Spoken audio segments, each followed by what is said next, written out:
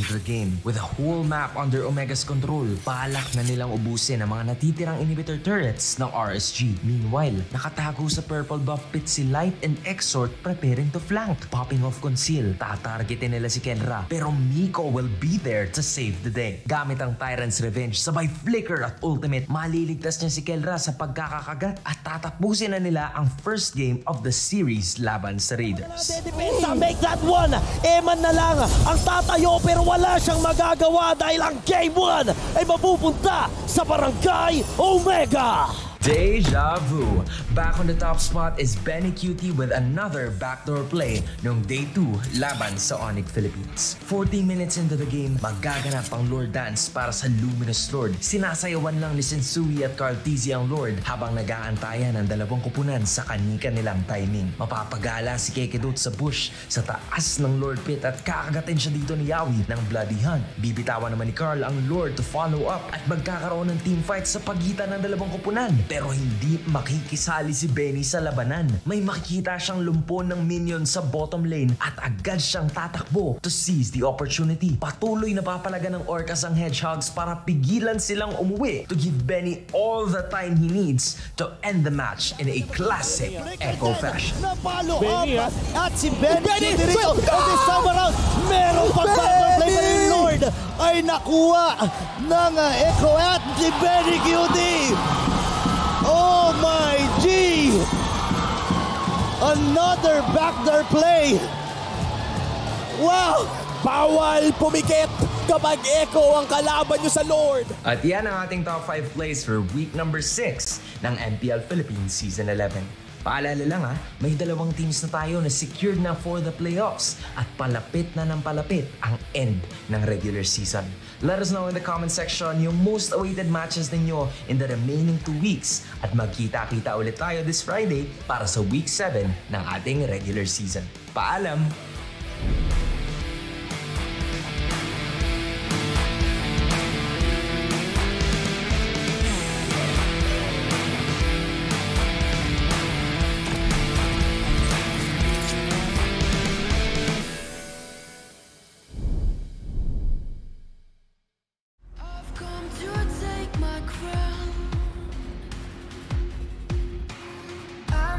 Up, my heart is pounding, ready or not, the clock is counting. This is my moment. This is my moment. This is my moment. Hi, ako nga pala si Sanford Binuya na mas kilala sa pangalang Sanford. Ako nga pala ang explainer ng Echo.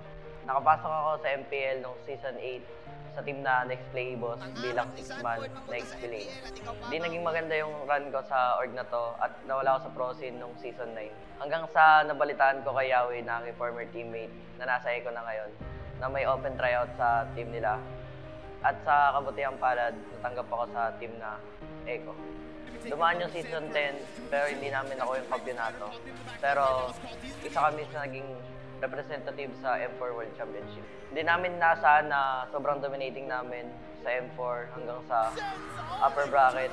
Pero talo kami sa upper bracket finals at nakalaban namin sa ibaba yung RQ at nanalo. Nakapasok kami ng grand finals at nakalaban namin yung Blacklist International na defending champion. At ngayon kami na yung world champion. Siguro yung favorite pro player ko is si Carl Tizzy kasi isa siya sa mga greatest player of all time. Ang favorite food ko is spaghetti kasi lagi ako present sa mga birthday. Kapag wala akong ginagawa or pag nasa bahay ako, ginagawa ko is maglalaro ng billiards or manood ng anime. Una ko nakita yung Mobile Legends sa social media at tinry ko itong larong to kasi mahilig ako sa online games. Hanggang sa nagustuhan ko itong larong to at naipaglaro ko sa mga kaibigan ko at sa mga pinsan ko. Hanggang sa sumali kami sa isang tour na sa barangay namin. Nanalo kami pero second place lang yung naabot namin. Pero nagpatuloy pa rin ako sa pag-grind hanggang sa marami akong top PH na heroes tulad ng Alice at mga iba pang fighters. Hanggang sa nakakalaro ko lagi si Yawi at tinanong ako if interesado ako sa team na NXP 2.0. Tinanggap ko yung offer ni Howie dahil gusto ko rin makapasok sa team na to at maging pro player. Bago ako naging pro player, isa sa mga naging struggles ko is internet dahil naka-data lang ako sa panahon na yun. At yung cellphone na ginagamit ko is low FPS at hindi pa sa akin. Kaya wala rin akong oras na makapaglaro masyado nun. At the same time, nag-aaral ako nun. Ngayong pro player na ako, pinakamahirap na nangyari sa career ko. Isa habang naipag-compete ako, pumanaw yung tito at lolo ko habang naipaglaban. Bago kami pumunta sa Indonesia para may pag-compete sa M4, stop yung papa ko at ginusto ko mang hindi pumunta. Pero sinabi sa akin ng magulang ko na pumunta ako para sa pangarap ko. Masakit nun para sa akin, ginawa ko na lang siya motivation. At doon nakuha namin yung M4. Salamat sa pamilya ko na sinuportahan ako sa career na pinili ko. And sa mga fans ko na sumuporta sa akin mula umpisa hanggang ngayon. And gusto ko din magpasalamat sa teammates ko, sa coaches, and sa management sa pagtitiwala sa akin na wala sa edad ang paglalaro ng Mobile Legends.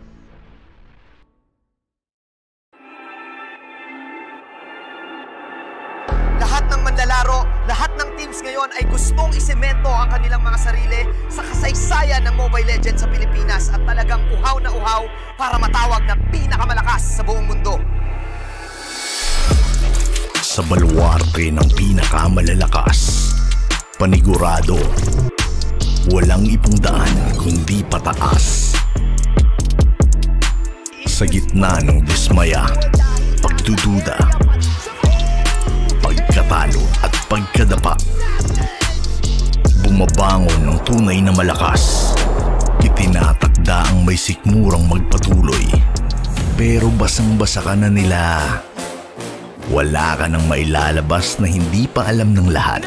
Wala ka nang maluloko dito dahil lumilipas rin ang mga alamat.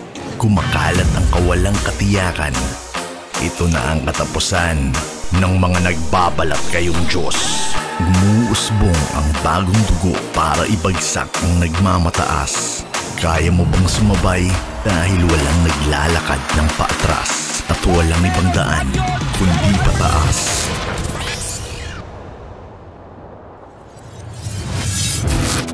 Mapaalala ko ulit sa inyo kung bakit brand ng malakas.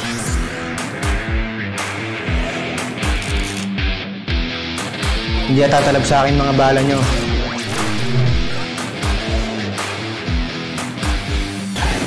Ang pagbangon namin ay ang simula ng pagbagsak mo.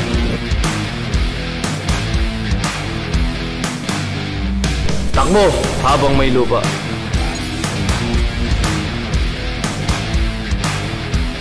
Walang dakil-dakila dito sa MPL. Ngayon nyo makikita ang tunay na lakas ko. Hindi nyo alam kung anong klaseng bangungot ang kaharap nyo. Naglalaban lang kayo para sa second place. Umatras na kayo hanggat may pagkakataon pa. Pinaglumaan na kayo. Oras na namin to. Pupulbusin namin ang bawat isa sa inyo.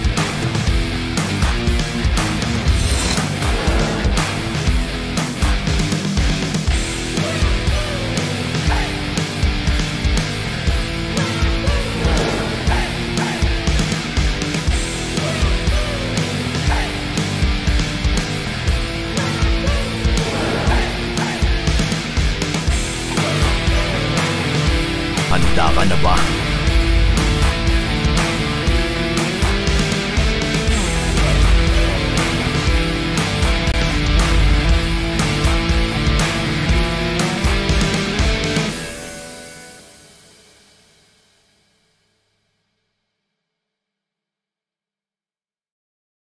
Did you know that you can switch networks but still keep your number? Now you can go with the Philippines' fastest and best mobile network. All it takes are 3 easy steps. First, secure your unique subscriber code from your current provider. Visit our website or any smart store near you. Lastly, activate your smart MNP SIM. And you're ready to go. Unleash the power of the Philippines' best mobile network. Switch to the power of smart.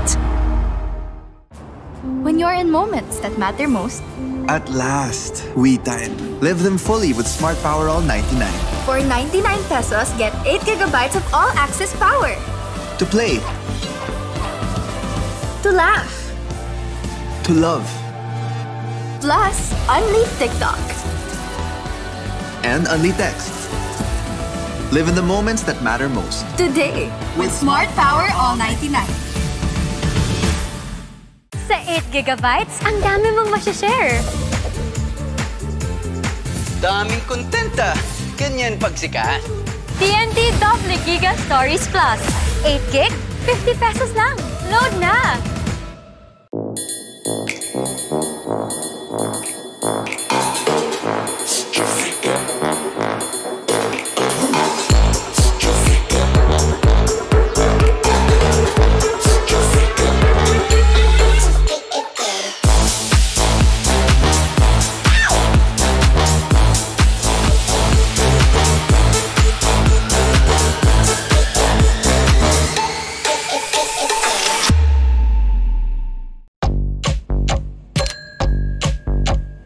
Day in, pay out. Choose the bank that gives you interest every day with Maya.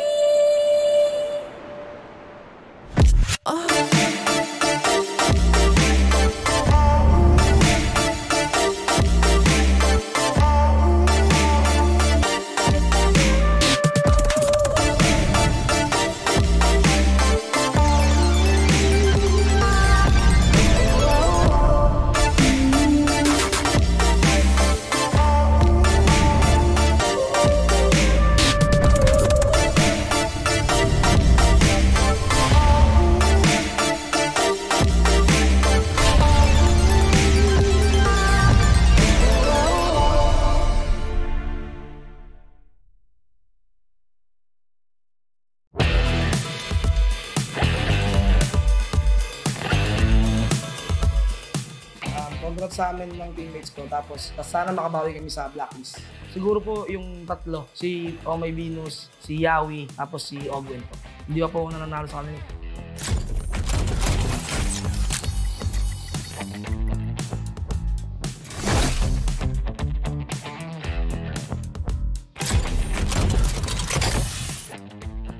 Hi, ako si Miko, ang roamer ng Smart Omega. At ngayon, i-breakdown natin ang nagawa kong play ng Game 1 laban sa RS.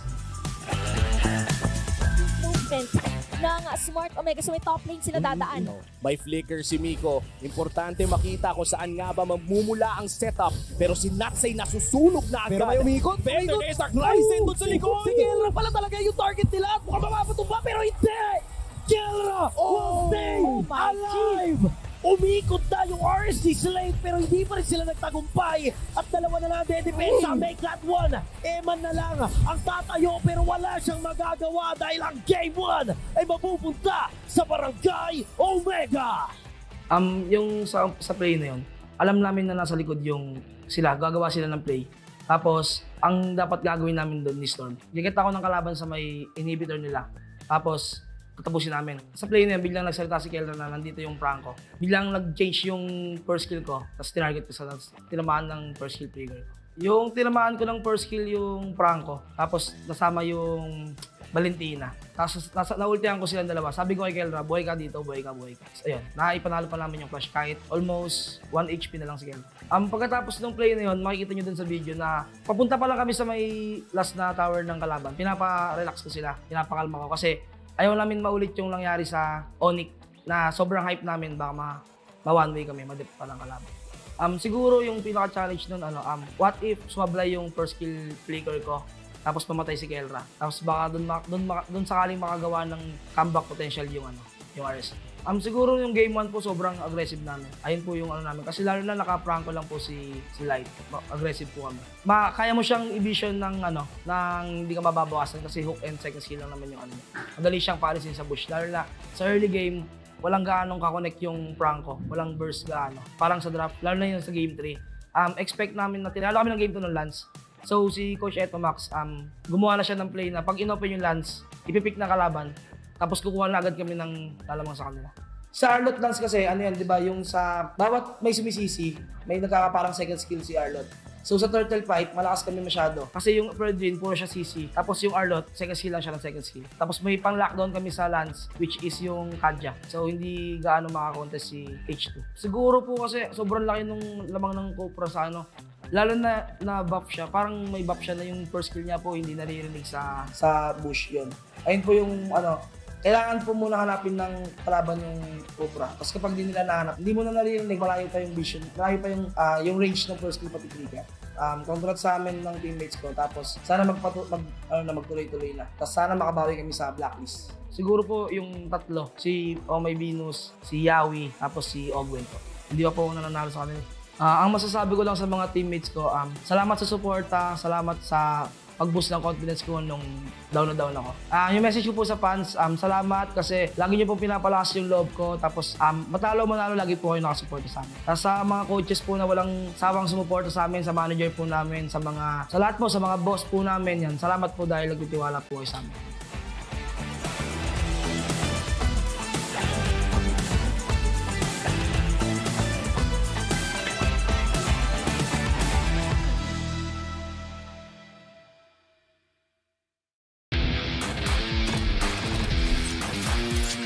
Hi guys, this is Sona at ito ang ating top 5 plays for Week 6 ng MPL Philippines Season 11.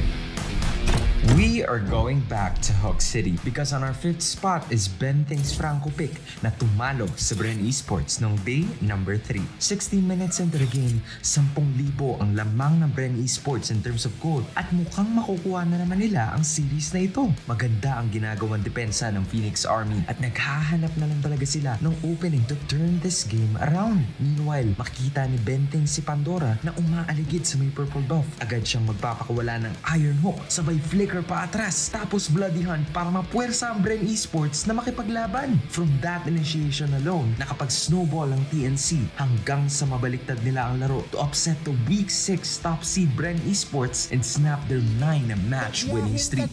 Oy, tawak! Nakuha nila, pero kaso nga lang si Few doon na sa may bandang likuran, so wala rin yung follow-up, pero immortality pa, Bentings is down.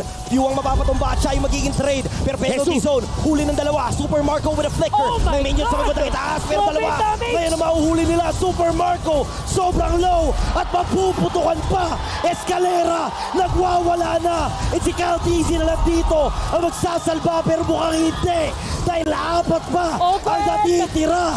TNC, matatapos na ba? At mukhang ito na nga ang katapusan ng win streak.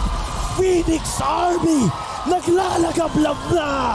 On our 4th spot is Super Marco with his Beatrix nung day 1 kontra sa NXPE. Almost 15 minutes in the game, lalabas ang ikalawang lord ng laro at nagbabalak ang NXPE na i-contest ito despite Bren Esports having over 10k gold lead. Sisilip si Boy TR sa Tribush pero tatapatan siya ni Super Marco, Ogwen at Flap TZ, forcing him to commit his heavy spin. Super Marco will then flicker out, raratratin niya si Boyet gamit ang Nibiru at tatakbo palayo si Boyet para tumakas. Pero Super Marco will continue to pursue.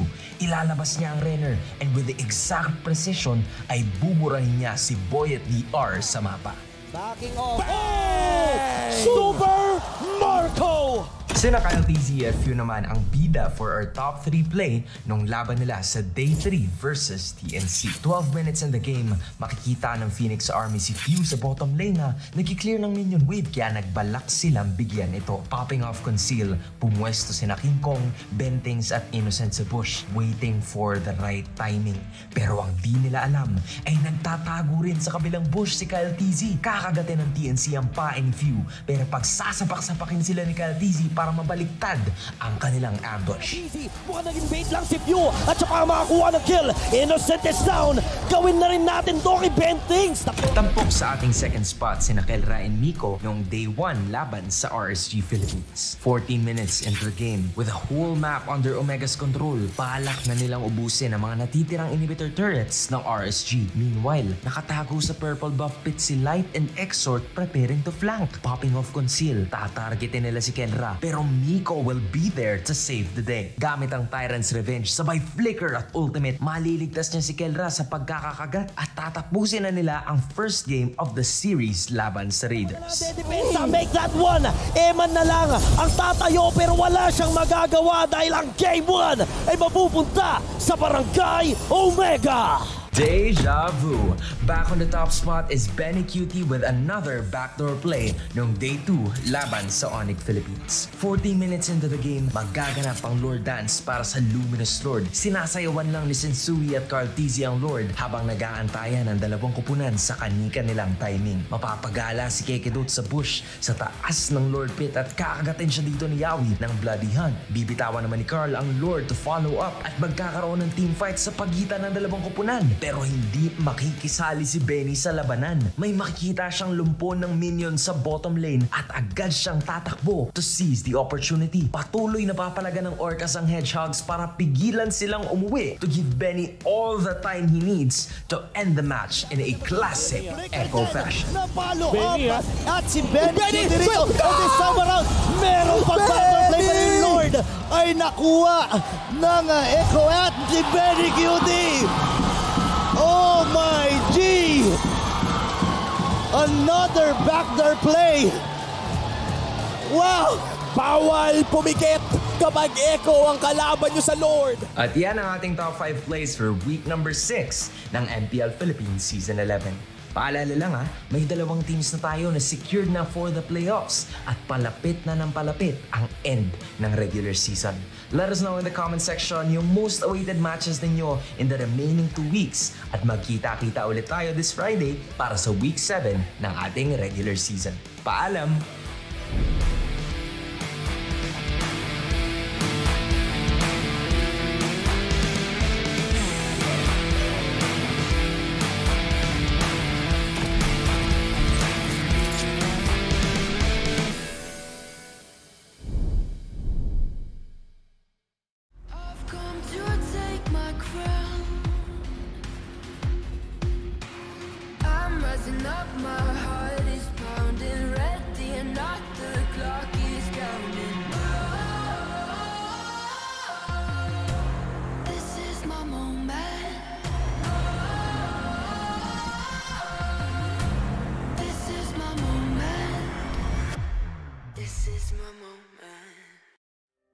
Hi, ako nga pala si Sanford Binuya na mas kilala sa pangalang Sanford. Ako nga pala ang explainer ng Echo.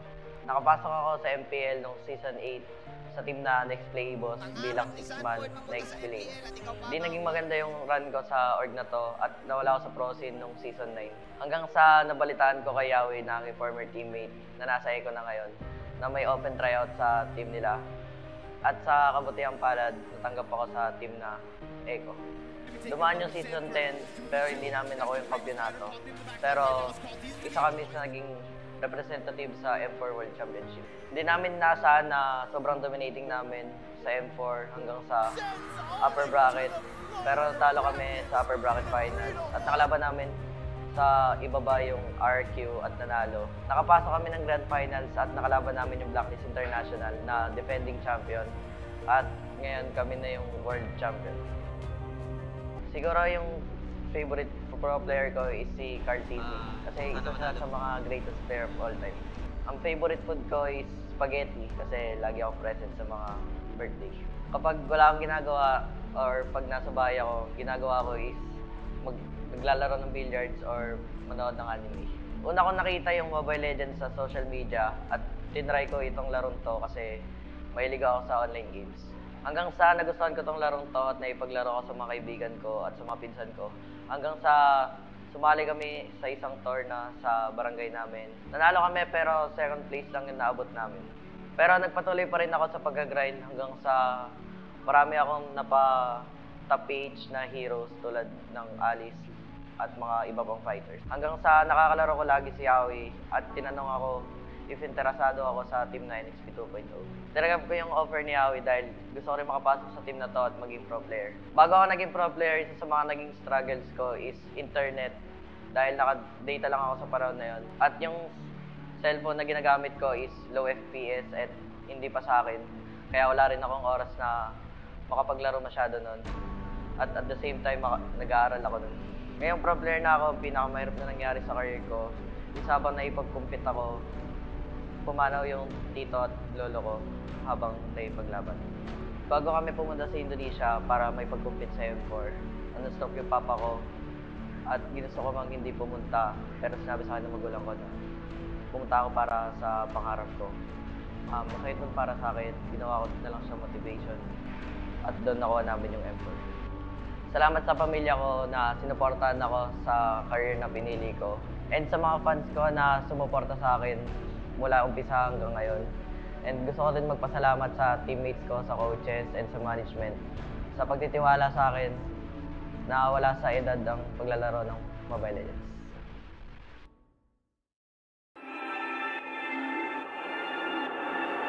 Lahat ng manlalaro, lahat ng teams ngayon ay gustong isemento ang kanilang mga sarili sa kasaysayan ng Mobile Legends sa Pilipinas at talagang uhaw na uhaw para matawag na pinakamalakas sa buong mundo.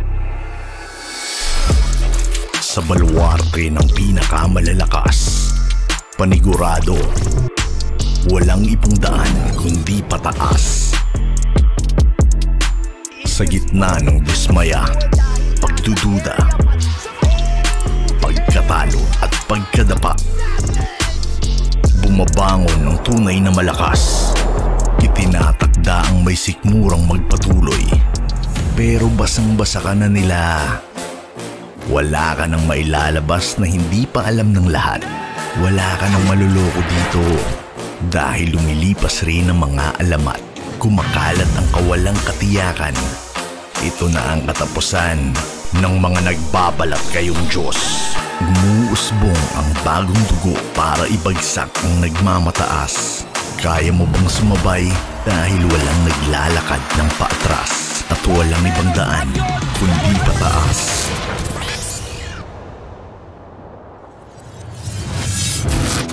Mapaalala ko ulit sa inyo kung bakit brand lang malakas.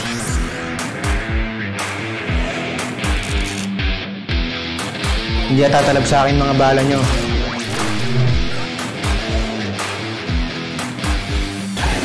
Ang pagbangon namin ay ang simula ng pagbagsak niyo.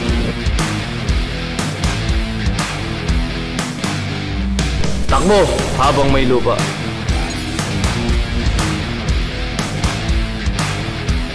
Walang dakil-dakila dito sa MPL. Ngayon nyo makikita ang tunay na lakas ko. Hindi nyo alam kung anong klaseng bangungot ang kaharap nyo. Naglalaban lang kayo para second place. Umatras na kayo hanggat may pagkakataon pa. Pinaglumaan na kayo. Oras na namin to. Pupulbusin namin ang bawat isa sa inyo.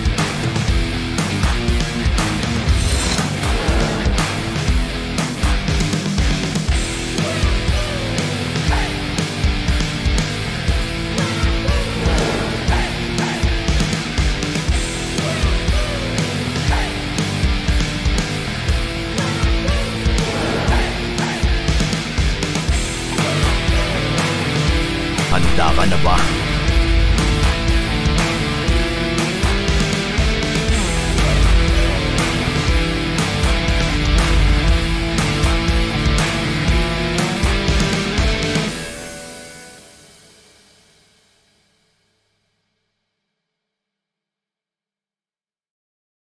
Did you know that you can switch networks but still keep your number?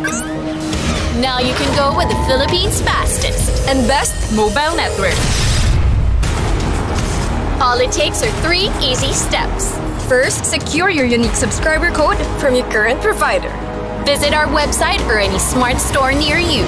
Lastly, activate your smart MNP SIM. And you're ready to go. Unleash the power of the Philippines' best mobile network. Switch to the power of smart. When you're in moments that matter most, at last, we time.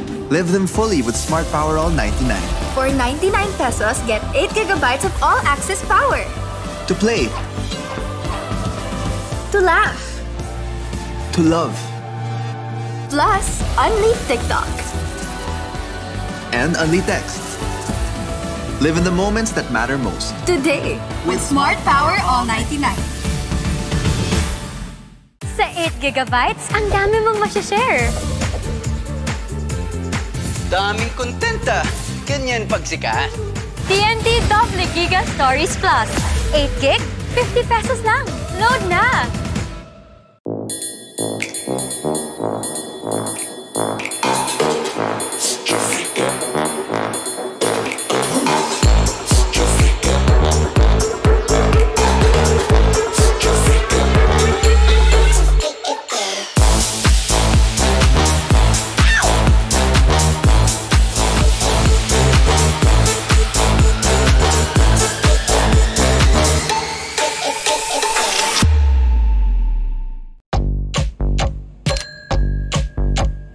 Day in, pay out.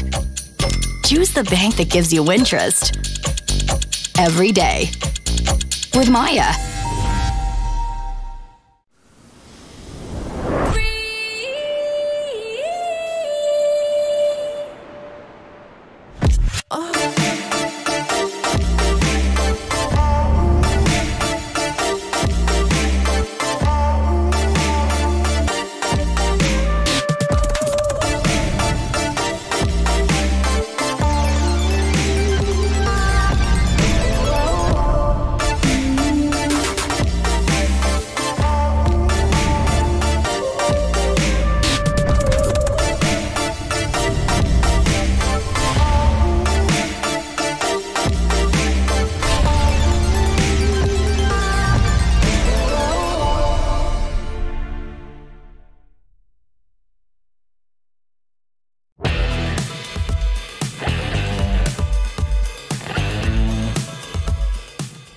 Congrats sa amin ng teammates ko, tapos sana makabawi kami sa Blacklist.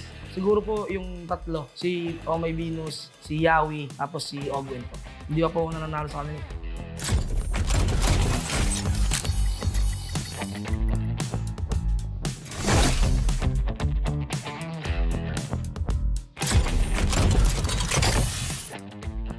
Hi, ako si Miko, ang roamer ng Smart Omega. At ngayon, i-breakdown natin ang nagawa kong play ng Game 1 laban sa RS.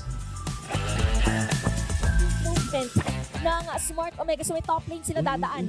May flicker si Miko. Importante makita kung saan nga ba magmumula ang setup. Pero si Natsay nasusunog na agad. Pero may umikot. Feather Desert Ryzen doon sa likod. Si Kelra pala talaga yung target nila. Mukhang mapapatumba pero hindi! Kelra will stay alive!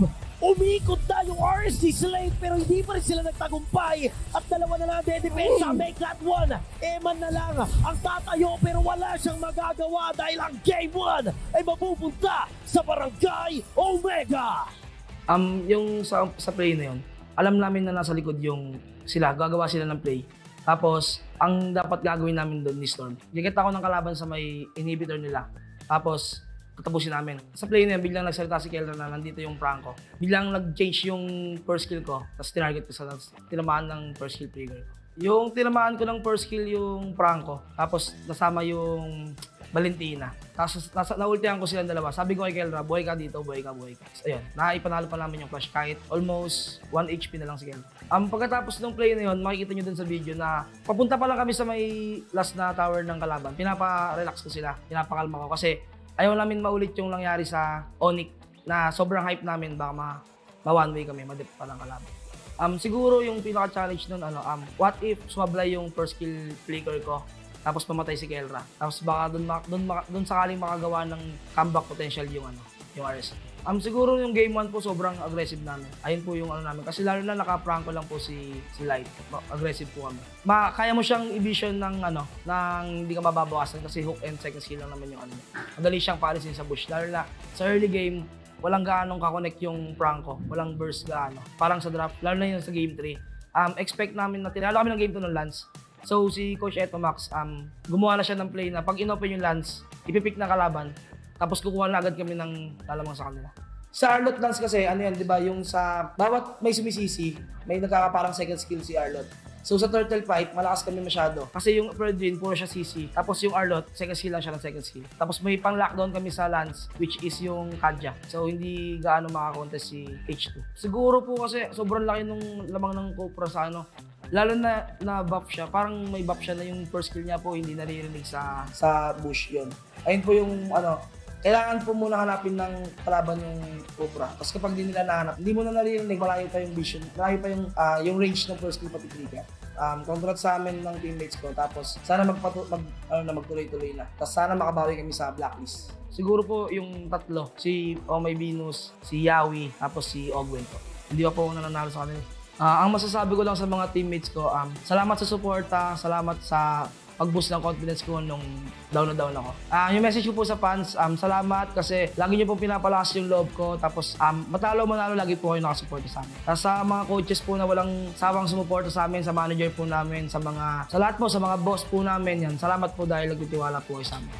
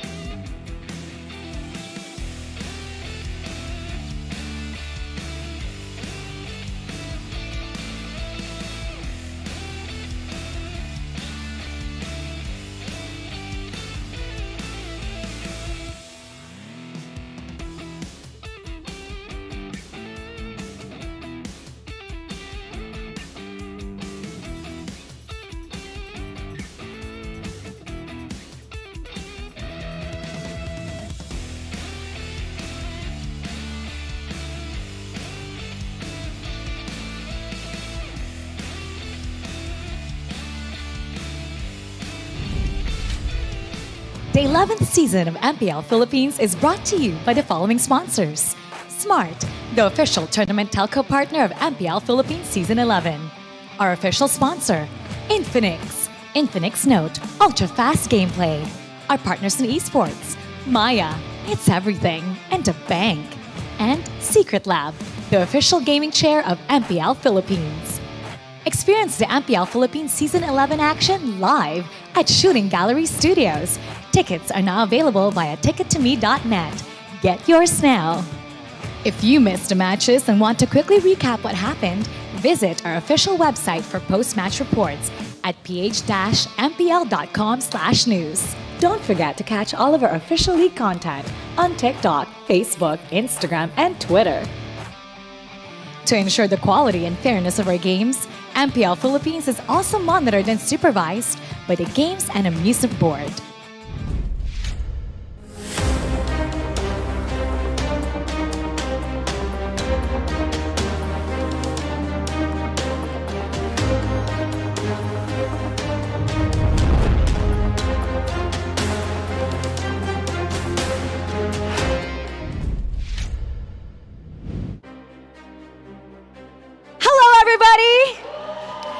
Magandang araw mula sa tahanan ng pinakamalakas na Mobile Legends Bang Bang players sa buong mundo.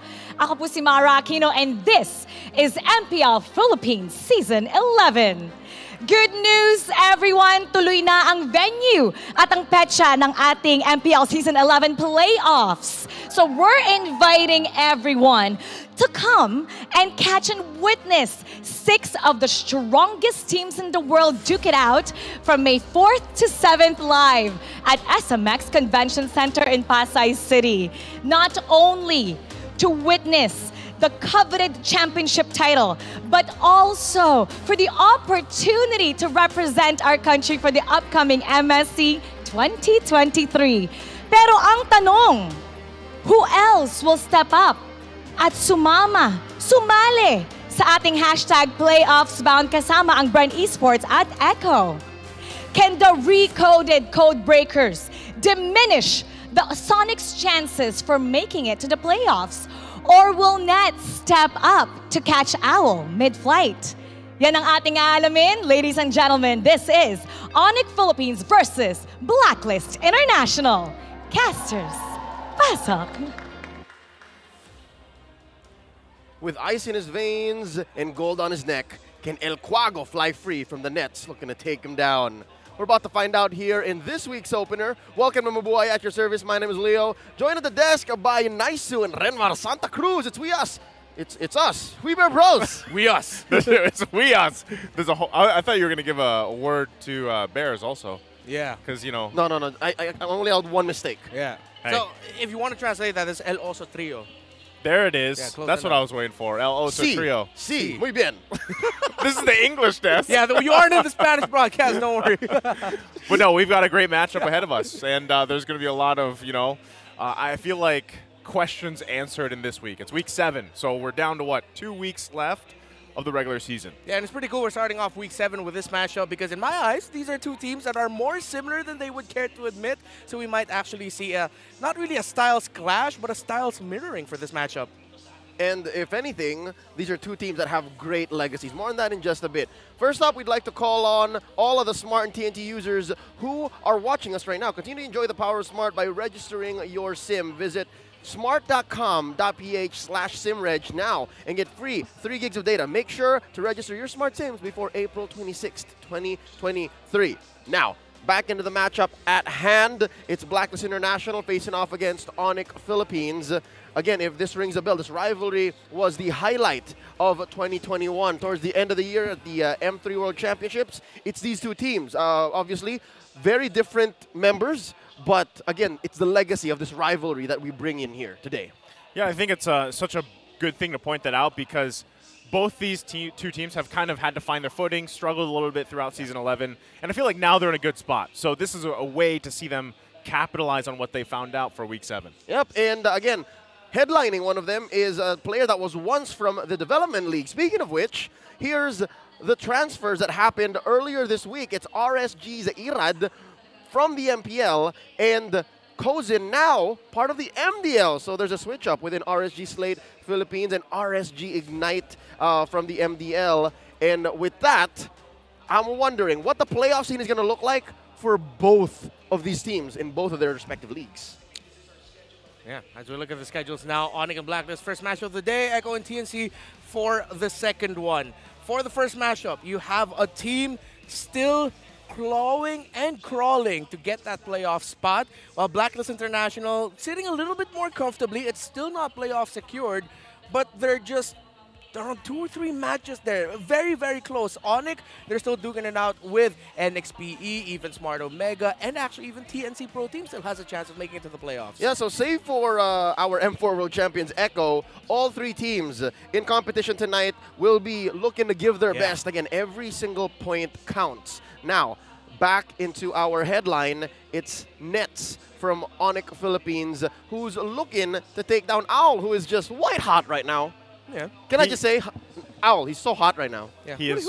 I mean, we're hot right now. Woo. You know, it's the Philippines, basically. Yeah. And feels like an oven here. But yeah, I do want to say with Owl's debut last week, it was a good showing. It was a great showing. And I feel like now more and more people are like, okay, how does this change well, not so much the style of Blacklist International, but how does this change what's ahead of them? How, you know, I feel like they've done a pretty good job at climbing back up in the standings up to this point, you know, because they were, again, struggling. But with these different variations of the code, and now you have Owl a part of it, it's working out for them so far, and now they're in a good position. Yeah, and it's good to see teams taking calculated risks like this, like a mid-season roster shift. Yeah. Because think about it. ONIC and Blacklist International, they're both in uncharted territory this season. You have ONIC, who for the first time might not even make it to the playoffs in MPL Philippines. And then, of course, Blacklist International, a team we're so used to seeing dominate at the top 1, top 2 in the standings.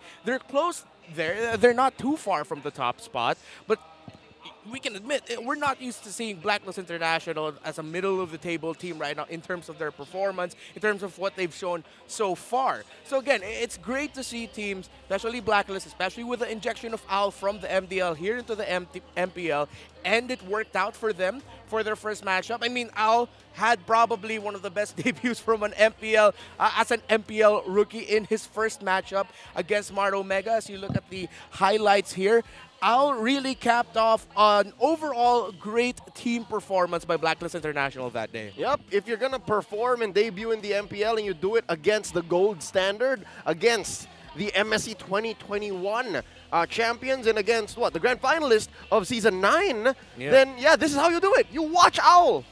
Take notes. I mean, this play right here, right? Owl just showing how well he fit in so quickly, especially this was game number 2 right here, right? Yeah. And yeah, we saw a different version of the Ube strat as well. We actually saw Florin for the first time too. So, you know, I'm still wondering. I still had this big question last week was, do we see the Florin again? Do we see that other version of Ube? Is there more to it? Because I feel like too, a lot of people were tired of hearing, you know, Blacklist International, their draft is boring. Well, now it's not, you know, and now you have this dynamic to it. And I can't wait to see what more they have ahead of them. And it's fair to say, is because it's clear that Blacklist adjusted in this way. What about ONIC PH, though? What about ONIC PH? They stuck to a majority of their matches with the same lineup. Again, sometimes you see the injection of Der. But is that going to be enough here? I'm looking at the hero picks that they will show up in the XP lane and the performance of Ryota. Yeah. He's really stood out for ONIC PH this season. And of course, Sensui as a Retri Duelist Master. But the biggest question for me right now will be the performance of Kekadut. What kind of hero will they put on his hands? He's still one of the few roamers this season playing assassin heroes. As a roamer, he still has that Natalia option, but he can play those center tanks. So we've talked about Blacklist International and the guns they can bring to the table. ONIC PH also has a fair share of arsenals in their hands. Yep, so for Joseph here, the question is, are we going to see the Florin? What's Mumshu going to play? What's the Queen feeling today?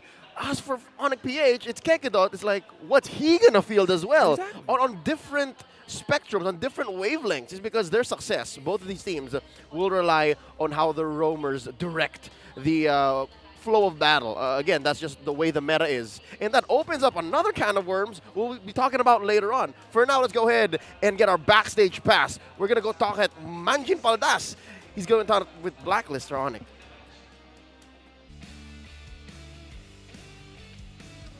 Ever since nang pumasok ang ONIC Philippines sa liga ng MPL ay para ba ngayon lang nila naranasan ang ganitong sitwasyon na pwedeng makapasok or hindi sila makapasok sa playoffs ng MPL. At ngayon, para pag-usapan natin lahat ng kanilang pinagdadaanan, kausapin natin ang isa sa kanilang mga players, si Boss A! Ay, narinig niyo yan? Narinig niyo yan? Si Boss A! Parang ang dami mong fans sa mga teammates mo, Boss A. Alam kong mainit-init ka pa nung last week at alam din namin na talagang tagilid ang ONIC ngayon. Meron na lang kayong 3 matches. Coming in sa second season nyo, anong nafe-feel nyo ngayon? Anong nararamdaman nyo ngayon? Paano pa ino-process to lahat? Siyempre, kabado. Hindi ba halata? Pero, hindi halata. Pero yung mga players hindi naman kabado. Naghahanda naman sila lagi. Tapos, lagi naman sila prepared. Lalo na sa kalaban namin ngayon. Malakas yung team. Kaya nag-prepare naman sila. Yeah. Ngayong second sophomore season nyo, hindi pa rin matanggal sa inyo yung kayo yung isa sa mga nag-dominate dati nung amateur scene. At marami nga nagsasabi, wala naman daw kayong binago talaga sa nangyari. Sa lineup ninyo, wala daw kayong binago. Yun yung mga sinasabi ng mga tao sa inyo. Kaya daw kayo natatalo. Totoo ba yun? Actually, hindi kami nag-dominate sa amateur scene. Second place lang kami lagi. Yung nag-dominate talaga, si Manana. Si NXPE ngayon. Si NXPE ngayon. Ngayon, yung NXPE medyo mainit-init ka pa. Parang, kumusta yung naramdaman mo noon? Pahinali, nakapanalo kayo sa kanila. Okay naman. Ang sinabi ko lang kay Banubs, pag gusto nila manalo sa amin, manood muna siya ng lyric tutorials. Ayun! Ito. Ayan. YouTube lyric tutorials. Iyan ang isa sa kanilang coach. Pero, maiba tayo. Kalaban nyo ngayon, isa sa mga giants ng MPL. Ang 2 years na grain sa MPL, ang Blacklist International. Kaya nyo bang tapatan ang Blacklist International? Kayang-kaya. May Boss A din kami dito eh. Oh, ikaw yun! May Boss A din sila. May Boss A din tayo. Tama. O ngayon, tawagin natin ang isa pa sa kanilang analyst, ang kasama ni Coach Blapsy, si Coach Lyric. Ayan. Hello po. Hi, Coach Lyric. Finally, nakita namin dito ka. I-promote mo yung page mo. Ayan. Alright. Paano ba napunta si Lyric sa ONIC Philippines? Gumagawa po ako dati ng mga analysis tungkol sa MPL, sa mga heroes, yung mga combo-combo tips, mga ganon. Tapos, nag-PM sa akin si Sir Raf, yung country manager namin. Eh, hindi ko alam, magkapit-bahay lang pala kami. So, malapit lang. Alas 10 ng gabi o alas 11 ng gabi, nagkita kami somewhere. Tapos nag-usap kami. Tapos kinabukasan, ayun, ONIC na ako. Naging ONIC ka na. Lyric X ONIC. Kumusta naman ang naging experience mo? This is your first MPL. Anong pinagkaiba niya sa analysis na ginagawa mo sa mga content kaysa sa analysis na ginagawa mo kapag may mga kalaban ka? Sobrang hirap po. Kasi pag gumagawa ka lang ng analysis, parang ang daling sabihin na, ito yung magcha-champion, ayan yung magcha-champion. 1 point lang yan, 2 points lang yan. Pero pag nandito ka na, yung 1 point, yung pressure, yung bigat ng salitang pagiging champion, parang ibang-iba talaga siya pag nasa loob ka na, pag ikaw na talaga yung lumalaban. May pressure talaga, no? Unlike kapag nanonood ka lang, meron talaga. Kumusta naman si Blapsy, ang pinaka-favorite naming coach para sa'yo? Sobrang galante po. Halos araw-araw po talaga sa bootcamp, iba-iba yung nililibre sa amin. Ni Blapsy? Yung mga damit niya po, isang beses niya lang sinusuot, tapos yung pinapamigay niya na po sa amin. Tama. Hindi po nag-uulit. Tama yan. Ito si Lyric, ladies and gentlemen. Ayan, Lyric Tutorials. Promote na yung page mo. Subscribe po kayo sa YouTube, Lyric Tutorials. Pangarap ko pong magkaroon ng silver play button kahit na hindi ako nag-upload lately. Okay, ayan na. Alam namin nagpo-focus ka kasi nga magiging kalaban nyo ang Blacklist International at pinag-usapan natin to kanina, ang labanan sa Gold Lane matchup. Maraming salamat, Kuya Lyric. Kausapin muna natin, ha? Alright, tawagin muna natin ang Gold Laner. Ayan, sige, mag-headset ka. Tama yan. Alright. Ang Gold Laner ng ONIC, si Nets. Hi, Nets. Hello po. Nets, ang tanong ng madla. Pinakitaan kasi tayo ni Owl last week ng magandang performance, pero kayo naman mismo, pinusuan nyo yung laban ninyo. Mahuhuli ba ni Nets si Owl? Mahuli talaga. Mahuli ka yan, mahuli ka. Mahuhuli mo yan. Maninit yung ulo niya. Paano? Paano mahuliin si Aul? Paano? Kunyari, ito si Aul. Ayan, paano mo? Ganon. Basic lang. Basic lang pala. Aabangan natin yan. Kailangan ng ONIC Philippines ang sunod-sunod na panalo para ma-sure nila ang playoff spot. Pero kalaban nila ang nag-iisang Blacklist International. Pasa na natin sa ating mga shoutcasters. Again, more similar than they'd like to admit. They both have a boss A. Yeah. They both have gold laners that are relatively nonchalant about approaching this matchup. Yeah. Their gold laners' names also have thematic symmetry. you can connect them somehow. Yes. Makes sense. We can't make this up. Like, it just happened. It just so happens, yeah. Net Owl. They both have coaches or members of the coaching staff that were once content creators. That were once content creators, just posting analysis, and then they're part of teams. Wow, they really are way more similar than people realize. There's a trend. Yeah, there's a trend to them. So, you know, how does this play out in the actual game? Yeah. We're going to see. We're about to find out. Again, they're both coming in from different sides of the coin here. One has completely found their groove and is flourishing. The other still figuring that out. Y'all know who it is. But for now, let's go ahead and welcome our teams. It's Blacklist International and ONIC Philippines.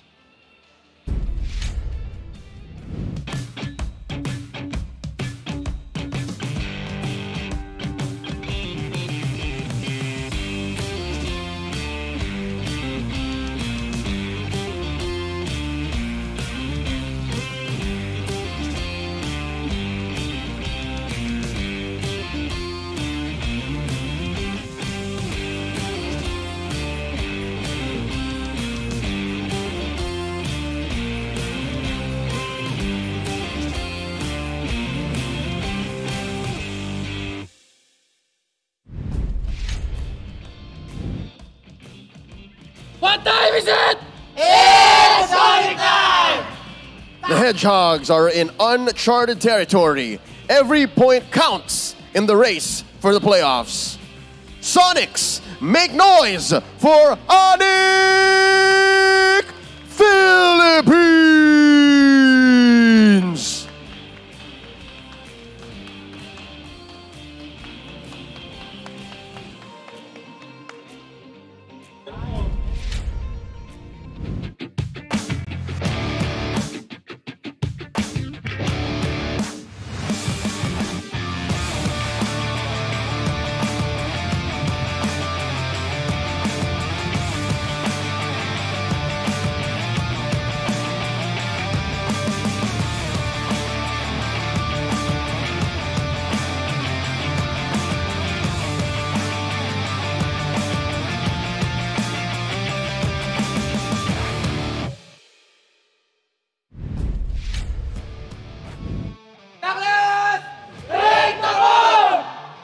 By constantly writing and rewriting the code, they have evolved and kept the MLBB world on its toes. Agents, show some love for Blacklist International!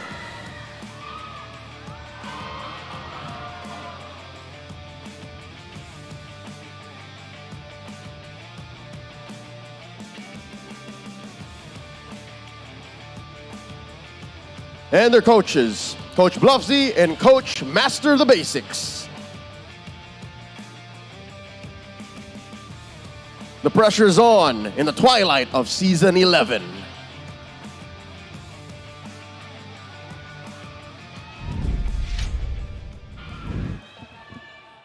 ONIC PH ain't changing much for their starting five in this best of three. It's still Nets, Sensui, Super Friends, Kekedot, and of course in the XP lane, Ryota.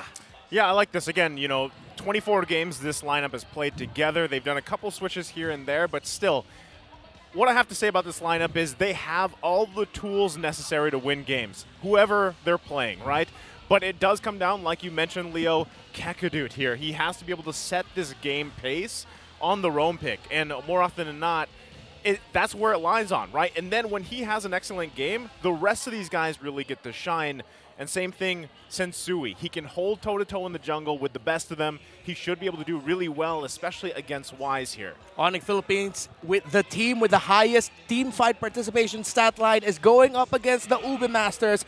Wise in the jungle, Edward, XP, Yua in mid, Oh My Venus in Rome, and of course, Owl in the gold lane. He went up against a gold standard last week. Coach Bonjan of Blacklist said, Owl playing like a golden boy, and I like the ring to it. It's a nice tune to it. Already has a gold medal around his neck, but of course, a great performance. Owl needs to continue showing off and stepping up his game here if he wants to go up against Nets. Nets, sort of under the radar for a lot of people, but he is an incredibly talented gold laner in his own right. That's what makes him scary. Again, when it's nothing but Nets, you saw nothing and then Nets. Yeah. You never see that coming. That's what scares you. Looking at the stats again, ONIC just barely grasping enough points to be able to say that they might make it in the playoffs, so they have to play their hearts out. Now, looking at our bans, there's something that's staring me right in the eyes here. 2 heroes, man. 16 times banned against Diggy for Blacklist.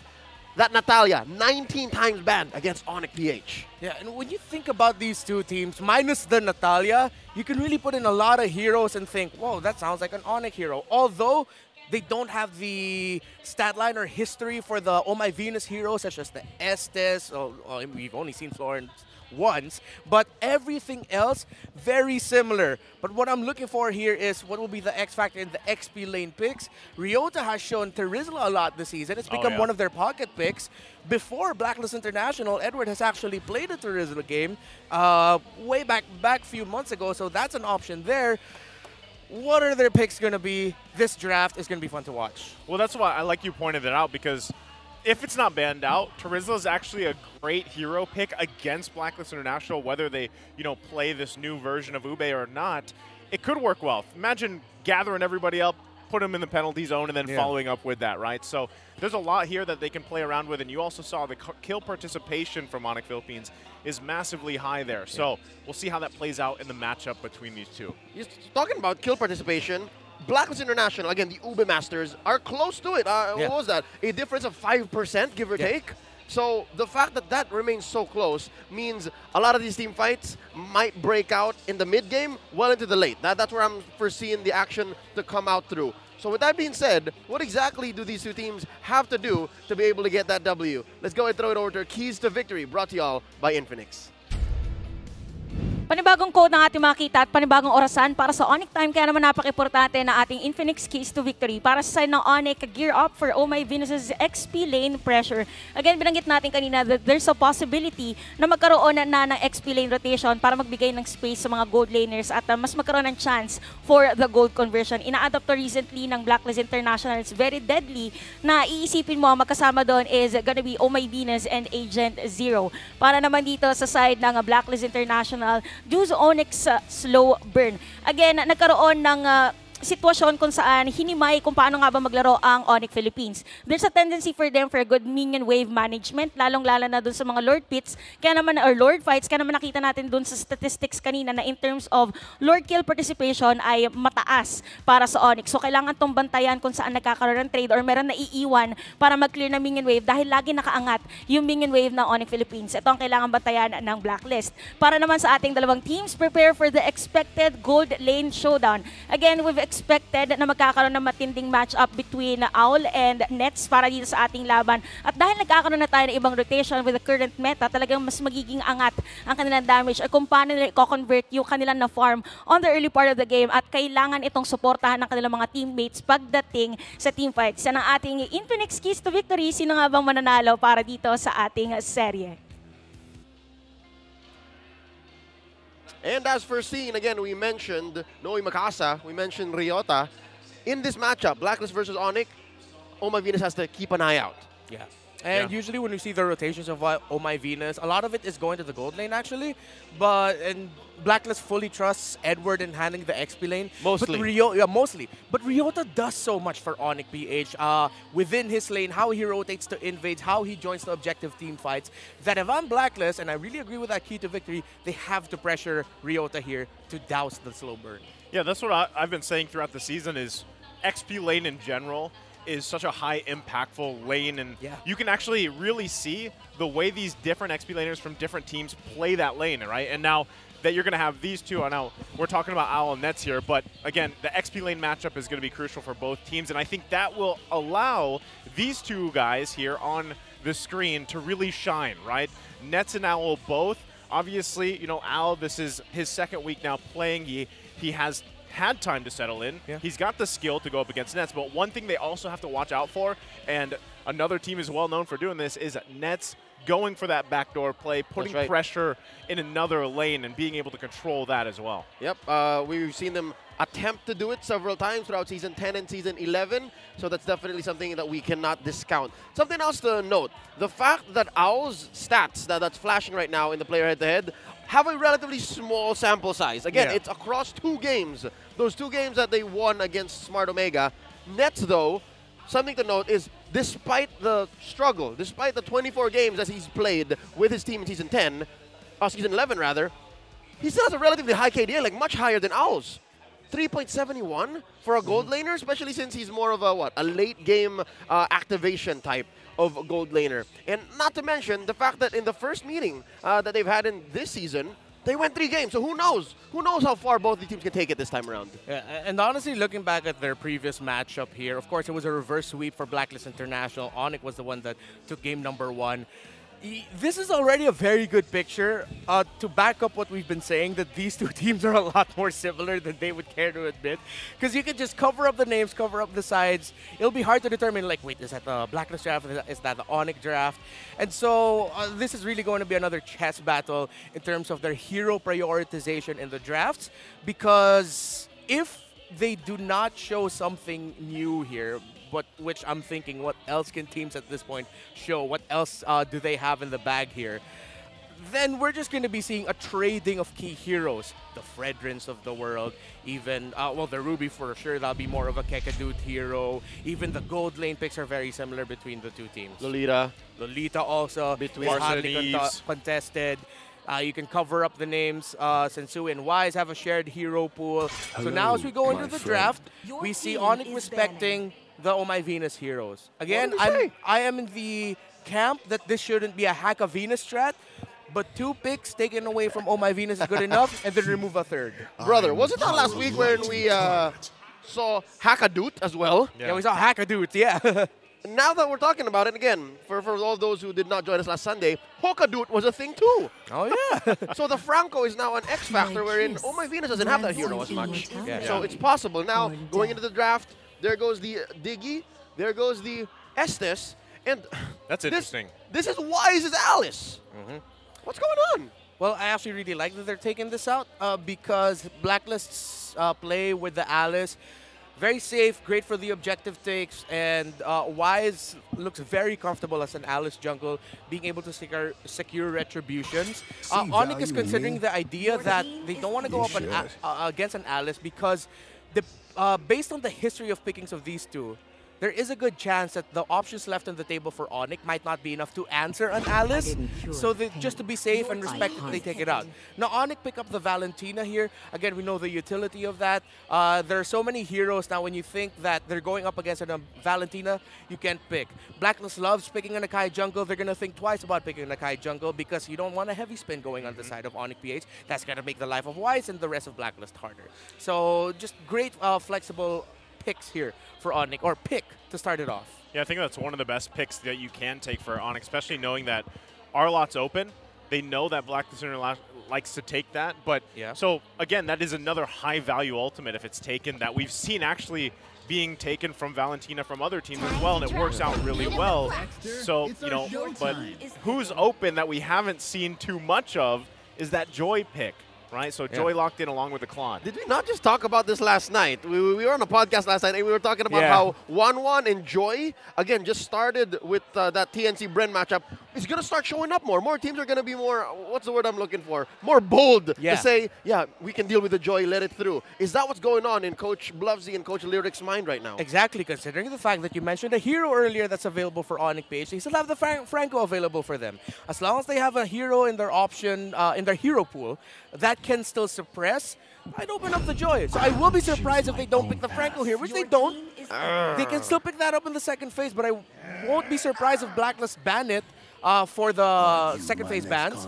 However, these are still good picks here by ONIC PH. I am looking at that. I'm looking at that lineup though and thinking, wow, that they really want a team fight. Yeah, that I was gonna say. You know, kill participation is high for a reason.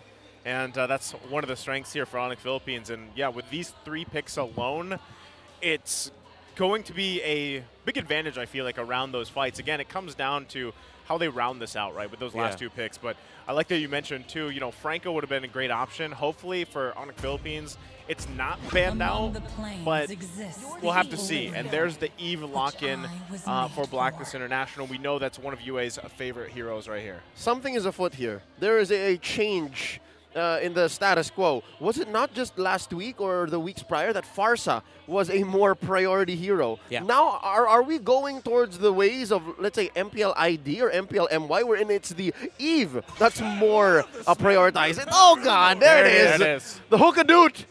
No more. Well, he's still got 1 hook. He's got the Ruby. Oh, yeah, the Ruby. Well, that's like a scythe, I guess. Yeah. That's like a scythe. I mean, no, we call it a hook because she does kind of. Just think of it, yeah. Okay, semantics aside, Blacklist International, they're probably also considering that they're going to be taking out the Cho for Kekadude. So you're taking out the 2 strongest heroes remaining that could hard catch the Claude, hard catch the Joy. If they're not going to be taking out the Cho here, they might be even considering taking out heroes such as the Kufra even, but then Kekadude has so many heroes still available for him. Now, earlier, Leo, you mentioned the Eve. That I did. I feel like they prioritize that over the Farsa. Yeah. Because it just gels much better with the Joy and the Claude. Because of the slow you're able to provide, that momentary immobilize if ever the members of ONIC are leaving the Starfield. Better box. Better box, a little bit more control to set things up for the Claude and Joy. But the thing that bothers me about that is, there's the Ruby ban, by God. the way. 2 hooks. 2 hooks are out. But the thing that bothers me about this is the fact that, yeah, now you give the box possibly over to the Valentina, right? Yeah. So now you have that, and then it's paired with the R-Lot, man. Oh. So that box, and then if the final slash is placed really well, you sweep them all, keep them in the box. Yeah. That, you know, I would have said, okay, maybe pick up the Farsa rather than the Eve because you don't, you know, you're just facing off against your own burst, basically, right? But now you have this utility that ONIC Philippines can use to their advantage when they want to go around these objective fights. So, again, you know, micro things really coming down to it. Yeah. So, ONIC here, still a lot of options with the ban. They remove the Matilda, so it's a Hack of Venus attempt. That's 4 out of 5 bans directed at the Hall of Legends inductee. Yeah. Still got the floor in, though. Yeah, the floor is still up, the Lolita's up, but I would understand if Blacklist are hesitant on picking it up, but they still go ahead and pick it up.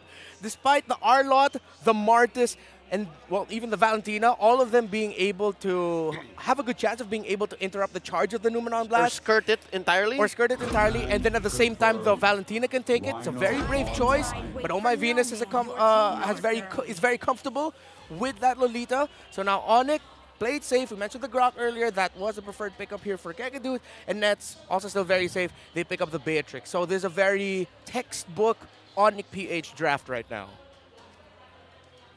I'm liking the direction ONIC PH went. If you look at this draft, this is very later half of Season 11. Like, they got a lot of good heroes, and there's a lot of utility there. They're not really going to struggle when it comes to any phase of the game, whether they're winning or losing. So there's a lot to work with. Now, for Blacklist International, is this what Wise's hero is going to be, or are we gonna see him flex out the? Oh no! It's an OG pick. All right, I was gonna say, could the Joy go into the jungle, but no. Like, keep it close to the chest, man. Was this the second time we saw Baksha in Season 11? First one fielded by Next Play Evo. This is gonna be the 4th. Oh really? Because it said 3 times picked earlier. And they count all the previous ones. So okay, so I think Wise played 1 also earlier. Yeah, he did. So then a couple. Yeah, sorry. Yeah. actually have that sporadically here. shown. Sporadically shown. Yeah, this is gonna be his third game on the box of the season. There you go. Oh, here we go. It seems we are in unanimous synchronicity here. All of the talents on desk today believe it should be Blacklist. What do you think at home, guys? Watch out for the smart power prediction, all right? More on that in just a bit, but again, one more look at our lineups. This is ONIC Philippines. This is Blacklist International. At some point in the game, a poll will show up. You only have until the timer runs out to comment your prediction with the hashtag #SmartPowersMPL-S11. One lucky commenter who guessed correctly will win a redeemable in-game code. Again, keep an eye out for the poll. Fellas, how are we feeling about this Game 1 draft? I'm liking both, and I was talking about specifically ONIC Philippines, the advantages they have. But I think even with this Lolita pick from Oh My Venus, it works to counter into that really well. But this is where you see the difference in these Lolita players, right? And how well they are, especially how they play around the conceal and find the angles to set up. But the streak continues. The highest kill participation, 73.15%, 6-week streak. That's what we were talking about in the draft. And we'll see if ONIC Philippines can actually live up to that streak and that title here. Yeah, meanwhile, Blacklist International can't break the code, ranked first in least total deaths with 202. So still very fundamental discipline. Blacklist International. I only have one big note here for the drafts of these two teams. I wrote it all caps, underlined, team fight. Well, they're not getting into it just yet. But do note, it looks like Keketat has a different plan. He doesn't want to oblige down XP lane, although Oh My Venus has visited the Arlot down bottom on Ryota as well. Baksha on Wise checked in. So now, it looks like gold lane might still be the focus. Yeah, and I won't be surprised if this game actually is a low kill score game, maybe around 15 total. So who will get more gold in this game, Nets or Al? And yeah, it's not going to be an XP lane focus here, but it's going to be Wise going down. Okay, bottom side, Ryota should be fine, right? He's also got the tenacity here. And this is, with Arlot specifically, this is what I see Blacklist International wanting to do. Put pressure there, but also, like you guys mentioned, put pressure in the gold lane when you can. And that's what ONIC Philippines has to do. They have to be able to counterplay a lot of that aggression that Blacklist International is known for. And now with this first turtle up here, you can see Edward already going to take the brunt of damage. The vengeance, though. There's the first blood going to the hands of Ryota. Now, turtle still going to be worked on. Bounce between both teams, but numbers advantage for ONIC Philippines. They can't commit to it just yet, though. Yeah, I'm quite surprised that ONIC actually didn't decide to hold that turtle, and they allowed the Wise to reset it. I think they're really looking at the ultimates of the Lolita here as something that they are going to watch out for. That's why they're a bit cautious. There's the charge up. They do find it. That's the turtle as well. Sensui grabs it while charge is going to come out. Yue grabbing a kill himself. But all is done after that. Ryota did fall. And the turtle goes in the hands of ONIC Philippines. Looks like a wash to me. Again, they got a kill on the backswing, but ONIC can actually use this to snowball. ONIC can usually take these trades and then, again, just rely on nets. Eventually, it's all going to end up with nets. Yeah, and you saw there so many tools for interruption for the Numenon Blast of the Lolita. The Queen was charging it up, but it was just the toss of the Guardian's Barrier of the Grok. That huge rock wall that got to interrupt it. So both teams right now just... well, very textbook, honestly. Fight around the turtle, try to contest it, and then at the same time, just give a little bit more space for your gold laners to farm up. It's going to be in the team fights and the major objectives where we're going to see a lot of action. Now about a minute until the second turtle comes up. ONIC with a very small lead, again, 200 gold. And what's interesting is it's not on the gold lane, actually. A lot of the gold difference might be coming from these rotations. And yeah, look, Blacklist kept to their own side. This is a 4v4 waiting to happen. Yeah, they know. I mean, there's a lot of good information that both of these the teams are getting for each other. And I think, I agree with Renmar here. You're not going to see too much action early on, except every time that objective pops up, right? Because there really isn't a huge opportunity here, the way both these teams are playing around this kind of macro playstyle for pickoffs to happen here, right? Oh My Venus is going to flicker out, so doesn't have that leading into this next objective. Okay, so in the pro scene, that is a very big deal. Those little sequences, those little moments to force out a key ability such as Flicker, ONIC got a good one there. Yep, 10 seconds away from the Turtle. Wise, this whole time having much, much better battlefield rotational speed, pressuring Sensui. And just in time for this Turtle to come in. I think both are just going to agree to delay. Unless Blacklist wants to go faster. Whoa. Yep, full info now for ONIC that Blacklist are going to be committing for this Turtle. Yeah, Super Prince grabbing the exact ultimate he needs for this, just like he did last time, right? He had the real-world manipulation available, and now they're going to play around this. So it's going to be him and Yue setting up those boxes. Both gold laners at the bottom side. There you go. Yue pops his. Turtle's still going to be worked on. Now Super Prince. Sensui grabs the Turtle again. No one falling, though. Super Prince should be able to get out. Has the help of the team as well. Gets a little more pokes in and backs off. ONIC Philippines with another objective. Clean. Very clean. Once again, the Numenon Blast getting interrupted. And this will be a very difficult game for Lolita. All the picks on the side of ONIC can disrupt that key ability for Blacklist International. While the Turtle was getting led up by these two teams, actually, the gold laners have switched lanes. They've gone to the bottom lane now, formerly the XP lane. Still quite close in the farm. Demon Hunter Sword already for Al. Meanwhile, Nets still just picking different pieces of different items. But once around minute 7, 8 hits, he'll have 2 main items already if he doesn't get taken out. Yeah, he's on his way to possibly a Hunter Strike or a Cursed Helm. He has so many choices. If they're ahead, he goes ahead, picks up the Hunter Strike. No problem. Exactly. So BOD was the first build-up there for Nets. Might be rushing a Malefic Roar if they really want to feel that power spike for a Beatrix. Yeah, that looked like that might have been ONIC Philippines. That needs to take a little breather here. But you said it, Redmar, probably going to be low kill, right? We're at what? It's a 1-1 across the board here. But right now, I got to say, this is what we saw from the draft, man. ONIC Philippines, they had this team composition that really gives them an advantage in these objective fights. And Sensui has just kind of swept in there, grabbed the Turtle, and that is something that Blacklist International wants to adjust to for that third Turtle. If not, find it out, figure it out for the Lords, right? Because it's looking almost too easy for ONIC Philippines. Yeah. Something tells me the Baksha pick might be, I'd say it's out of its time.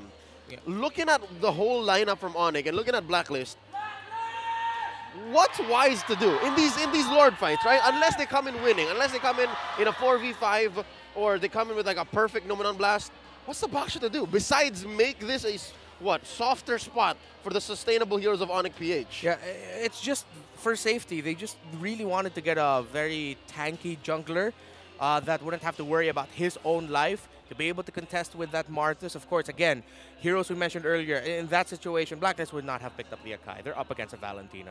That's going to be a difficult option for them. So everything that they've front-loaded in are heroes that theoretically will support the Claude and, well, technically the Joy. He's going to be the second option here for the damage. Well, they do still have the Eve, but even the Eve is to support the Claude and the Joy. So all the slows, those little increments of magic damage getting dished out by the Eve, the Baksha, will be so that they can supplement the main damage dealers of Blacklist. So the name of the game right now for ONIC PH is to break that code, essentially. Yeah. Just make sure that the Claude doesn't find those free hits. Make sure that the front line is stifled. And they've been doing an amazing job at it for the first 6 minutes of this game.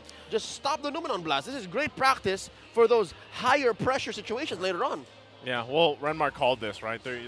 There's multiple ways to stop the Numenon Blast, and that's really why, you know, Oh My Venus has to be able to find the angles later on to land those Numenon Blasts, because, you know, it's unfortunate when something like the Guardian's Barrier is enough to just cancel it out, right? That little movement here. But, you know, this is, again, a game of basically minutes for both of these teams. But right now, ONIC Philippines just having a better early game, securing the objectives they want to. And I guess you'll have to see exactly what the Baksha can provide as we get to that mid to late game. Yeah, it's an old principle against Blacklist International. When you go up against them, you just have to put yourself in a situation where, in terms of what they have to pull off in the game, is simple. Just play better than Blacklist. And right now, ONIC are doing that. They've put themselves in this position where they can just say, hey, right now we're playing better than Blacklist. But the thing that we have to watch out for here is the power spike.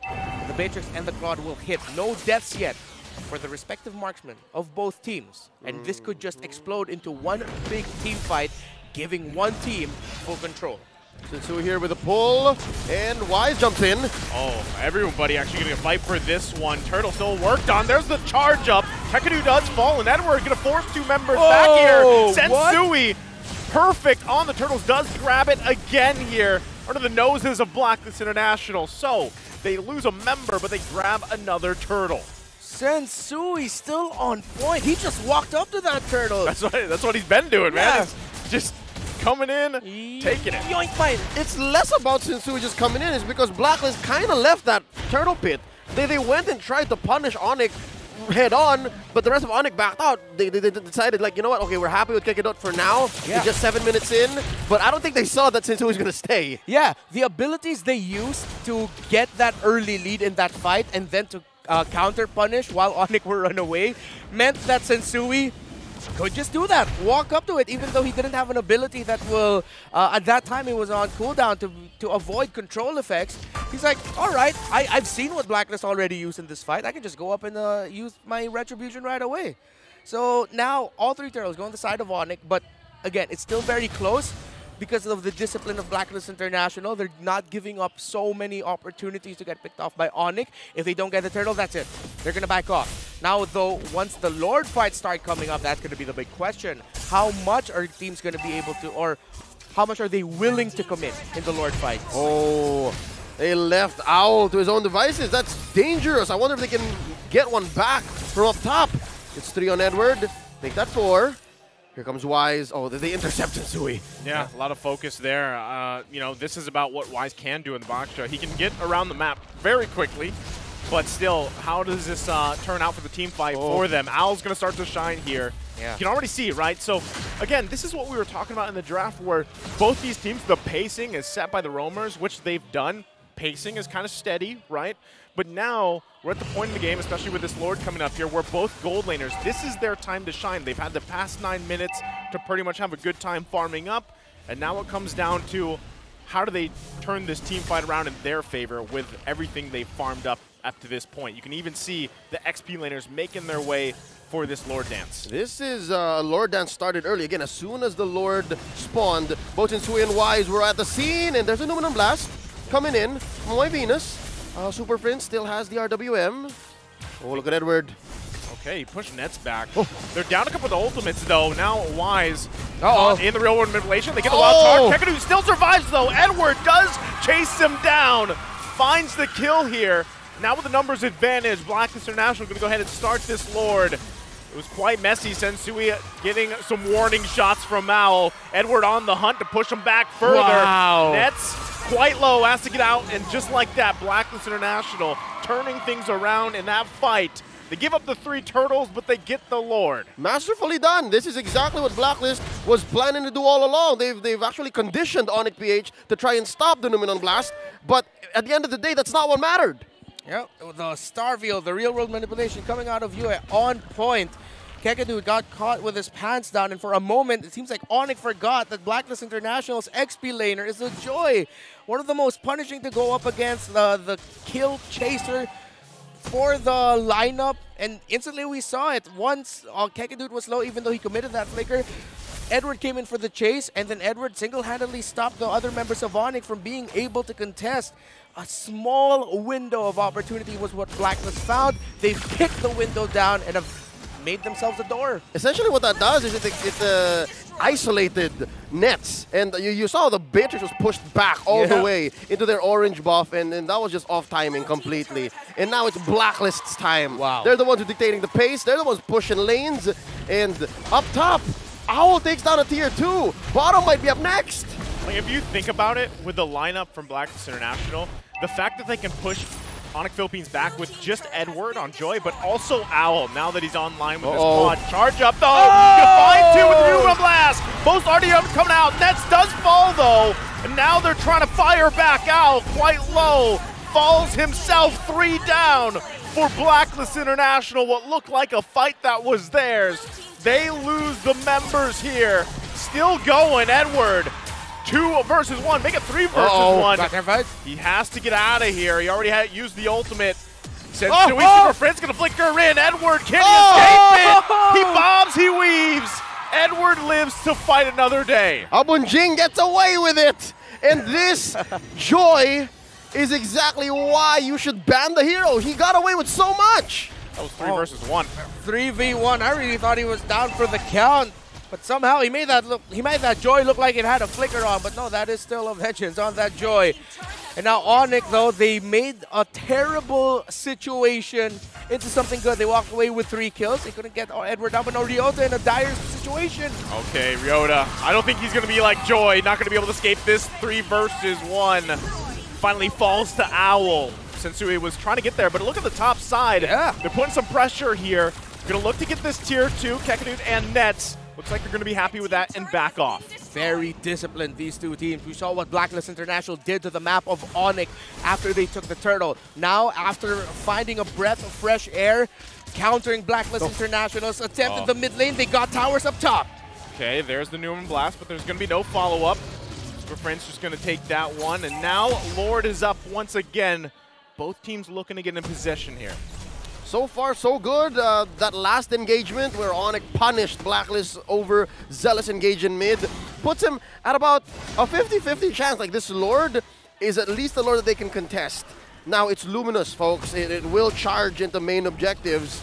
And, man, the pressure that Edward is putting on the map is pushing Ryota's Arlot away. I'm not feeling this Arlot, not quite yet.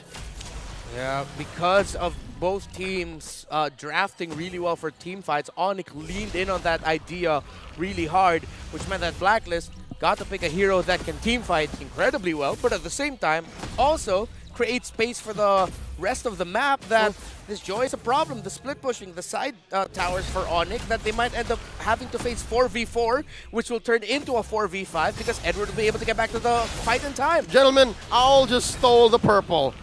Sensui and Super Friends are purpleless. Well, still, even given the situation, this is just dragging out that Lord Dance even further. Hopefully they can utilize what they've stolen, but for ONIC Philippines, they're doing a great job at really just extending this and even dealing with the pressure that Edward is putting on the top and now even focusing a little bit on the bottom side here. Now, we're seeing exactly how Blacklist is setting this up. Again, they're taking their time, and they're giving the orange over to Owl. And look at where Yu is putting himself. I'm not sure if Superface has an ult yet. Oh no, he has the rhythm and beats.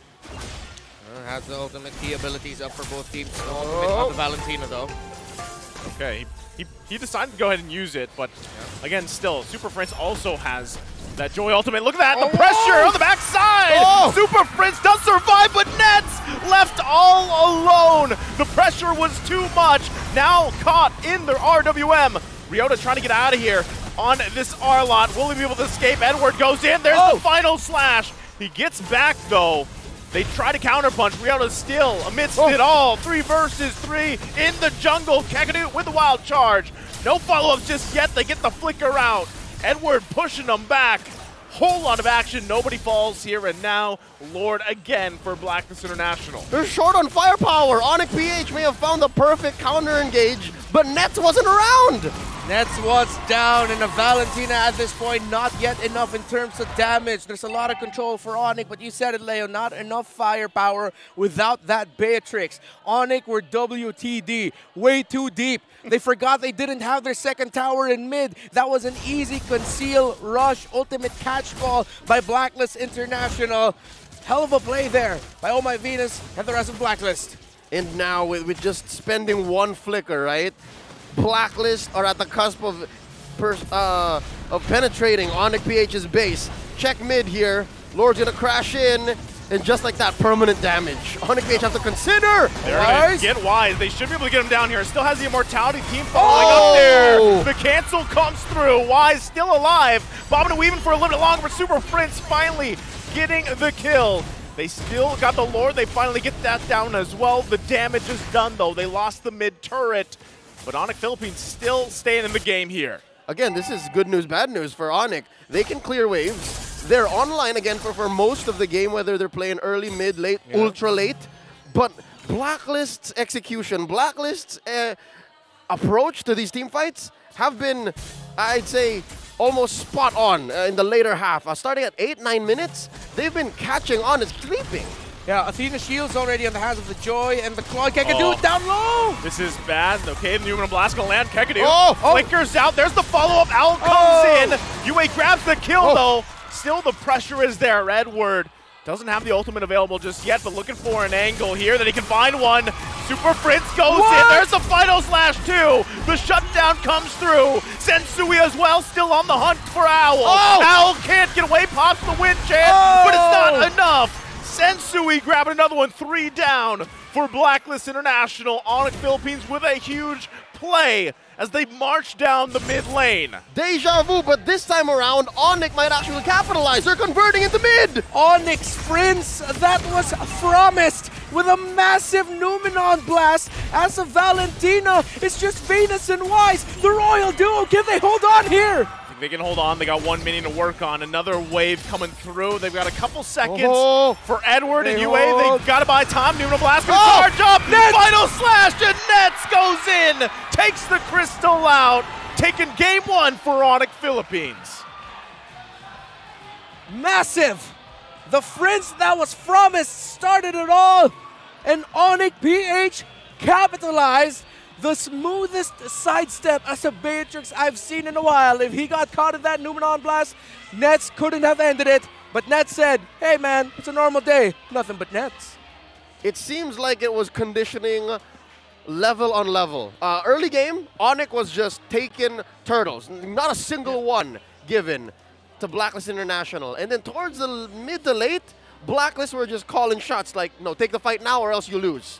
So this is the start of what we saw at their last meeting. Exactly. Right? Where ONIC took that game 1. But the story then was very different. It's different. It's very different. This was, again, the third part of the layers of conditioning is, all right, that's how you want to play. We just need one more engage, much like that. And ONIC PH flicked the switch. And Blacklist wasn't ready. That's what I love so much there. And we talked about this a bit in the draft, and I know Renmar will point this out in his breakdown, but the counter play ability from ONIC Philippines lineup was so good. That counter punch, right? Because every time from Blacklist International, it was go, go, go. If they didn't land a Numenon Blast, it was the rush of Joy and Claude. And they went for that back line, and like you mentioned already, sidestep amazing, but even Super Prince, just perfect decisions there. And that's what's scary. Again, you see Blacklist International, how in the best position, their lineup has all the damage. Their lineup has all of the initiation. Just a single flicker can take care of things. But ONIC PH had utility up the wazoo. They could have won from any angle, and they did just that here. Renmar, tell us how exactly they did that. Very disciplined decision-making by these two teams, knowing their strengths, their limits, and their weaknesses. First, focusing around the team fights with the major objectives. Those are the strengths of both of these teams, and they both drafted lineups great with team fighting. But then, as the game dragged on, as we got to the point where, of course, it'll be more on full-on 5v5s, as we say it, those who get to play better. And gentlemen, I said earlier I wouldn't be surprised if this game only has like around 15 kills. It's a total of 15 kills for this game. Very disciplined decision-making there, and it is the utility of one Valentina. Leo said conditioning, layers of conditioning. Get used to us approaching a certain team fight or a certain situation in a certain way. For the longest time, Super Prince was rocking one ultimate, the real-world manipulation. In the clinching, game-turning, game-winning moment, he had the Numenon Blast on him. For the longest time, Blacklist was so used to real-world manipulation. Where's the Starfield of the Eve on the hands of a Valentina? Oh no, this time it was a Numenon Blast, and then they got caught out. These two teams drafted and played around the eventual scaling of their gold laners, knowing that they both have a relatively similar chance of being able to get the turtles. Although ONIC did show it was a little less 50-50 in terms of who could get the turtle, a little bit more 75-25.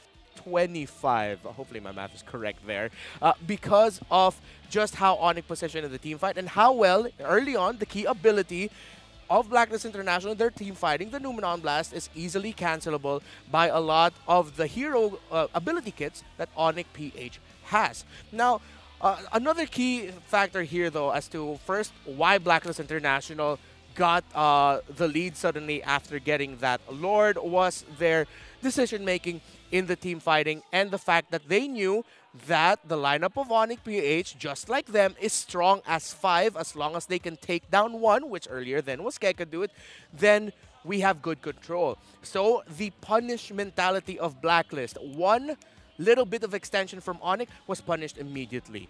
But in the end, it was Super Friends, the Friends that was promised of ONIC PH, coming up big as a Valentina, the clincher Numenon Blast.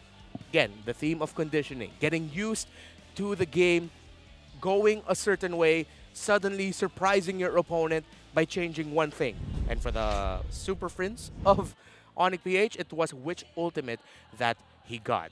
And it made a lot of sense as to why ONIC would always want to get either the ultimate of the Joy or the ultimate of the Eve, was because they needed more magic damage to match the magic damage that Blacklist can bring out. Again, let's talk about the age-old principle of drafting for MPL Philippines Season 11, having more than one magic damage option, 2 very solid ones, or 1 solid one and 2 okay magic damage options, so totaling to 3. Blacklist International had that condition checked out for them. They have the Joy, they have the Eve, and heck, they even have a Baksha, who the Tortoise's Puissance we know deals magic damage. So, ONIC PH, of course, you'd always want to get the magic damage ultimates that Blacklist International have, because you needed to match that. Because we saw without nets, they severely lacked firepower. They answered Blacklist draft with good control, and when you think about it, they have the tools in terms of stopping or tempering the members of Blacklist, the heroes of Blacklist, but can they finish them off? Was the question. So the condition here for ONIC was checked out. They just really needed to find their moment. Very disciplined game by these two teams and play around counter punishes, overextensions, and surprises.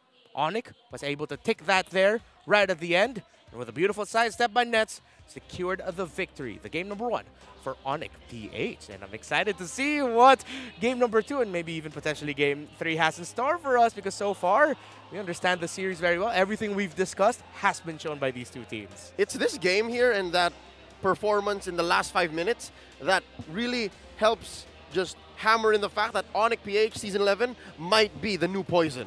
Oh yeah. The new Lassen. Yeah. The new Lassen. Yeah. Lasonic. Lasonic. I like that. I like it. We put it in. I give it. Real quick, we would like to remind everybody that Season 11 playoffs is confirmed. It's happening May 4th to 7th. It's coming back home to the halls of SMX. And we would like to invite everybody to get their early bird passes, all right? Tickets will be available via tickettome.net starting April 3rd. So that's about 3 days from now, all right? So secure your tickets now. We would love to see you back in SMX for the Season 11 playoffs. Now, back to the matchup. Again, I didn't even notice that ONIC was playing with fire there, just picking up 1 magic damage source. Like, I would have just blasted another team for the fact that they did that, but they made it work. Yeah. I mean, it worked for them. Yeah. So we'll talk more about it in just a bit, but for now, let's go ahead and throw over to the lovely Mara Aquino before we get back into game 2. May kasama tayo dito, ang resident pretty girl mula sa MDL, Antianara! Hello, hello, hello! I love it that you're here. So, walang MDL ngayon? Yeah, wala. Because the regular season of MDL Philippines Season 1 just ended yesterday. Oh, my summary! goodness. Summary! Anong happening now? Okay, so meron ng top 6 teams for MDL Philippines Season 1. Tapos, na-secure na nila yung playoff seed nila. And super exciting to see kasi the playoffs will happen on April 21 to April 23. Ooh, ang daming ganap sa Yeah. April. Okay, kung meron tayong, let's say, mga top 2 players sa MDL, sino yon? Okay, off the top of my head, the one that came to mind was Daddy JP from Echo. Ooh, JP? Oy, kilala natin yan. Yeah, and then Takinaga from Game Lab. Takinaga. Sino yung top 2 teams ngayon? Yeah, Echo and Game Lab. Oh, Echo and Game Lab talaga. Yeah, okay. yeah. Pero ang alam ko sa Echo, talagang lahat sila nakalaro na dito sa MPL. Yeah, so far, all of the players of Echo have played already in the MPL scene. And then, yung XP laner nila, which is James, already played also for Next Play EVOS before. How is it like yung MDL vibe natin? I think MDL was really ever. fun. Yeah. Considering that we are on our pilot season, everything was really laid out properly and everyone was really having fun. So given that, parang nagpapakitang gilas talaga yung mga amateur teams natin, and right now they're developing.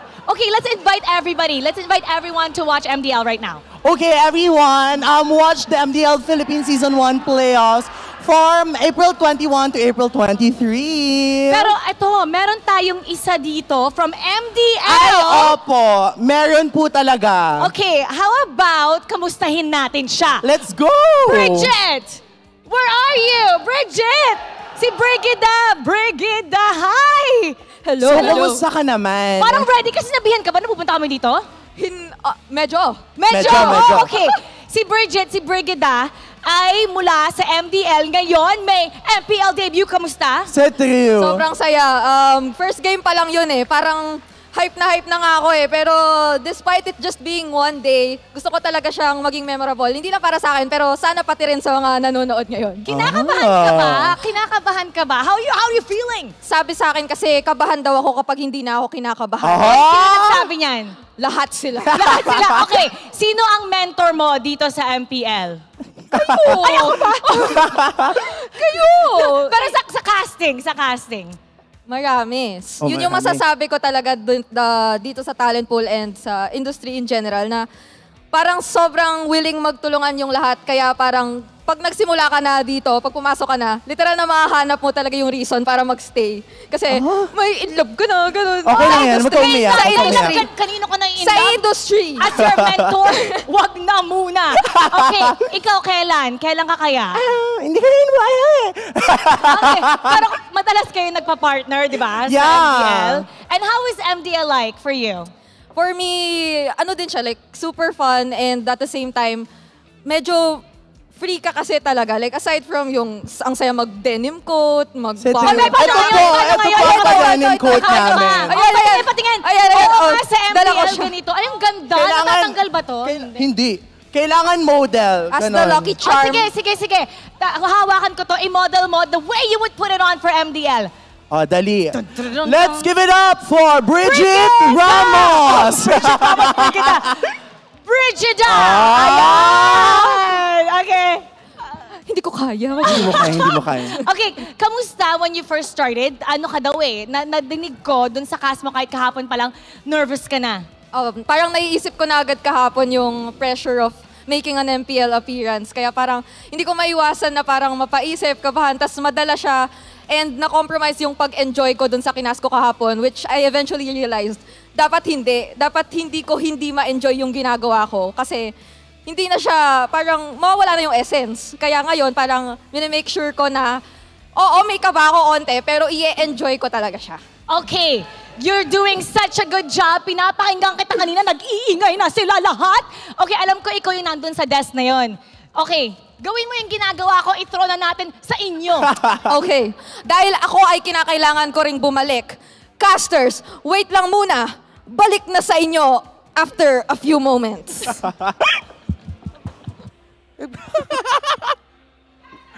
That's never happened before. I swear. The caster has never thrown to themselves.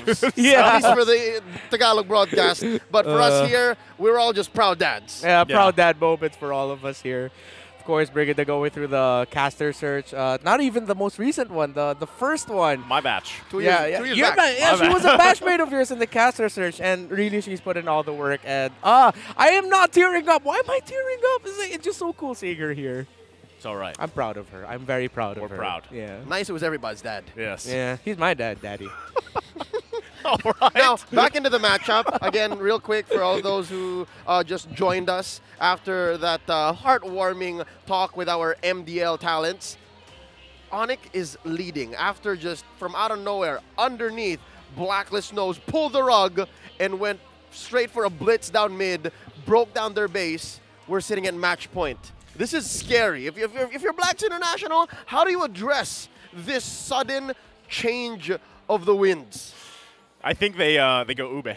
Like, they go with a version of it. Well, okay, they are going to be on the first pick side, right? They're going blue. So even if it still is technically Hack Venus, right?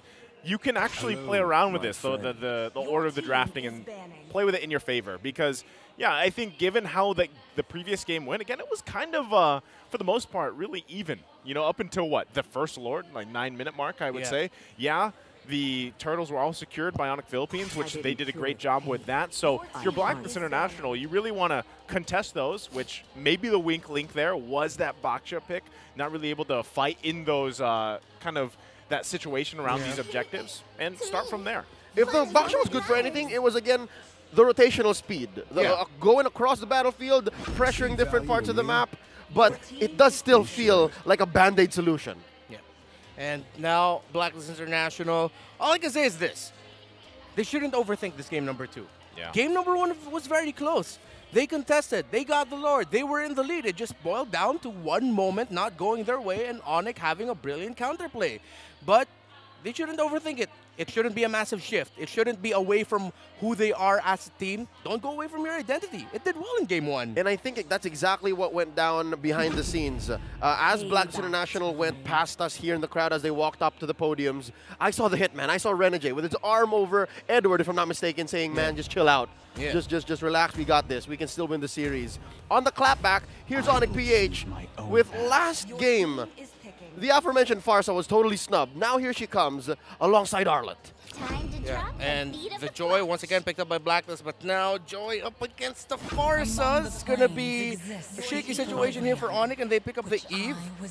As expected, it's going to be the Artillery Mage matchup between these two. ONIC, they can go in the second phase. Again, pick a gold laner here and then start banning out gold laners, or they can pick up their roamer pickup and or jungle and then still ban out marksman because they're going to be in the 4th pick anyway. The first pick after the second phase of the drafting.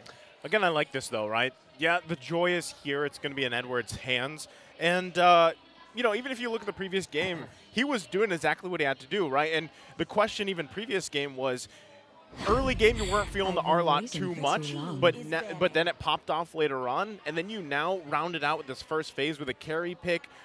And this is a good start, I would say, for both teams. Again, this is a little bit better, in my opinion, for Blacklist International with that Fredrin locked in and the Eve here. And like you mentioned, there's the gold lane focus for the bans for ONIC Philippines. Yeah, and I'm wondering, are you going to ban out the Melissa or are you going to ban out the Beatrix? That's the familiar face on our screens right now. Look who it is.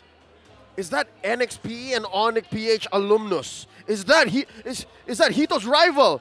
It's Mikophobia!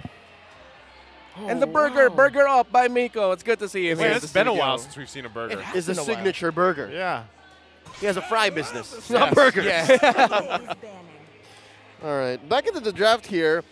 There's the Brody ban as foreseen here in the draft. So we're going to start taking out marksmen. But look, Hookadoot, they're still denying Hookadoot. Yeah, respecting the heck out of that. Again, they still have the Joy with them. So, will Blacklist ban out the Ruby like they did in the previous draft? Are they going to take out something else? There's still a Martis available for ONIC, even a Nakai. Are they going to take out one of those options to make it a little bit more manageable for them? Because ONIC doesn't have to worry about the Valentina. They can pick up the Akai. It is still a Ruby ban by Blacklist. Yeah, I think they take the Lolita. ONIC on the swing back, possibly, yes. I think they might want to take it this time. But then that opens so many questions for Blacklist. Is like, what does the Queen play? And then what does Owl play? All of the big marksmen are out. Yeah, and it's good that they pick up the Lolita here. And good thing you brought that up because, well, what's left? Blacklist can still go for Leslie? Healer type close. Leslie actually for Owl might be good. Melissa's still available. Oh, that's right. Blacklist can go Matilda. But there's a Farsa, bro! What? There's a Farsa. She's going to get blasted. No, yeah, that's why you pick up something like a Matilda for the roamer, pick up for Oh My Venus to sort of cancel that out if they want to, because at least you can just lock in the Circling Eagle on that Farsa to, if you can reach it, and then at the same time give a little bit of movement speed and shield for your Leslie. I'm leaning towards Melissa, though, here as the pick for Blacklist, because right now... protect your Melissa, yes. Yeah, they have a lineup that can actually be good for a Melissa so far, but no, it's not going to be that. Whoa! It's the Florin for Oh My Venus. It's the Moskov for Owl. All right, so Owl's going to channel his inner Super Red, and then this is the all-time second appearance of Florin in Season 11. I like it. I like that we get another Me too. glimpse game. Yeah, at Florin, right? because I was watching another region that played Florin. It didn't go so well. Well, so they're no Oh My Venus. They're no Oh My Venus, right? So that's what I'm saying. I can't wait to see this second glimpse in the hands of Oh My Venus, who debuted it last weekend, right? Yeah. So now I'm thinking, will Sensui be willing to pick up a Karina to help handle the monster a little bit better? But he is going to be up against a Fragrance, so Martis and the Akai are the options. But no, it's a Grok. It's a Grok. Grok Jungle. I don't know what Grok. I'm sorry, I forced that. Grok Jungle. I'm not saying Grok Jungle again. Oh no, I did it again. So this is an ONIC PH special. This is a Sensui thing. Yeah. Like, no doubt, only Sensui can consistently pull off a Grok jungle. I'm not saying he did. Sorry, lads. It works. That's works. On me. Sixth game for Sensui on the Grok today. Right?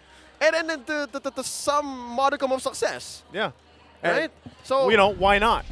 Pick it up, make it work. You've got a lot of CC that you can layer around with here. But again, I think one of the biggest things is how do you, because specifically this hero, this Florin, has appeared again, how do you play around that? Because we, you know, first glimpse, what we saw last week was, wow, that heal is, I was going to say big damn, but it's actually big heal. It's big heal, right? So now it's like, okay. But also damn. But also damn. Around the ones she's healing. Exactly. So if you're ONIC Philippines, how do you prepare for that, right? How do you play against that especially? I'm guessing they watched last week's game, right? they understood, like, oh, this is the effect of the Florin. Again, the hero seems to be built for Oh My Venus. Yeah. Let me enumerate the reasons why. All right, there's two main reasons I think. Number one is its kit is very similar to the Estes. It has heals. It has some level of CC. Number two is it's almost the best shot calling hero. She can be like an Angela, like, all right, I'm not in the battlefield. I'm paying attention to the mini-map, but I'm affecting the waves, the tides of battle. Yeah. Right? Because I can heal globally, and then I can give this little buff to who is it on right now? Yeah. Didn't catch a glimpse who it's on, but yeah, I get the point, right? The impact there can be felt literally globally. Globally and at all times. There, yeah. And that's something that you have to work again. Any team that has to play against a Florin, obviously, that's something that they have to keep in mind. And now, even with that said, though, you know, the tools that ONIC Philippines has, we could see them winning those early turtles once again, especially, you know, Sensui, how confident he is in those retry battles. And this is against Wise, right? A very world-class jungler, king of the jungle, if you will. But now, focus on the bottom side. Wise actually going to initiate it. They get the flicker out. Super Prince looking for his own angle, but actually not going to commit to it. So it was just there to keep things from going worse. Yeah, so earlier we mentioned the key to victory for Blacklist, for ONIC is to watch out the XP lane ganks. We might not see that for the entirety of this matchup because if I'm Blacklist here, they will want to focus their ganks onto the gold lane. That's the carry they're up against. Well, right now, the 4 versus 4 here. RWM going to come down. Edward doing what he does best. Feathered airstrike as well. Still looking for an angle to get into this turtle for ONIC Philippines. Sensui going to go in, grabs it with a wild charge retribution combo. And yes, it's not even the Martis, it's this Grok, and he's still able to do it. Simple as that. You say what you will about it being telegraphed because you saw how he stood and he measured it. Can my wild charge hit? Yes, it can. Retribution. Sensui. Sensui Senses. Sensui Senses. One of the best this season in retribution duels. One of the heart and souls of ONIC and their playstyle this season. But Oriota might get caught out here. Yeah, let's see if he can actually survive this 1 versus 1. There's the beats coming out from Edward. He has the backup now. 2 versus 1. Super Fritz coming in, raining down on Edward. Grabbing the kill here. Habun Jingjing got squished. Oh, Super Fritz flying in from out of nowhere. From downtown. From downtown, well, midtown, technically. Correct. Yeah. You in the mid low. Okay, UA's going to avoid that. But yeah, you know, again, I feel like Edward just thought that was a 1v1, but now in the mid lane, no! Super Friend's going to get punished. Trapped in the RWM. There you go, Blacklist International now on the board here. Vengeance for Agent Zero almost immediately. You were very consistent this season for Blacklist International. Beautiful timing there of a real world manipulation. Not shy to drop down that Starfield, knowing that the members of ONIC will need to cross a little bit. It was a perfect positioning for him to drop it down. He went for it. He had backup. Great call there by Yue. Now looking at the items here, still not clear who exactly has the bud. Yeah. Who did Venus give it to? Huh. Yeah, I'm trying to look for it. I'm guessing it's on Wise. It's only either on Wise or on Owl. Yeah, usually one of those two. Usually those are the targets for the Floridas to give the lanterns, if I'm not mistaken. Or the flower. It's one of those two. And so far, it looks like Venus might want to double down. Again, we talked about how it should be Ryota that they should be pressuring, but no, it's like they understand. Nets is the real threat. Yeah, I mean, that's why we highlighted those two players, you know, Nets and Owl leading in this match. It looks like Wise is just going to wait patiently with Edward here. It's actually just going to be a 2 versus 3 for this turtle. Looks like it's going to go to Sensui again. Wise taking a couple shots with the feathered airstrike. Should be fine, though. Uh-oh. But bottom side across map play, not going to convert into anything. So ONIC Philippines again, 2 of the turtles in their favor. That's a clear win for ONIC PH, I'd say, because down bottom, they sent 3. No dice. Nothing happened to ONIC, to those 2 down bottom. And all this while, Sensui and the gang up top were doing work, got their second turtle. Now about 1,000 ahead at 5 minutes. That's great. And so far, it's just part 2 of game number 1. Both teams playing very similarly. And knowing that they're just going to try to contest the turtles, they'll give space for their marksmen. Although right now, ONIC is pressuring a lot more. Is pressuring Owl a little bit more. It's a 500 gold lead here for Nets. That might seem close, but this early in the game, that actually means that ONIC has done way more right for their gold laner. Yeah, even just at this point, right? Them still managing everything across the map so far. Now working on this bottom side. Not fast. Not going to be able to get the turret just yet, but still holding on to this lead that they have, doing really well with it. Again, how will it translate for them as they get past that next turtle? Because if they, let's just assume, okay, they do get the flicker out from Oh My Venus, so there's a win. As I was saying, if they get this next turtle, all that matters for ONIC Philippines is actually contesting those lords again. Again, you can get all 3 turtles, but it really does come down to those lord fights as well. Yeah, I wouldn't be surprised here if ONIC actually considers giving up the turtle so that they can push bottom lane instead. Maybe even potentially get 2 there. They have to make it. They have to play it smart though. They have to show enough bodies on the turtle to make Blacklist think, okay, we should commit 5 or 4. But Edward, too that's deep. going to be tough. He did use the vengeance here. Still going to be working. It's 2 versus 1 top side. Edward can't escape that. Ryota grabs the kill. Punishing Edward. That's significant. Agent Zero got zeroed, and now in the 3rd turtle, last one of the game, they don't have a joy. ONIC, you can see how hard they prepared here. They're not going to be trading this turtle. They're still contesting it, but ONIC got to push down bottom. Yes, and Sui still might try to make a play unless they just give it up here. As they do, they don't want to take any risks. Wise, given the go sign, going to get pushed out. Feathered airstrike from Super Prince. Now ONIC Philippines eye set on the mid lane, putting the pressure right there, looking to grab the turret. Tier 1 does fall. No answer just yet from Blacklist International. Couple CCs being overlaid on Kekadu. Wise still going here. They get the flicker out, but that's all it's going to be. All right, in the grander scheme of things, Blacklist played that well. They understood that they had the range advantage. They had all of the checkboxes ticked off to just make a blitz for the turtle. But what did ONIC do in that situation? They gave it up. Yes, Sui just tried with the Guardian's Barrier, but they took mid and bottom. Oh, Wise! So it was the trade after all, although it was still a light contest. And ONIC pulled that off. We all know how important the mid lane turret is, especially for teams like Blacklist International. And ONIC, well, at this point, it doesn't look like a massive lead, but it feels like a massive lead. It's significant. It's a significant lead. It's a big 1K. Yeah, it's a big 1K. And as we were speaking here, Reptar, Wise just committed Grand Theft Orange. He took it right into Sui's face. Good steal there. In this scenario, you will do what you can to get wins, and just like that, Sensui! Okay, the wild charge is going to come through. Oh My Venus going to be in trouble. The heal is not enough that time. And now Wise here wants to punish. Sensui now going to be caught. Falls to Owl. Kekadu next target. Owl unleashing. Spear after spear. Can't get away. Yue grabs the kill. That's deja vu. That seems like what Blacklist did earlier to ONIC, but the other way around. It's Blacklist who punished ONIC for pushing in too deep.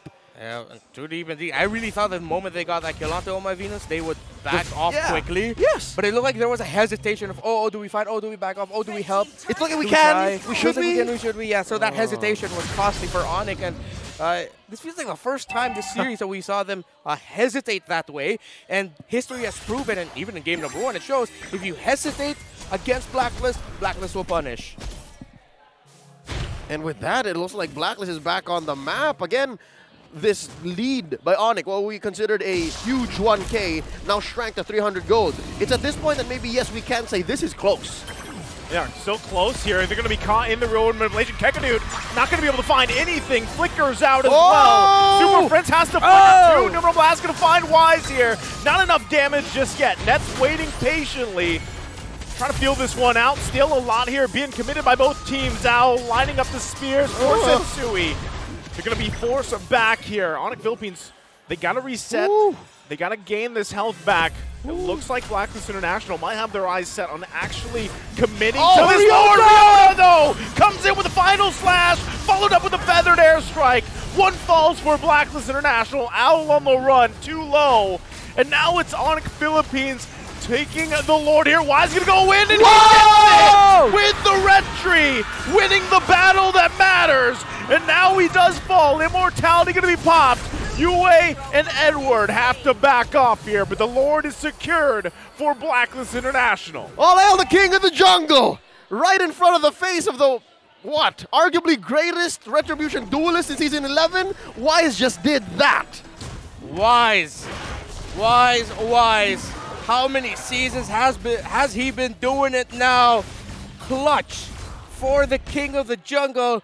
As we look at the items, very close in terms of the gold. Already the 3 core items for a carry is in the hands of Nets. On the Moskov, still on the way to potentially building a Wind of Nature. It looks like. Get a little bit more sustainability there. Oh. All right, so again, does this not feel like deja vu, fellas? Was this not what happened exactly in game 1?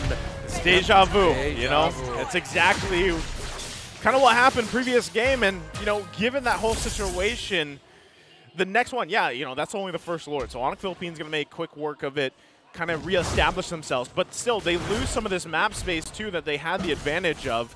And it's still, you know, Blacklist International finding more turrets to take down. And this is where they're known for really punishing teams, right? When these mistakes are made, they get punished. But ONIC Philippines might not want to be a part of that. Riota quite low, but nice target. Owl going to be in trouble. The heal is there, but it's not going to be enough as he falls. Now Net's the focus of Edward. They give it a call back here after losing Owl. Another nice play from ONIC Philippines. El Cuago de la Muerte. The Owl of Death. Well, my Spanish is a little spotty, but you know what I mean? Like, ONIC spent so much to take down Owl. I'm wondering if that's worth it, now that the Lord is about a minute away. Well, in that scenario, ONIC could have gotten more. You pull the trigger in place like that, even though it was just Owl that they got, that is something. And in this scenario right now, you need that little bit of map spacing that you can get. Look at top side, about to get pushed down here by ONIC, but Blacklist contesting.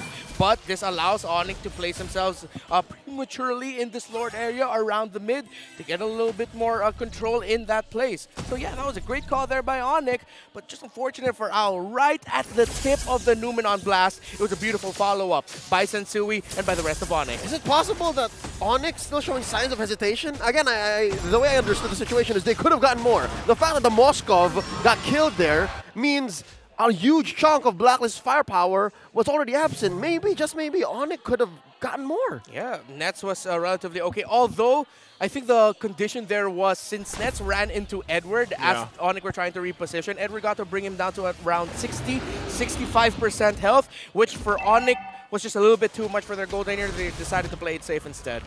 Yeah, it's better that they do that, right? Because Nets, again, he's sitting really well here on this carry so far. He's going to be crucial as the game progresses. Edward, not going to be a part of this Lord Dance for now unless he joins this. So ONIC Philippines still want to be able to contest this. They've got the numbers advantage. We'll see if they can pull it off. Yue going to get spotted out, pushed out a little bit here. Feathered Airstrike is going to be down, though. Lord takes a reset for now. All right.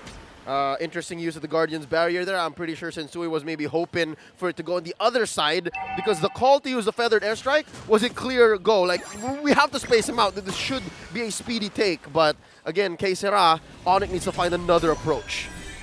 Yeah.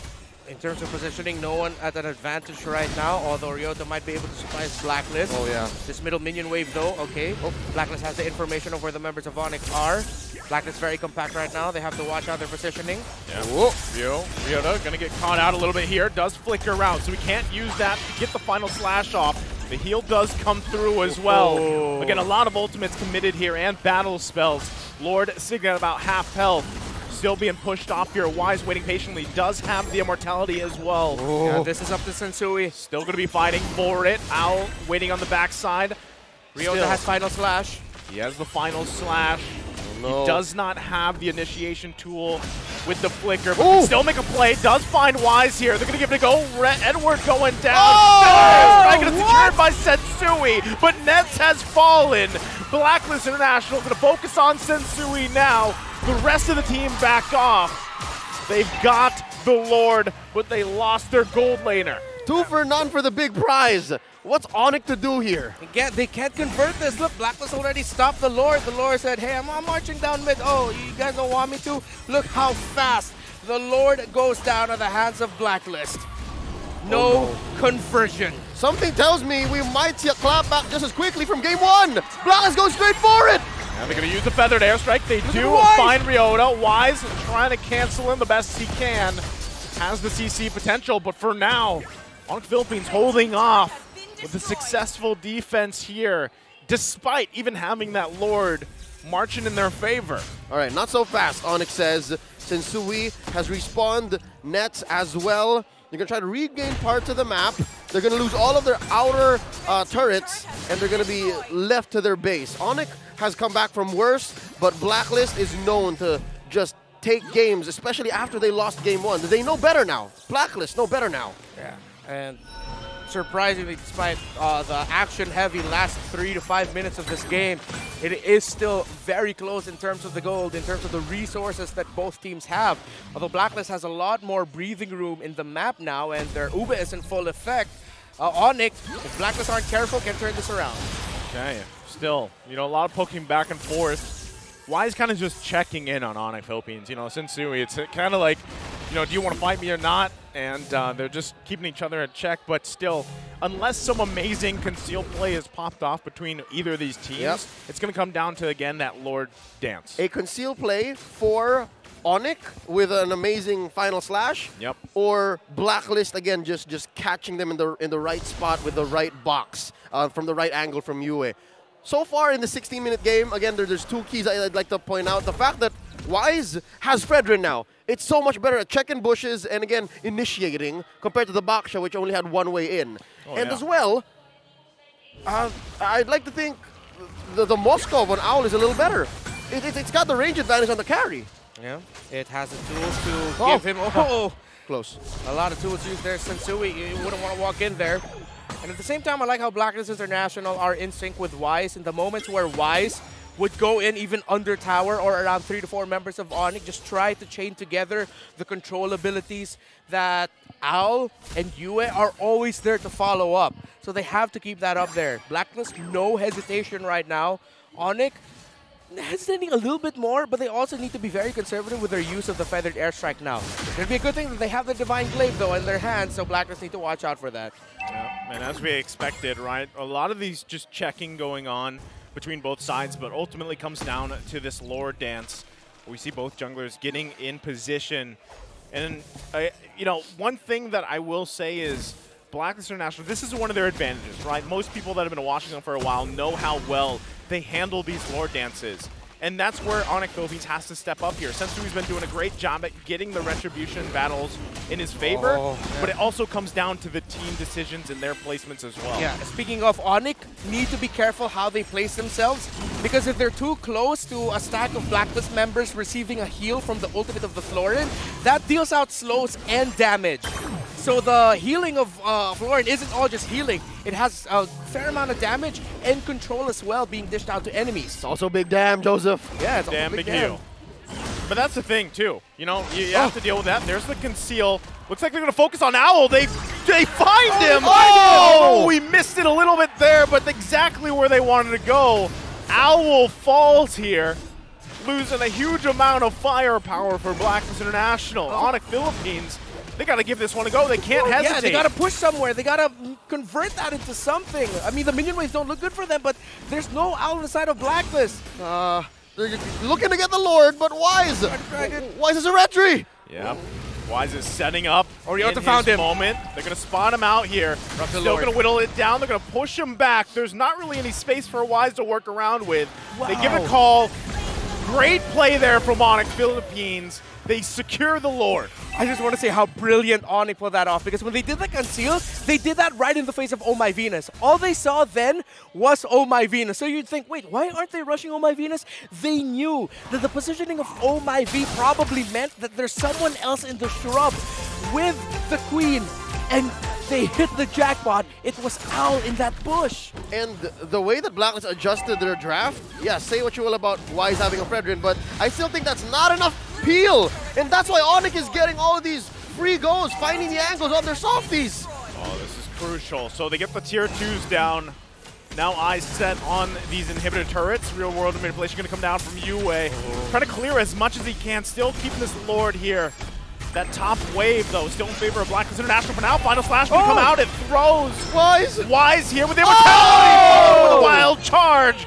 Nets grabbing the kill. Feathered airstrike forcing them off that mid turret. Oh, Lord. ONIC Philippines, they could look to get these inhibitor turrets down.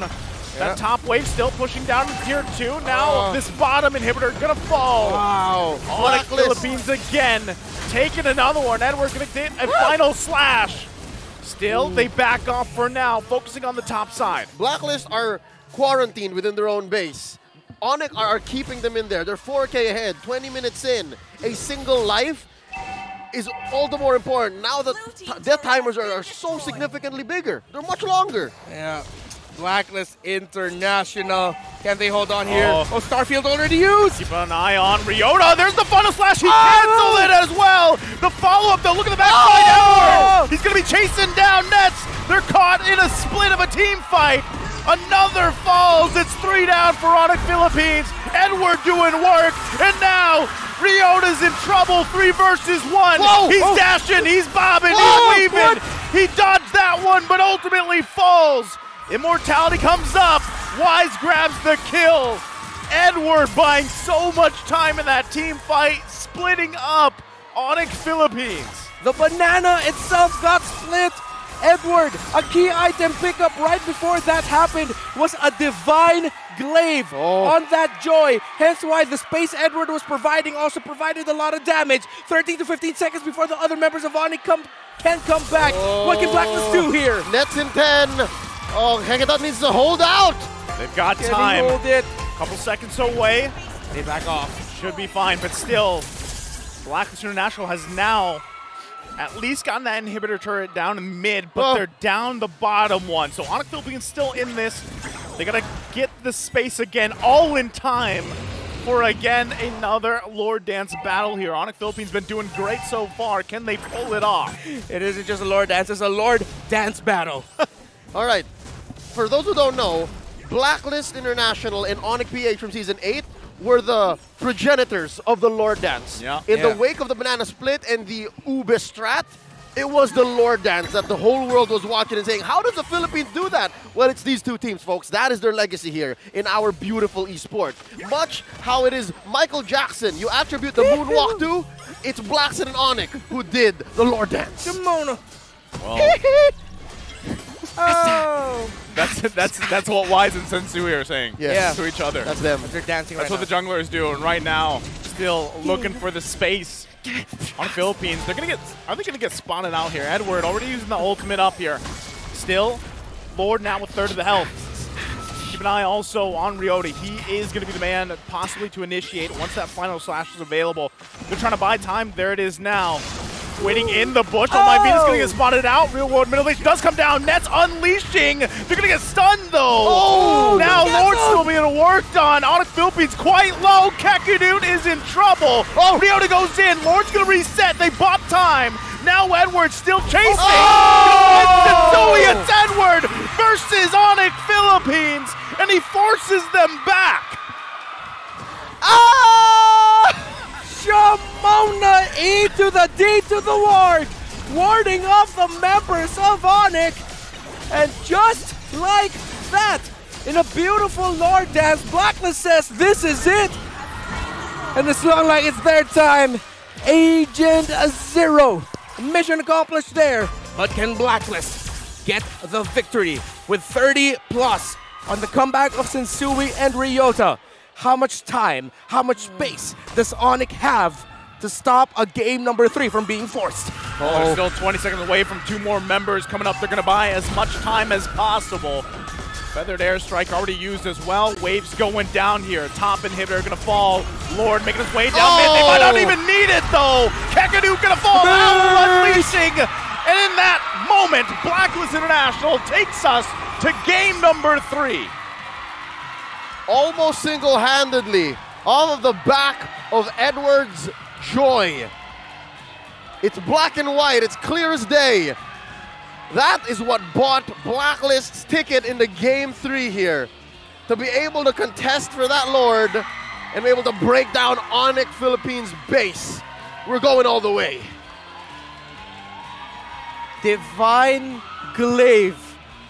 At the crucial moment of the defense for Blacklist International, once Edward picked that up, the picture of this game changed. Because ONIC, again, we mentioned the whole Florin thing with her ultimate. They needed to watch their spacing, but then their spacing sometimes would lead to them getting split, hence why Edward can just go in and dance around as the Joy. Wow. Man, that is, you know, the question back in game 1 was like, you know, are we going to see Joy slip through the cracks more? It's kind of that's kind of scary. The fact that how many times has Edward now gone what in 1 versus 3, sometimes 1 versus 4 situations with this Joy, and even if he struggled again, early game he was what 0-2, I think. Yeah. He was 0-2, and then still the impact that he can have. And how many times has Edward done this on other heroes in other series? As ONIC here, what do? Do you ban out the Franco? Do you pick the Franco first pick so it doesn't get banned out? Because that's one of the best solutions. It's one of the only solutions to such a hero. That's why she was banned out throughout the first half of the season. So, I'd say liberally. Yeah, I mean, please do. They were on red side then. They could have picked the Franco third, left marksman open, take them out, and then pick the carry later on.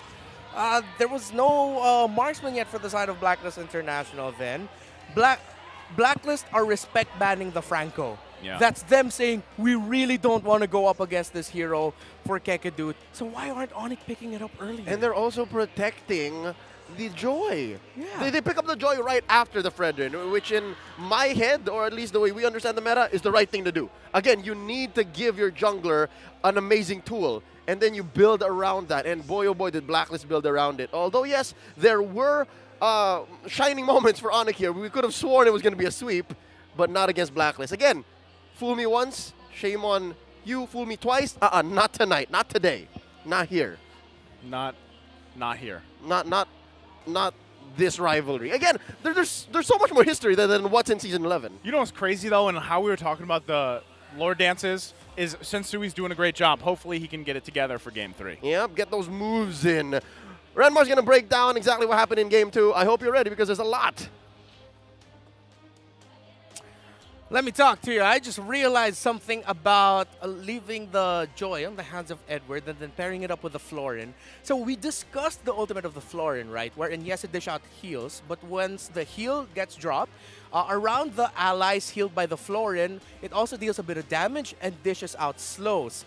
So the idea that the Joy can literally just have its entire time alone and still at the same time knowing that you're going to get healed, plus you're also going to be able to have slows dished out along with damage. No wonder the Florin and Joy combination it seems perfectly fit for Blacklist International. One of the age-old ideas for Blacklist and their principles is it's this. Leave Edward, let him do his thing. It's one of the reasons why Blacklist was successful for the longest time, was because they have an XP laner who can literally make plays by himself. But when you really think about it, yes, Edward can make plays for himself and then come up at the right time for the rest of his team. Pair that up now with a Florin that with the global presence being dished out, a little bit of damage, a little bit of slows, a whole lot of heal for that Joy. No wonder Edward had a fantastic time here. And again, key item pickup was that Divine Glaive. Once that extra ounce of magic damage, along with the magic penetration that a Divine Glaive can give to a hero, that Joy was a problem. And ONIC didn't have that stopper because Sensui was the closest thing they had to peel. But then that would mean they'd have to use the wild charge of the Grok to just try and interrupt the Joy a little bit. Ryota, most of the time, he was the one trying to disrupt the members of Blacklist International from joining in the fights against ONIC, interrupt them, be the annoying presence. Similar to what Edward's doing to the backline of ONIC, that's what Ryota's doing. And then Kekadut, well, he's a little bit more preoccupied with, along with just trying to babysit Net somewhat, even though he does have that one little sheer stun. That's not going to be enough because we all know once that Joy pops up, the Vengeance, and then she's still around dashing there, she can sustain through the damage of a carry. Because of lacking that single catch on this Joy, this MVP Joy for Agent Zero Edward, they had no answers for it. And the Florin Joy pairing, I had that epiphany right there at the end of the game as we were just talking about it. What a combo to pair that up together.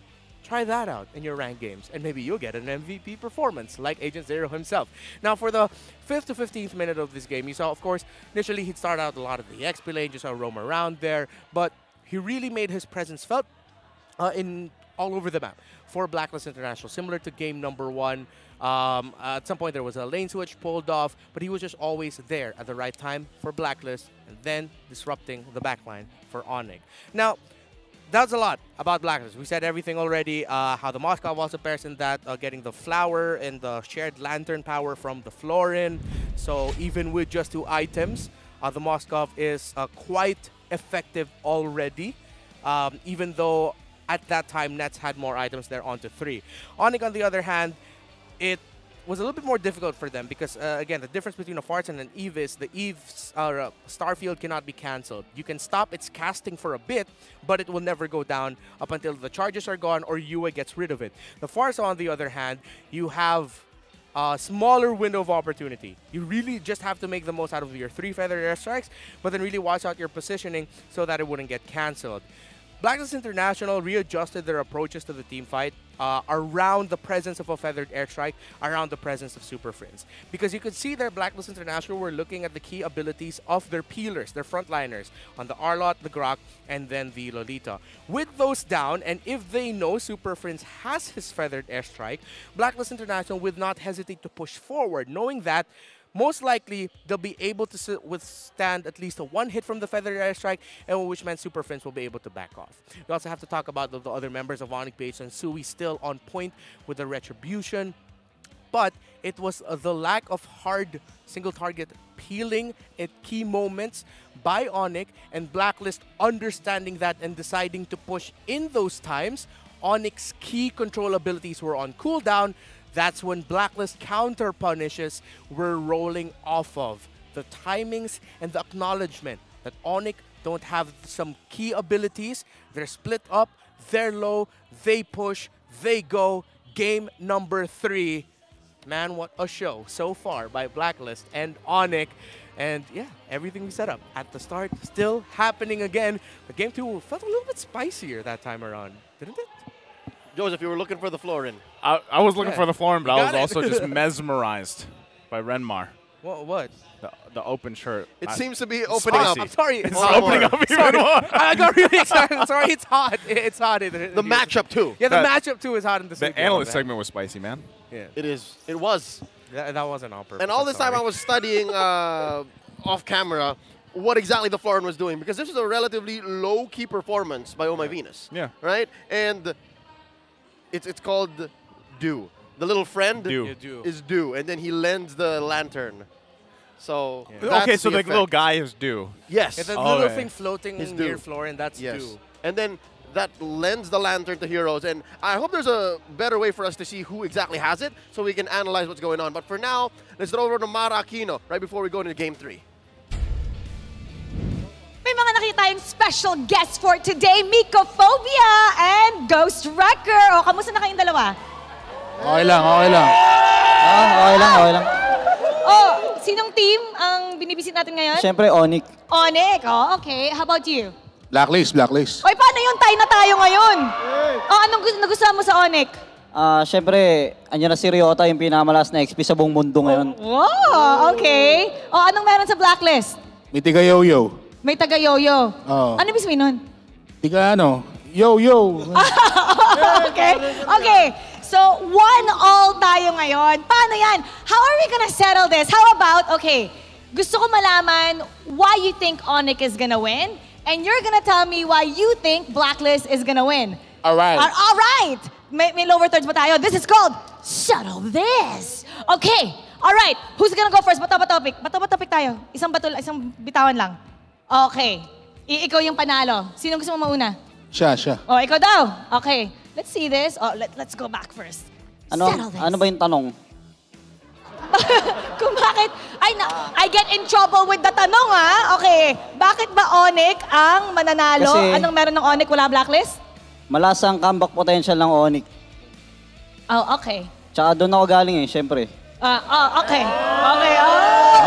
Tama. Okay. Ghost Wrecker. Maingay si Rene J, tumisigaw. Sa likod. Ayun, Okay. Narinig mo? Oh, ayun. Nag-break the code sa likod. Okay. Ayun pa. Alright. Mycophobia, what you got?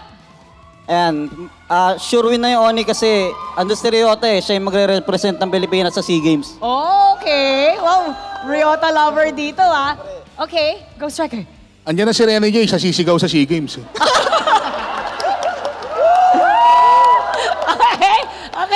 Okay. Gagawin po natin mas intense. Anong meron ang ONIC na wala ang Blacklist? Ang meron ng ONIC na wala sa Blacklist, hindi ko alam. Nag-break. Siya tumawa. Meron. Okay, ano? Hindi. Ano ba? Ikaw na. Ano ba tanong?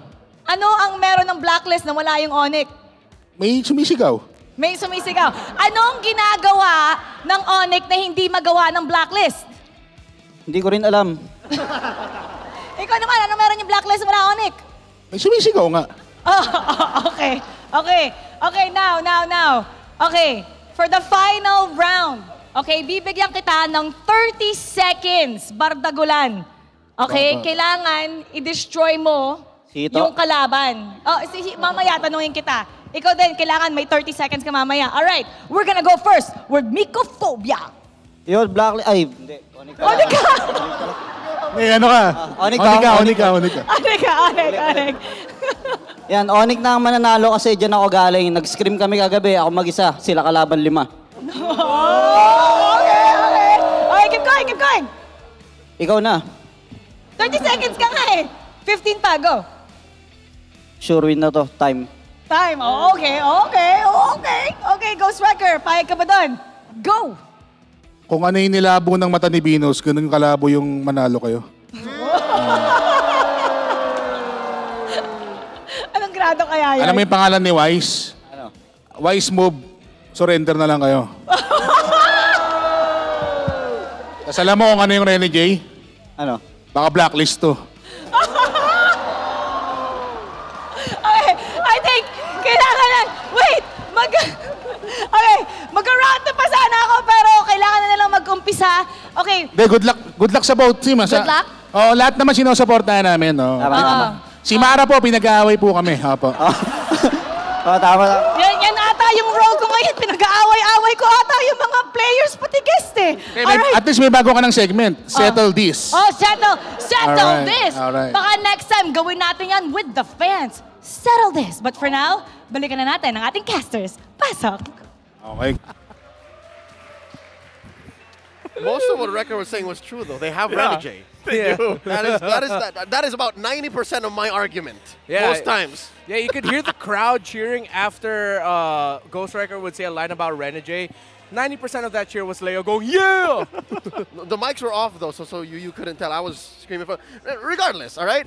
Back to the reset here. Also acknowledging the fact that Mycophobia, what he was saying was true, right? Ryota, definitely one of the greatest talents to look out for. Yeah. Automatically has a ticket to Cambodia. He's going to be competing at SEA Games. And he did come from there.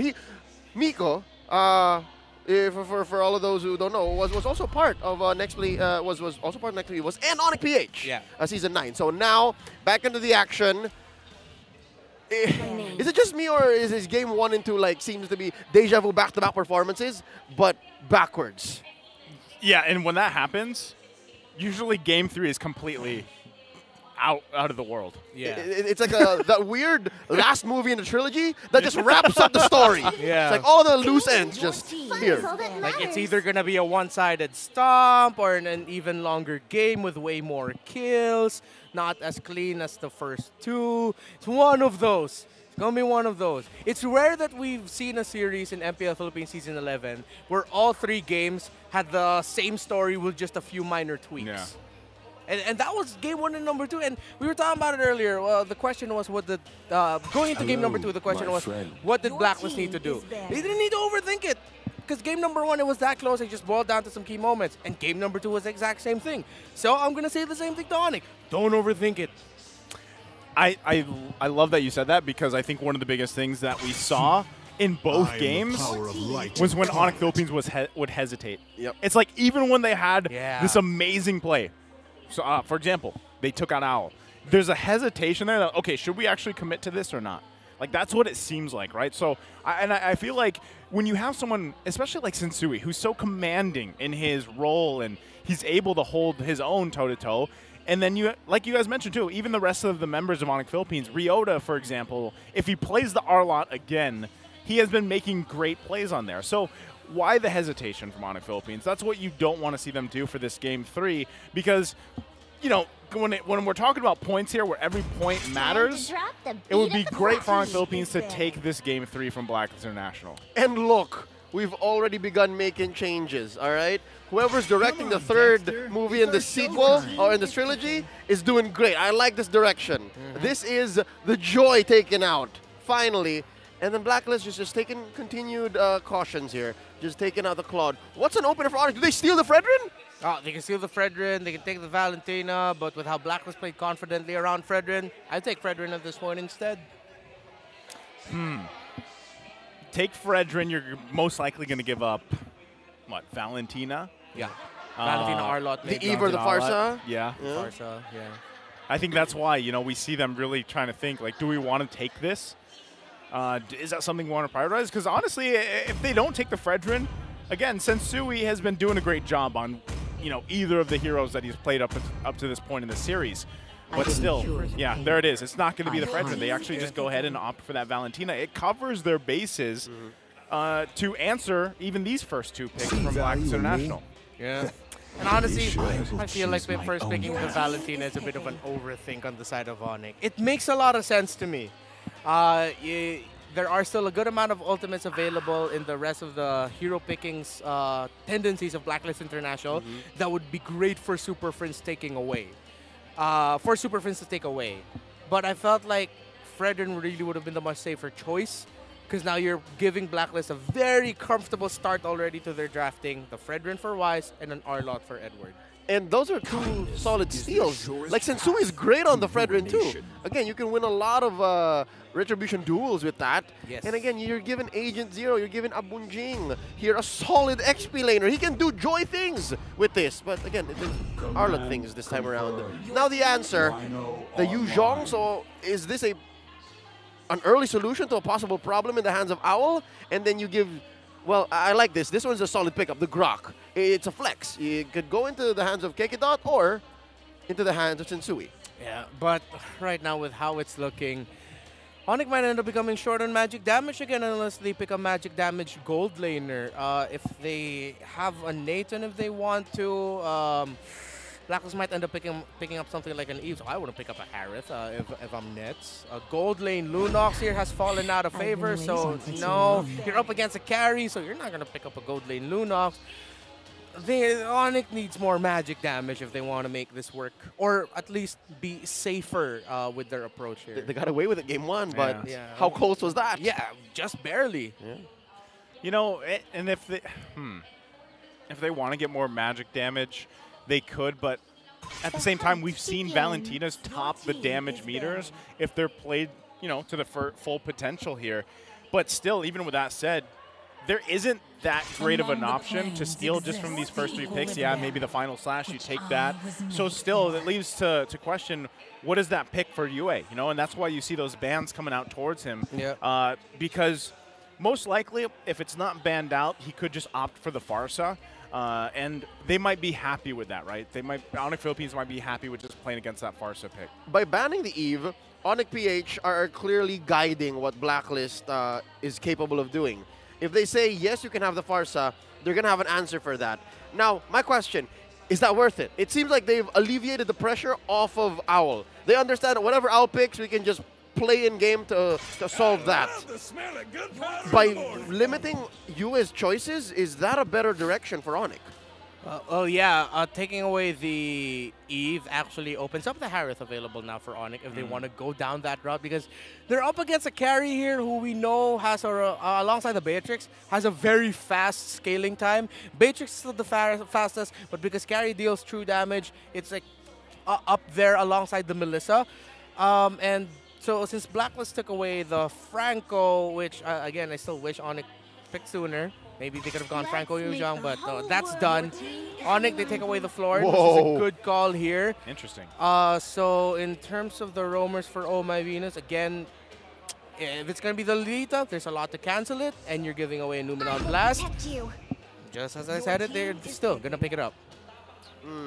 And this would help dish a little bit out of a little bit of slow if ever it is going to be a magic damage gold laner for ONIC. But to be safe for ONIC, they might even consider the Brody or the Melissa, because the Yulong and Grok are enough to provide space.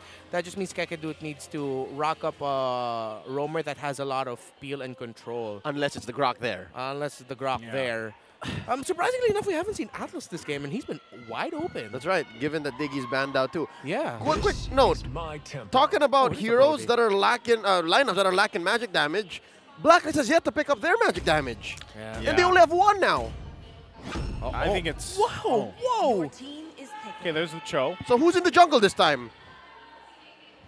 Huh. Yeah, it might be. It's still. I'm leaning towards a Roam Cho here.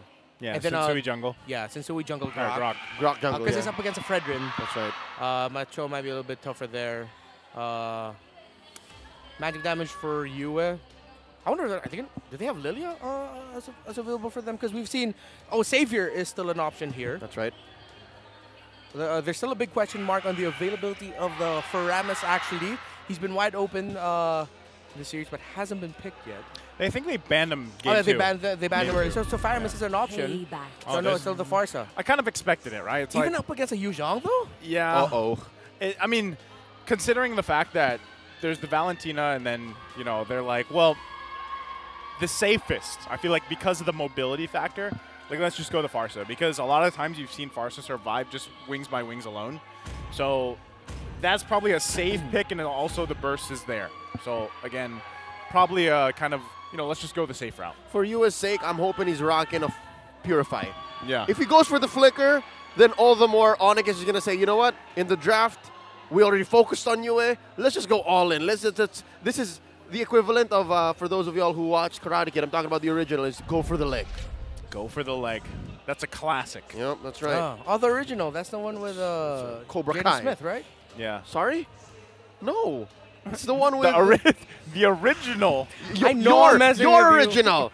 I know. You Gen Zer. Yeah. Sheesh. But by going over to the MDL for a single day, Redmar shaved 10 years off of his age. True. True. Only Is in Jackie, number, not is in Jackie look. Chan your Mr. Miyagi? He isn't? Who could it? Let's get back into the matchup. Game 3. Watch closely the XP lane matchup between Ryota and Edward. Oh, and also right off the bat, you see how Edward likes to play this R a lot, right? And after seeing two, actually, I would say majority of the Arlots we see in competitive play, run the tank emblem, I would say. It's unbending will. Yeah, and with Edward rolling this way, he likes to play a little more aggressive. Again, this just fits his play style really well. So we'll see how that kind of changes the course of this game. And like you mentioned too, UA's running that Purify, so he's got that available to him as well as Owl. Yeah. So this is great. Again, when you're looking at the way ONIC drafted and the way they're playing this early on, I bet they're happy to rock the Purify. Yeah. So, the pace here might actually be a little bit faster for ONIC, considering that it is Kekadut on the Cho this time. So it might actually still be very similar to game number 1 and 2, but expect a little bit more eagerness coming out. And I always forget that word. Surety. By Kekadut. Conviction. Conviction. There we go. Thank you. You're welcome. A little bit more conviction by Kekadut to make plays surprising. Because that's the power of the Cho here. He shouldn't hesitate. If it looks good that he can do the flicker, whole Jeet Kune Do, wave the dragon thing, do it.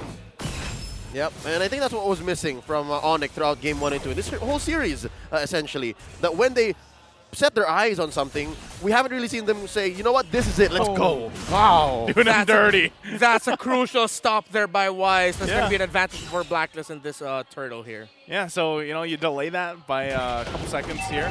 But, again, it's Sensui, right? And even if Ryota isn't there exactly right now, which he should make it up just in time, although he doesn't have the level 4, but hold on, mid lane! Oh, my Venus is now down. Uh-oh.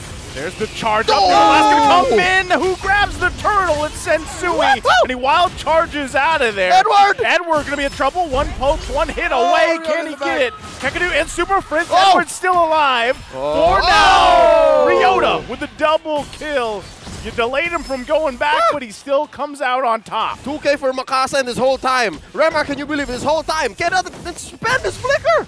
Oh man, how did he not have to use that in that engagement? It was Super Prince who used his flicker to get that Numenon blast capped off. And that's what Blacklist needs to watch out for here. Despite all that action, usually teams are used to saying no flicker on the Cho. There is still flicker on the Cho, and so they have to watch out. They might get kicked in the face from out of nowhere. Oh man, now that you mention it, Blacklist has held back I forgot. Hookadut.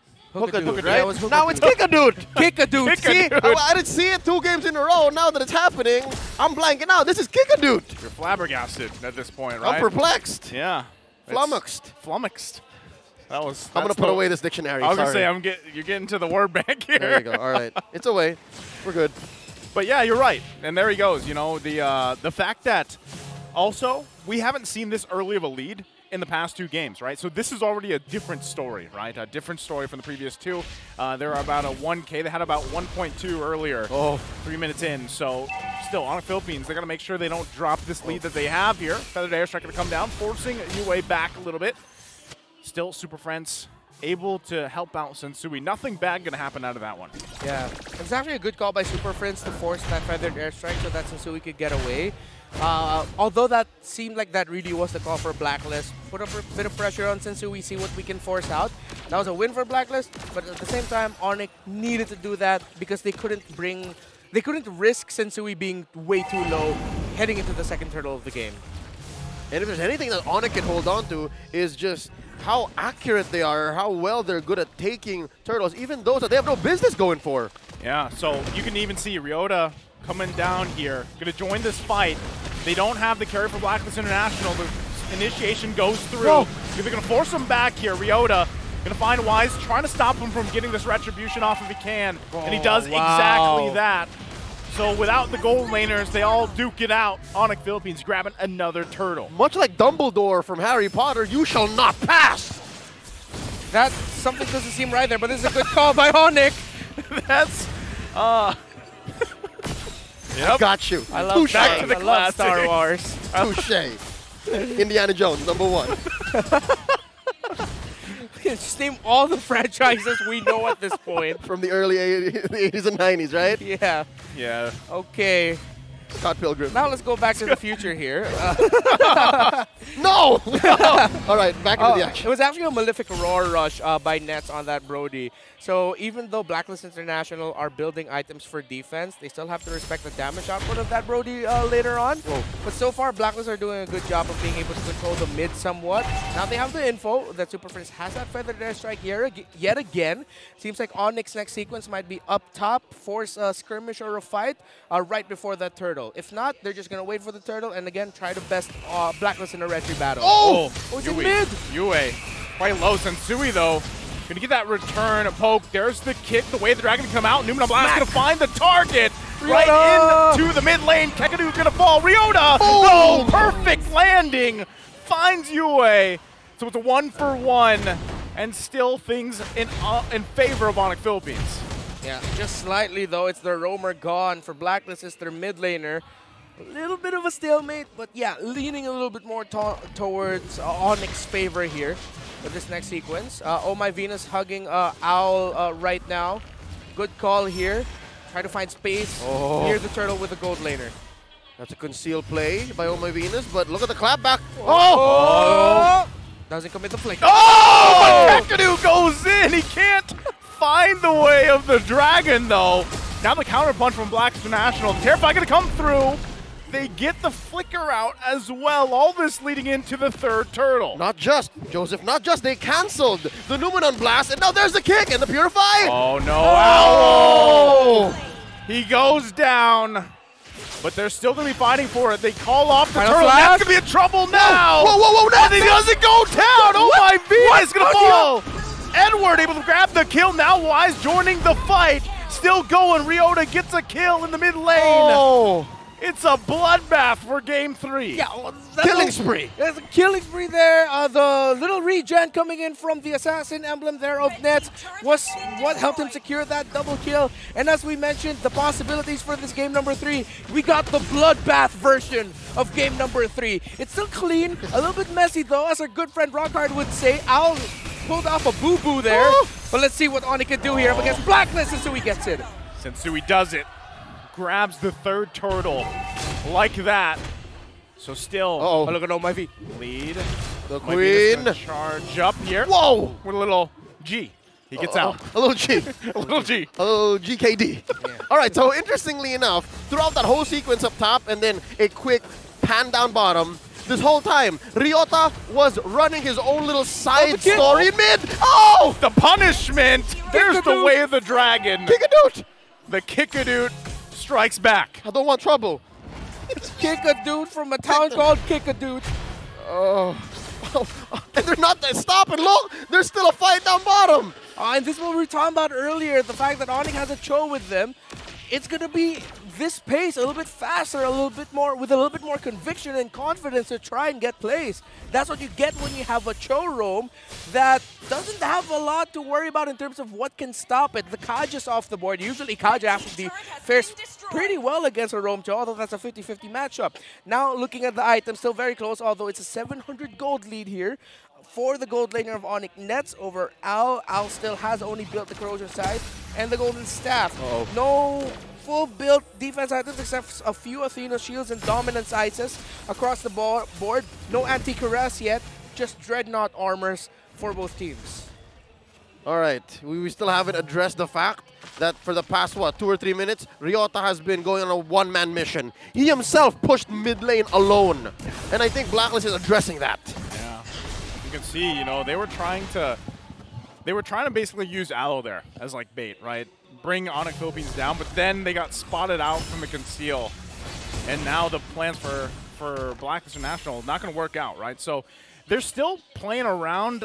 I mean, Al, but look at this. He's actually getting focused on by Ryota bottom lane. He's going to get chased down. Already used the Purify here.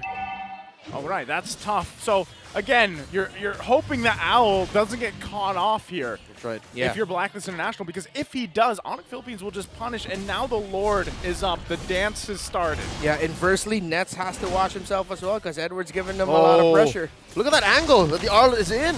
Yeah. This is a scary position. This covers Nets' entry. ONIC needs to be careful here. This is going to be big if Edward can pull it off here. Still, it's going to be less than half health. The charge up comes in. Numenal Blast is committed. Whoa. From Super Prince. Still holding on to it. Owl, though, making his way. Now Ryota comes through. There's the Numenal Blast. Sensui securing the Lord here. ONIC Philippines is on fire for these objectives. 6 Sensui, man. 6 Sensui. Could have sworn that that Lord dance was going to last a little longer. Wait for more, I'd say, safer windows, but Sensui just pulls the trigger there. Sensui! Again, how does he keep doing it again and again? The Retribution dual master of MPL Philippines Season 11, and that's coming from a team that is, again, clawing and crawling their way into a playoff slot. ONIC with a lot of conviction right now, really want to make it into SMX. Mr. Dude! Kick-a-dude. Looking for it. Oh! Gonna find Edward! And it's way too much CC. Nets grabbing the kill. Sensui does fall, though. So Owl picking up a kill off of that. Yeah, look at Wise holding the Lord down bottom, though. Can ONIC punish Wise here? Wise single-handedly taking out the Lord, though. They still have that tier 2 turret. Ryota gonna use the Black Dragon form. There's the kick. Do they have the damage, though? Nets trying to unleash. Can't get the stacks he's looking for. Turret Part Memory committed as well. Nothing, though. No one goes down. Turret in the bottom lane gonna go down, though. A lot of space provided by ONIC after that. So ONIC still in the lead here. But Blacklist, it's not like they're grasping at straw. It's still quite close. But ONIC have been pulling the right calls and making the right plays to solidify their lead. 11 minutes and 53 seconds and counting into this game. Sensui needs to take care of himself a little more. Yes, Earth and Force does great job at stopping the physical damage, which Blacklist has a majority of. But yeah, no, the carry deals true damage, and Yue is slowly building up. He has a Lightning Truncheon now and might build up, what, a Holy Crystal next? Divine Glaive usually has been the trend as the third item. Then all the better, spike it up. So yes, for Blacklist. Now for ONIC, Sensui needs to take care of himself more. Like, that's why that last engagement was looking scary. Like, he was alone, catching, what, both pinwheels and blasts from Yue. If ONIC PH want to solidify their lead even further. Oh, Sensui, you just said it, Leo! Like that! Oh, you're getting a wild charge out of there. The follow-up, though, Wise still on the hunt. Now Owl trying to provide the cover fire. There's the Kick-a-dude coming through. They're still going to focus on it. Ryota, though, going to find the mark. But look at the damage from Owl. It's too much. Now, Oh My Venus going to be in trouble. One hit away. The final slash to save the queen. Oh My Venus still survives. And it's only one down for ONIC Philippines. That was a game of inches. That last engagement, Blacklist got away with so much just by taking care of themselves. Just full-on situational awareness there. Oh, My Venus got out of the basic attack range of the Brody, and I believe the torn apart memory as well. It's still available for Nets, so he didn't get to use it. That was a win by Blacklist, and yeah, I agree with you with there, Leo. We saw it happen right before our eyes. Sensui needs to be a little bit more conservative now because Blacklist are on a Sensui hunting party. And the Sensui know that this is the position of Blacklist because he's sandwiched. Oh, Ryota got the info. Got the info. He sees him. So the rest of the team, you also, Blacklist International, also watch out for Kick-a-dude as well. So everybody fights for positioning here. Still going to be forced off from it. Sensui holding that Lord. Wise just letting them do the work. You know, at this point, they just want to get this advantage if they can find it as they make their way. Do they see Nets? Do they know he's here? And do they know that? All right, spotted Edward, so they know. This is vision. This is vision. Where is Nets? Where is Owl? The big question for both teams right now. Yeah, Super Prince also holding on to Numenal Blast. Feathered Airstrike going to be committed. Lord going to go ahead and get a reset going, taking the long way around. Yeah, the scenic route. Oh, no, Sensui taking the spin wheels, has to regen. Now it's Kick-a-dude. That was there to help him out. He's going to fall. ONIC need to reset this. They have to reset. Wise going to force them back here. Owl was working on the Lord, now joins the team fight. Bottom side also, Yue going to push them out. Owl unleashing on Sensui, get a wild charge out, a flicker out as well. Ryota takes the brunt of the damage. It's a mega kill for Owl. And just like that, the Ube trumps the banana split. And that's a reluctant split. ONIC wasn't counting on them being spread out like that. Again, reluctant. That felt like ONIC again trying to grasp a straw. Oh, what are we going to do here? Where are we going to position? They left Nets to the mercy of Yue and Edward. He couldn't join there. They didn't have their roamer yet. They still committed, but Blacklist had key abilities. A lot of big questions, questionable decisions by ONIC there that Blacklist answered with a massive conversion. They get Lord, they got kills, they got tower, Blacklist got lead. Just like that, the conviction that we were looking for from ONIC just vanished, and Blacklist put him right where they want him. They put him up against the corner and say, what are you gonna do now? Now that we have the Lord, now that we have all the lanes pushing in, and now that your gold laner can't even get basic attacks in, this is trouble for ONIC. It's a tough situation to be in, especially when just minutes ago you were up by, what, 4,000 gold. And even with that advantage that you had, you just lost that whole kind of the micro-macro fight. And now they got to deal with this Lord here, top side. They're most likely going to lose Tier 1, Tier 2, bottom side, Tier 2 in the mid lane, and have to defend in their base. Yeah, no magic penetration yet on this Valentine in terms of the items. Divine Glaive already in the hands of that Farsa. Blacklist has a lot of damage reduction items on them. Good amount of oracles, even though the Cursed Helm and Anti-Cuirassas. So they can survive some onslaughts here, they just have to be careful. Look at the angle by Kekidot. Yeah, he's decided not to. No dice. Let's just handle the Lord, he says. They already lost the top inhibitor turret. They're going to lose these ones in the other lanes. They should be able to defend if Blacklist International decides to take that route and force a fight, but they might also just take the discipline route as they back off here for now. And just like that, ONIC can breathe easy. Again, these waves are going to stop crashing at some point. We're about a minute and a half away from the next Lord, which should be evolved, and that might actually be the game changer. Man, they can't deal with it. I thought Kikadu was really trying to make a play there. That feathered airstrike was already gone. Yeah, it looked like he wanted to. Yeah. Again, the conviction, the confidence, the eagerness to try and pull off a play. I get why they're so disciplined, but it seems like as Blacklist has gotten the lead in this, ONIC have hesitated way more. Why is using maximum range retribution? Like right in the face of the members of ONIC. Like, yeah, nope, not even this orange. Not this one. Nope. Oh, that's okay. I wonder if they know that there's 3 members there. That's scary. If you're ONIC right now, you are still blind. Just assume that everything, every bush. Yeah. Everybody is everywhere. Oh, good. You're up. Stun check. Yeah, Kekadu going to get spotted.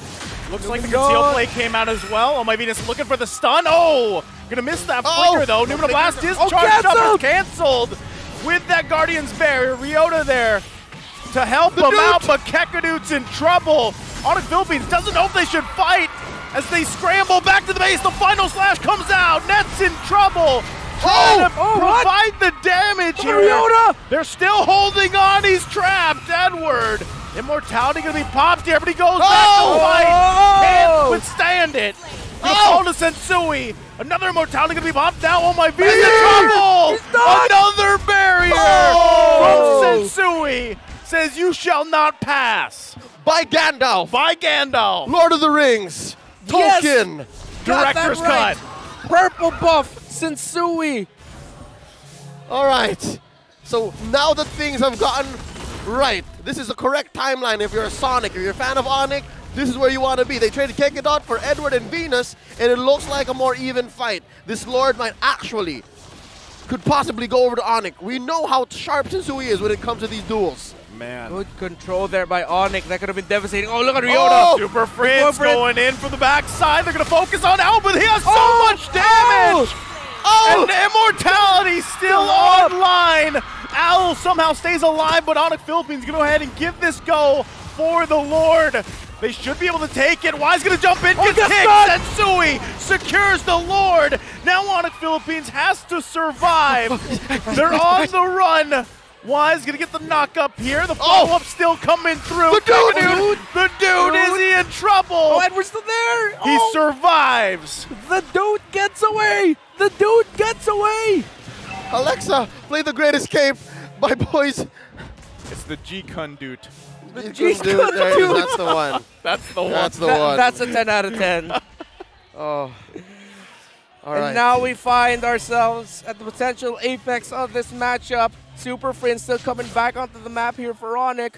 Blacklist International doing everything they can to stop this Lord, and they will. Sensui gets a stun, but the Lord isn't going anywhere. No conversion here by ONIC. Blacklist stops the Lord in its tracks.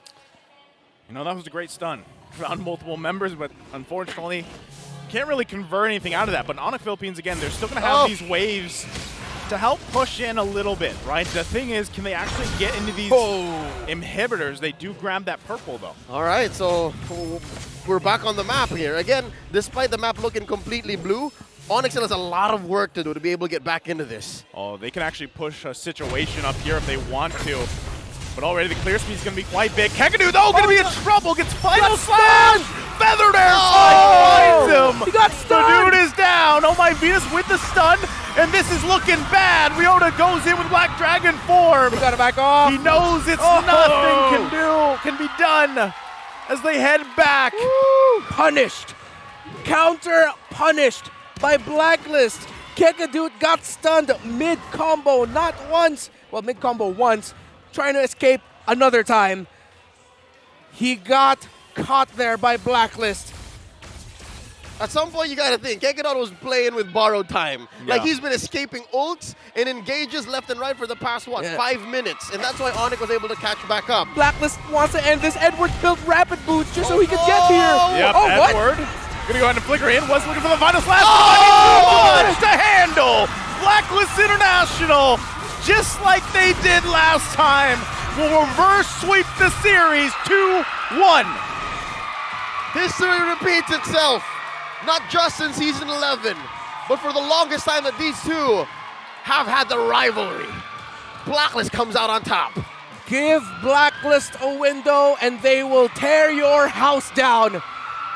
The forbidden door opened and kicked down by the code breakers. As you said, Leo, history has indeed repeated itself. And there are new characters in this long, faded tale of the black, white, and yellow. And a little bit of red. And a little bit of red. Oh, and ONIC is seeing red, man. This is a tough loss for them, especially since they're fighting for playoffs life. Yep. Well, they managed to grab 1 point out of this, but, you know, again, this is where every point counts here. And Blacklist International, this should now set them at about 20 points. They're sitting pretty well in the standings. But you got to give it up for ONIC Philippines. They've definitely found improvement. It's just they need the biggest thing here, and we have been saying this throughout the series, is that hesitation factor. Yeah. And they can just fix that, they're in good position. It's so evident, especially towards the later half of Game 3. Yes. At some point, you could have sworn there was a visible switch that got flicked and like, yeah, now we're not so sure. Yeah. And you rarely saw that. We rarely made a call for Blacklist hesitation. I mean, with the commands and the veterancy of my Venus and Wise and, of course, Edward there as well, they're a team that usually does not hesitate. And it was that difference factor between the two, where ONIC hesitated a little bit more, Blacklist did not, and so that's how Blacklist found turnarounds. The moment they saw that Kekadut was stunned under tower, they committed abilities to take him down because they know without the roamer, it's going to be a difficult escape for the members of ONIC PH. And yes, breaking news, with that result, Blacklist International has secured their playoff slot. Yep, and now with that, maybe this allows room more for Blacklist to rewrite the code going into the playoffs. Despite that, I think they should stick to whatever's working here. Who knows? Maybe they might even clutch an upper bracket slot. That means 2 lives when they're trying to go for that Grand Slam. The dreams for Blacklist to finally bag an MSC title are still not dead. I know I'm looking forward a few steps on, but again, who doesn't want to see that? Who doesn't want to see a Grand Slam team in the MPL? Either way, I gotta say, this is now that we have what, 3 teams that have secured their spot in the playoffs. World champions. World champions. Multiple types of champions. And now, you know, this makes things a lot more interesting as we get to those last couple of matches. The last weeks here. And this is only day 1 of, you know, week 7. Who knows what more is in store? And even what we saw from last week, right, where TNC had a huge upset. Well, they play later, right? Yeah. So who knows what's going to happen with that? Yeah, if you're ONIC, you should be proud of yourself, although we know they would have wanted to get that win, even maximize those 3 points. They got a point out of this matchup. And we are at that point in the regular season where every point you could get really matters. So for ONIC, it wasn't the result that they probably wanted, but at least they got points out of it. And at the same time, these 2 teams set the bar for this week. That was our opener for week 7, and it was a great one. You know what? I'm not ONIC, but I'm proud of them. They've shown us exactly why in each role they are in the running to be one of the best that you remember from Season 11. Again, the way Ryota played here, the way Kekidot has grown, man. Now he's earned himself another nickname, Kikadut. Definitely something to watch out for. But again, how those all gel. And when you put that up against some of the best teams in the world, here tonight against Blacklist International, there's still a lot to work on. So they have very little time left, but at least they can hold out for the fact that it's not too late. It's not over just yet. And this game 3, too, was also another great showing from Owl. You know, after seeing that, you know, seeing him last week and now playing here in this matchup, and it's the same hero that he had one of the outstanding. I can't remember if he got MVP for that carry last week. Carry. He did, right? He did. He I don't know. He probably got it in this game because the guy was unleashed, basically. And, again, running that Purify, half the time he was still playing super. That's what I noticed about Owl. He was so confident in his capabilities and, like, his mechanical prowess as a player that half the time he's playing aggressive and it's calculated aggression and then ends up working for him. So I don't know how long that's going to work for him until it's actually punished and teams notice that, but you'll see it from the highlights later on. It's frozen H2O in his veins, right? Ice in his veins is what we mean. Let's go ahead and throw over to Mara Aquino. She's on stage with Blacklist International for their winning interview.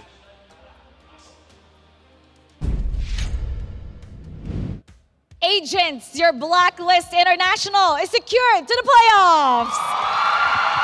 Yan ang pag-usapan natin. What's going through your mind, guys, right now? Playoffs secured na kayo. Does this mean, makakahinga na kayo ng mas better? Or what's happening? You think it's less pressure now?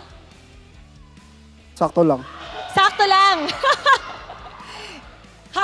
Let's talk about the playoffs total talaga. Like, you guys knew you were gonna make it to the playoffs kaagad-agad today. Siguro? Siguro, oo. Ba't natin binigyan dito yung mic? Bigyan natin. Hello. Ito, yan. There you go. Okay. Ikaw naman, para may mic time ka naman. Okay, anong pinag-usapan ng ikaw yung insider namin, okay? Anong pinag-usapan ng team bago pumunta sa larong ito? Because ang nakasalalay ngayon, playoffs, and you guys have made it. So inside scoop, coming here, nasa bootcamp, papunta dito, what happened? Hindi ko po alam eh. Wala naman po pinag-usapan. Wala, so is today just like a regular day? Opo. Okay, alright. Now, balikan natin si Edward naman. Kasi Edward, game number 2, sobrang wow yung ginawa mo. Talagang binalikan mo lahat ng mga, you tried to get all the players na nag-retreat at dahil doon, nakakuha kayo ng opening to turn the game around. Tell us what happened there kasi parang nanggigil ka doon. And kaninong call yun? Sorry, ganun po kasi yung yung diskarte ng XP kapag mang-zone ng kalaban eh. So ayun, ginawa ko lang po yung trabaho ko, mang-zone ng kalaban. Alam mo, kinikilig lahat. Every time sumasagot ka, nakayuko, tapos yung hair mo gumaganon. Parang nagsusolidify sa mga ginagawa mo na Hall of Legends nominee ka. Marami na ba nagme-message sa'yo na sinasabihan ka they're gonna vote for you? Because we see the social media and you have a lot of support. Opo, may mga nagme-message po sa akin na nangingi ng picture sa akin para ipapost sa page nila na pang-nominee daw, ganun. Binibigay mo naman. So yun ang key. Sabi ko, kuha na lang sila sa page ko. Ayun. Okay, let's invite everybody para naman bumoto sila sa'yo para sa Hall of Legends. Invite them to vote for you. Oh, it's okay. Invite nyo ako, invite. Invite nyo ako guys sa Hall of Legends. Para kabilang na ako sa isang legend. There you go. We have one opening para sa Season 11. So make sure your vote counts. Now, you have about 3 games left. Next is RSG. Nung first round, I believe na-sweep kayo ng RSG. Meron pa kayong NXP and I believe Bren. So now that your playoff secured, are things gonna be a little bit different, especially the next round going up against RSG? Because we know how hungry they are. We know how strict Coach Panda is and how he tries to correct everything sa kanyang koponan. How about for you, Coach? Coach to coach. Siguro mas gigil kami gumawi ngayon kasi na-sweep kami last time na nagkita kami. And now you have 3 more remaining. What can we expect differently from Blacklist International? Sa ngayon kasi siguro ganun pa rin. Hindi ko alam kung mailalabas na namin yung mga iba pang strat kasi nag-prepare din kami para sa playoffs. Okay. But what's really important now? Agents. They've secured the playoff spot. Congratulations. Job well done, Blacklist. You may now take your bow and go ahead, take your walk.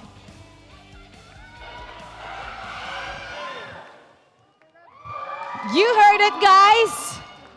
Mas gagalingan pa nila at etong si Edward iniimbita lahat na pumunta kayo sa ating website to vote for Hall of Legends. Any of your choice. We got one opening for another legend inductee. And now hihimayin natin ang laban ng Blacklist International and ONIC Philippines casters. Pass up. The young man is a 3-time MPL champion, a world champion, and a multi-time Grand Finals MVP. He has a strong case. Yeah, man of many names. Safe to say, yes. Yeah. A lot of names, a lot of trophies, a whole legacy. I completely get it. I'm sure everyone in the world understands why he is a favored nominee right now for the Hall of Legends in Season 11. Just this close to being called Legend Zero. Now, with that being said, in just a bit, we are going to cover and talk about what happened exactly in Game 3 to give a better picture of what exactly happened in the series as a whole. And for that, we're going to go over talk with Renmar Santa Cruz. Man, I hope you're ready because Game 3 was quite a doozy. It really was. Okay, similar story to Game 1 and 2, but with a little bit more spicy moments. Of course, again, we mentioned earlier, that's what you get when you have a Cho in one of the teams that's playing in a game. A little bit more fast-paced. Conviction, confidence to call a play is a little bit lacking in ONIC PH at times. What we have to talk about here, though, to put a little bit more focus on that we couldn't talk about a lot during the game, is a difference in marksman pickups. Brody was a great choice for ONIC. Although I am partially leaning towards the thought of that lineup could have been great for a Melissa because of the space being provided already by their Yuzhong, their Grok, and the Cho. I understand why probably they picked up the Brody, was a little bit safer. They're up against a Farsa. They also would want a little bit more of the ability to move while basic attacking, considering that Nets would have to watch out for the Feathered Airstrike and for the Numenon Blast of the Lolita. Plus, they are up against the Lolita, so if ever they're not careful, the Lolita could have blocked the damage coming in from the Melissa. On the side of Blacklist International, though, you have a carry with, again, Purify. Not Flicker or anything like that, because Al knows he just needs to get rid and time the use of his Purify, either with the Petrify or the knockup of the Yuzhong. You can interrupt that. You'll have a small window that you're also going to be immune to a little bit more control abilities. The combo of one Yuzhong with those gone, or maybe with whatever control ability ONIC would want to dish out. Blacklist changes their formation. They collapse onto Al to make sure that he's well protected, because Al, on this MVP performing carry, will maximize his Phantom Step dash and just free hit like a madman. Of course, it helps to have the Quantum Charge emblem on him to make sure that he gets a little bit more movement speed when he wants to sidestep. It was a game where we got to see eventually the weight of the difference of marksman picks. The difference of the fact that the true damage being dealt out by carry. Fast basic attacks versus slow basic attacks that deal a lot of damage. Today, it was fast basic attacks that won it out, along with the other factors that we mentioned. In the interview that we've had, the little segment that Mara had settled this with Ghost Record and Mikophobia, our two guests for today. Well, Mikophobia was talking about Ryota and how he would be the X factor here in this matchup for ONIC, and he really was. Ryota had a fantastic game on this Yuzhong, doing everything right. Hard to find the wrong initiation for him. Most of the time, it was Ryota making the right play at the right time, such as this early on. And the Yuzhong was one of the biggest factors that Blacklist International was watching out for, because again, they had a Pharsa onto him. Yue has made a name for himself as being someone who positions incredibly well as a Pharsa. Got punished on here, but it wasn't that difficult a game for Yue as Pharsa as I thought, or a lot of us thought it would be. Great positioning, great timing with the use of the Purify, and then not being shy to use the wings by wings to actually get into position instead of just as an escape tool. That was a good call. Inversely, for ONIC this time, Sensui again on point. In this series, in this game specifically, Super Prince also had his highlights. It was Kekadut and Nets who struggled somewhat. Nets, although at some point he was sitting at 4-1 and 0, at the same time as I was sitting at 4-1 and 0 actually. As Blacklist adjusted their approach into team fighting, we got to see the carry pop off even more and the Brody struggle. Understandably, Nets really just slowed down his entry in team fights. He really bided his time, but him waiting too long meant that Blacklist had a bigger window of being able to deal damage freely without having to worry about the marksman of ONIC. And of course, the clinching play that ended it all, Kekadut getting stunned mid-combo under tower, Blacklist punishing. Classic Blacklist. ONIC, a lot of good things to watch out for here though, of course. They got points, but Blacklist on point, playoffs mode. I'm a believer in Owl. This young man has earned his spot in the main 5 of Blacklist International, and I'm excited to see more of him. Joseph. So I was going to say the same thing. Ditto. You know, and at the same time, we got to see just exactly how that new lineup, or that plug-and-play lineup of Blacklist International, can work for them over the past couple weeks. And I can't wait to see more, and hopefully ONIC Philippines can also adjust before time runs out. Yep. And with that, we would like to give everybody a reminder that the deadline for sim registration is coming up. Again, that's the end of the month in April, April 26th. If you do not do that, well, your sim's going to get deactivated, all right? Just like your MLBB profile, everything that you've worked on this sim, your number included, all right? Even some of your social media might not be accessible anymore. So please, heed our warning. Please register your sim before it gets deactivated. Go ahead, visit smart.com.ph/simreg. Coming up next, will Biyaheng Tagumpay continue chugging on through alongside Echo Express, because TNC will be facing off against our M4 World Champions later on. On behalf of Renmar and Naisu, my name is Leo at your service. We'll be right back.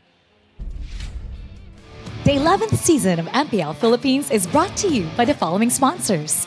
Smart, the official tournament telco partner of MPL Philippines Season 11.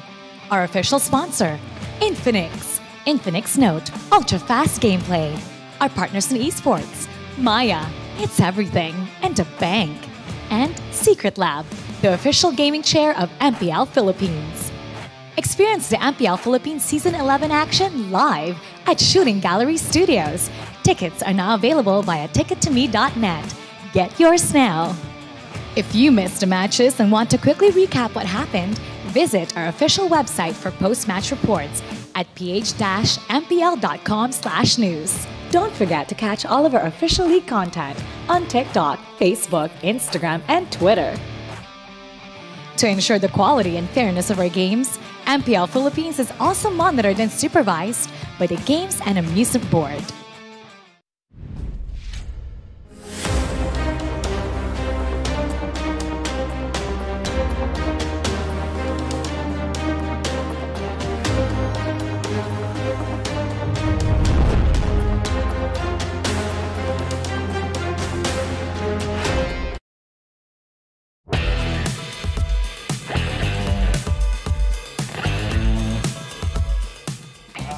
sa amin ng teammates ko, tapos sana makabawi kami sa Blacklist.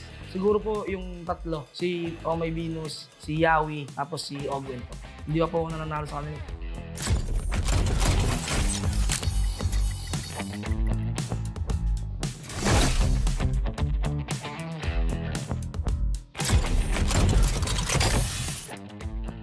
Hi, ako si Miko, ang roamer ng Smart Omega. At ngayon, i-breakdown natin ang nagawa kong play ng Game 1 laban sa RS. Movement ng Smart Omega, so may top lane sila dadaan. May flicker si Miko. Importante makita kung saan nga ba magmumula ang setup. Pero si Natsay nasusunog na agad. Pero may umikot. Better is a Glycine doon sa likod. Si Kelra pala talaga yung target nila. Mukhang mapapatumba pero hindi! Kelra will stay alive!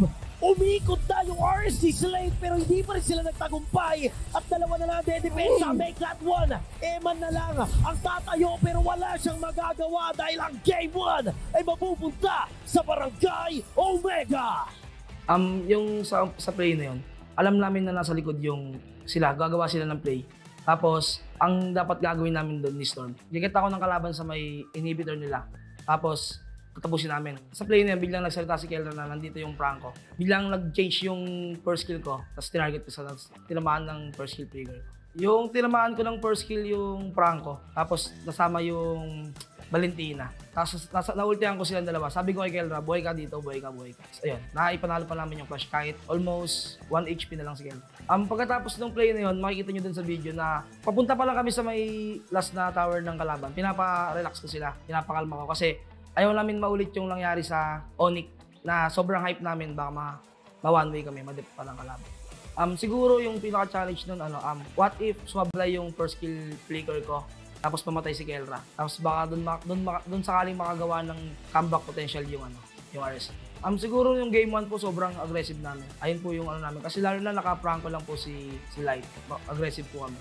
Kaya mo siyang i-vision ng hindi ka mababawasan kasi hook and second skill lang naman yung Madali siyang palisin sa bush. Lalo na sa early game, walang gaanong kakonect yung pranko. Walang burst gaano. Parang sa draft, lalo na yun sa game 3. Expect namin na tinalo kami ng game 2 ng Lance. So si Coach Eto Max, gumawa na siya ng play na pag inopen yung Lance, ipipick na kalaban. Tapos kukuha na agad kami ng lalamang sa kanila. Sa Arlot Lance kasi, di ba, yung sa bawat may sumisisi, may nagkakaparang second skill si Arlot. So sa turtle fight, malakas kami masyado. Kasi yung Fredwin, puro siya CC. Tapos yung Arlot, second skill lang siya ng second skill. Tapos may pang-lockdown kami sa Lance, which is yung Kadja. So hindi gaano makakontest si H2. Siguro po kasi sobrang laki nung lamang ng Cobra sa lalo na buff siya. Parang may buff siya na yung first skill niya po, hindi naririnig sa bush yun. Ayun po yung kailangan po muna hanapin ng kalaban yung Cobra. Tapos kapag di nila nahanap, hindi mo na naririnig, malayo pa yung vision, malayo pa yung range ng first skill pati trigger.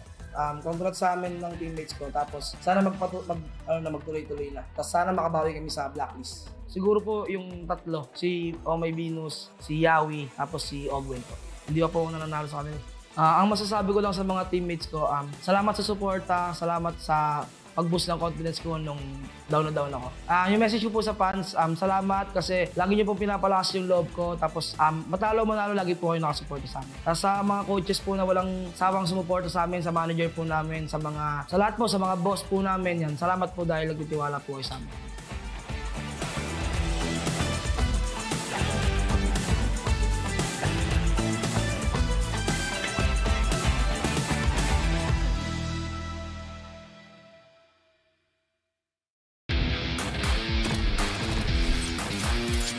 Hi guys, this is Sona at ito ang ating top 5 plays for Week 6 ng MPL Philippines Season 11. We are going back to Hawk City because on our 5th spot is Benting's Franco pick na tumalo sa Bren Esports noong day number 3. 16 minutes into the game, 10,000 ang lamang ng Bren Esports in terms of gold at mukhang makukuha na naman nila ang series na ito. Maganda ang ginagawang depensa ng Phoenix Army at naghahanap na lang talaga sila ng opening to turn this game around. Meanwhile, makikita ni Benting si Pandora na umaaligid sa may purple buff. Agad siyang magpapakawala ng Iron Hook, sabay flicker pa atras, tapos Bloody Hunt para mapuwersa ang Bren Esports na makipaglaban. From that initiation alone, nakapag-snowball ang TNC hanggang sa mabaliktad nila ang laro to upset the Week 6 top seed Bren Esports and snap their 9 match winning streak. Oy, tawak! Nakuha nila, pero kaso nga lang si Few, doon na sa may bandang likuran. So wala rin yung follow-up, pero immortality pa. Bentings is down. Few ang mapapatumba at siya yung magiging trade. Pero penalty zone, huli ng dalawa. Super Marco with a flicker. May minions sa bandang itaas, pero dalawa. Ngayon ang mahuhuli nila, Super Marco. Sobrang low at mapuputukan pa. Escalera, nagwawala na. At si Calteasy na lang dito ang magsasalba, pero mukhang hindi. Dahil apat pa ang natitira. TNC, matatapos na ba? At mukhang ito na nga ang katapusan ng win streak. Phoenix Army naglalagablab na. On our fourth spot is Super Marco with his Beatrix nung Day 1 kontra sa NXPE. Almost 15 minutes in the game, lalabas ang ikalawang lord ng laro at nagbabalak ang NXPE na i-contest ito despite Bren Esports having over 10k gold lead. Sisilip si Boy TR sa Tribush pero tatapatan siya ni Super Marco, Ogwen at Flap TZ, forcing him to commit his heavy spin. Super Marco will then flicker out. Raratratin niya si Boyet gamit ang Nibiru at tatakbo palayo si Boyet para tumakas. Pero Super Marco will continue to pursue. Ilalabas niya ang Renner and with the exact precision ay buburahin niya si Boyet DR sa mapa. Backing off. Super Marco! Sina Kyle TZ at Few naman ang bida for our top 3 play nung laban nila sa Day 3 versus TNC. 12 minutes in the game, makikita ng Phoenix Army si Few sa bottom lane na nag-clear ng minion wave kaya nagbalak silang bigyan ito. Popping off conceal, pumwesto sina King Kong, Bentings at Innocent sa bush, waiting for the right timing. Pero ang di nila alam ay nagtatago rin sa kabilang bush si Kyle TZ. Kakagatin ng TNC ang pae ni Few pero pag sasapak-sapakin sila ni Kyle TZ para mabaliktad ang kanilang ambush. Easy, mukhang naging bait lang si Few at saka makakuha ng kill. Innocent is down. Gawin na rin natin to kay Bentings. Tampok sa ating second spot sina Kelra and Miko noong Day 1 laban sa RSG Philippines. 14 minutes into the game with a whole map under Omega's control. Balak na nilang ubusin ang mga natitirang inhibitor turrets ng RSG. Meanwhile, nakatago sa purple buff pit si Light and Exort preparing to flank. Popping off conceal, tatargetin nila si Kelra pero Miko will be there to save the day. Gamit ang Tyrant's Revenge, sabay flicker at ultimate, maliligtas niya si Kelra sa pagkakakagat at tatapusin na nila ang first game of the series laban sa Raiders. Make that one! Eman na lang ang tatayo pero wala siyang magagawa dahil ang game 1 ay mapupunta sa Barangay Omega! Deja vu. Back on the top spot is Benny Cutie with another backdoor play noong Day 2 laban sa ONIC Philippines. 40 minutes into the game, magaganap ang Lord Dance para sa Luminous Lord. Sinasayawan lang ni Sensui at Cartesi ang Lord habang nag-aantayan ang dalawang kupunan sa kanika nilang timing. Mapapagala si Kekedot sa bush sa taas ng Lord Pit at kakagatin siya dito ni Yawi ng Bloody Hunt. Bibitawan naman ni Carl ang Lord to follow up at magkakaroon ng teamfight sa pagitan ng dalawang kupunan. Pero hindi makikisali si Benny sa labanan. May makikita siyang lumpon ng minion sa bottom lane at agad siyang tatakbo to seize the opportunity. Patuloy na papalaga ng Orcas ang Hedgehogs para pigilan silang umuwi to give Benny all the time he needs to end the match in a classic Echo fashion. Napalo up at si Benny dito. And this time around, meron pag-battle play pa rin Lord ay nakuha ng Echo at si Benny Cutie. Oh my G! Another backdoor play! Wow! Bawal pumikit kapag Echo ang kalaban nyo sa Lord! At yan ang ating top 5 plays for week number 6 ng MPL Philippines Season 11. Paalala lang may dalawang teams na tayo na secured na for the playoffs at palapit na ng palapit ang end ng regular season. Let us know in the comment section yung most awaited matches ninyo in the remaining 2 weeks at magkita-kita ulit tayo this Friday para sa week 7 ng ating regular season. Paalam!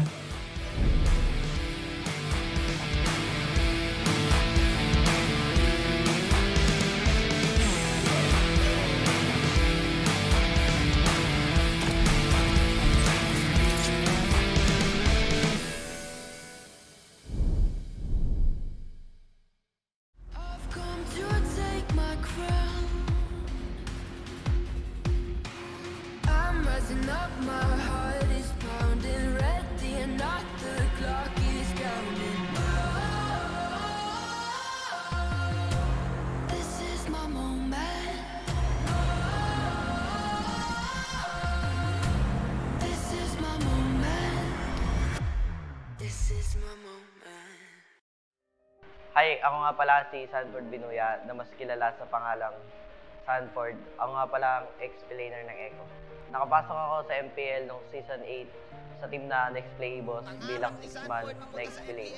Di naging maganda yung run ko sa org na to at nawala ako sa pro scene noong Season 9. Hanggang sa nabalitaan ko kay Yawi na aking former teammate na nasa Echo na ngayon na may open tryout sa team nila. At sa kabutihang palad, natanggap ako sa team na Echo. Dumaan yung Season 10, pero hindi namin ako yung kampyonato. Pero isa kami sa naging representative sa M4 World Championship. Hindi namin nasaan na sobrang dominating namin sa M4 hanggang sa upper bracket. Pero talo kami sa upper bracket finals at nakalaban namin sa ibaba yung RQ at nanalo. Nakapasok kami ng grand finals at nakalaban namin yung Blacklist International na defending champion. At ngayon kami na yung world champion. Siguro yung favorite pro player ko is si Cartini. Kasi isa siya sa mga greatest player of all time. Ang favorite food ko is spaghetti kasi lagi ako present sa mga birthday. Kapag wala akong ginagawa or pag nasa bahay ako, ginagawa ko is maglalaro ng billiards or manood ng anime.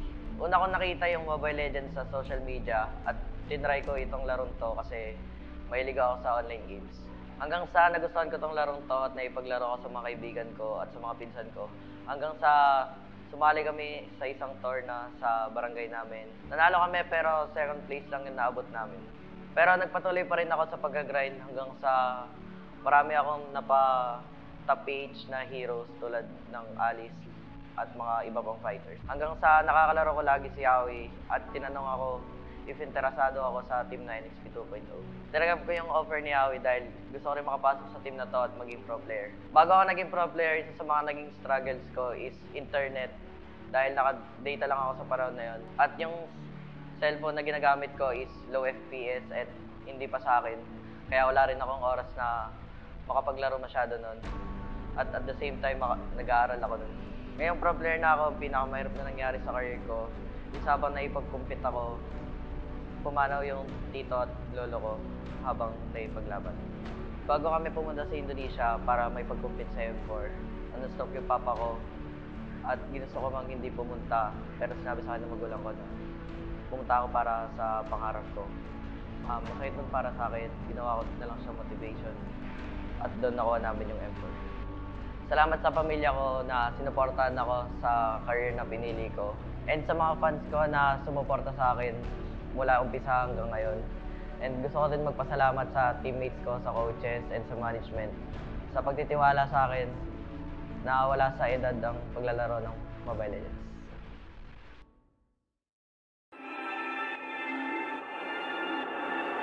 Lahat ng manlalaro, lahat ng teams ngayon ay gustong isemento ang kanilang mga sarili sa kasaysayan ng Mobile Legends sa Pilipinas at talagang uhaw na uhaw para matawag na pinakamalakas sa buong mundo. Sa baluarte ng pinakamalalakas, panigurado, walang ibang daan kundi pataas. Sa gitna ng dismaya, pagdududa, pagkatalo at pagkadapa, bumabangon ng tunay na malakas. Itinatakda ang may sikmurang magpatuloy, pero basang-basa ka na nila. Wala ka nang mailalabas na hindi pa alam ng lahat. Wala ka nang maluloko dito dahil lumilipas rin ang mga alamat. Kumakalat ang kawalang katiyakan. Ito na ang katapusan ng mga nagbabalat kayong Diyos. Umuusbong ang bagong dugo para ibagsak ang nagmamataas. Kaya mo bang sumabay dahil walang naglalakad ng paatras at walang ibang daan kundi pataas?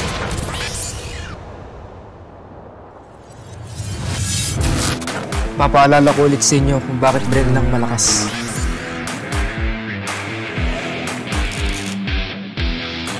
Hindi tatalab sa akin mga bala nyo.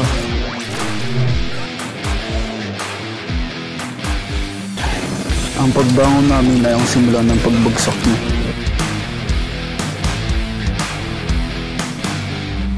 Takbo habang may lupa.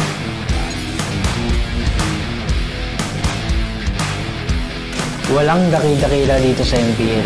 Ngayon nyo makikita ang tunay na lakas ko. Hindi nyo alam kung anong klaseng bangungot ang kaharap nyo.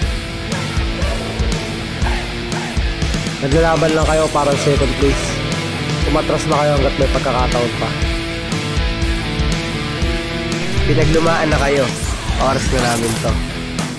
Pupulbusin namin ang bawat isa sa inyo.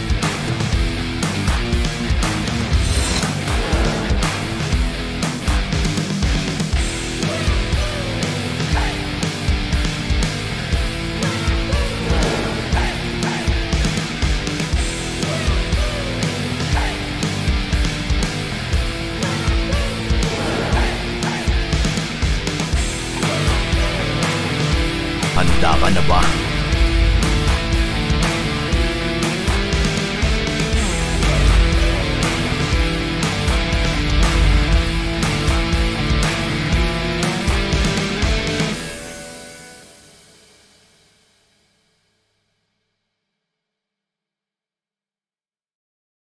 Did you know that you can switch networks but still keep your number? Now you can go with the Philippines' fastest and best mobile network.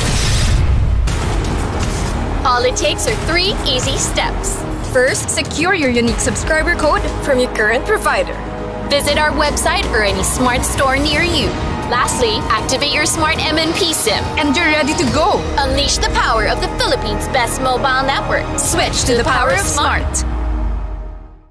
When you're in moments that matter most, at last, we time. Live them fully with Smart Power All 99. For 99 pesos, get 8 gigabytes of all-access power. To play. To laugh. To love. Plus, unleash TikTok. And unleash text. Live in the moments that matter most. Today, with Smart Power All 99. Sa 8 gigabytes, ang dami mong masashare. Daming kontenta. Ganyan pagsikat. TNT Double Giga Stories Plus. 8 gig, 50 pesos lang. Load na!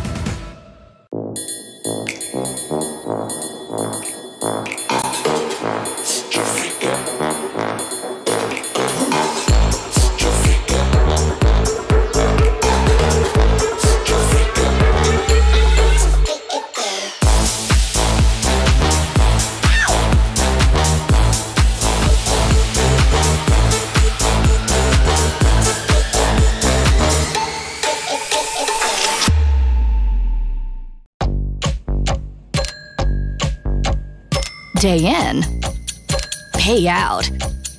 Choose the bank that gives you interest every day with Maya.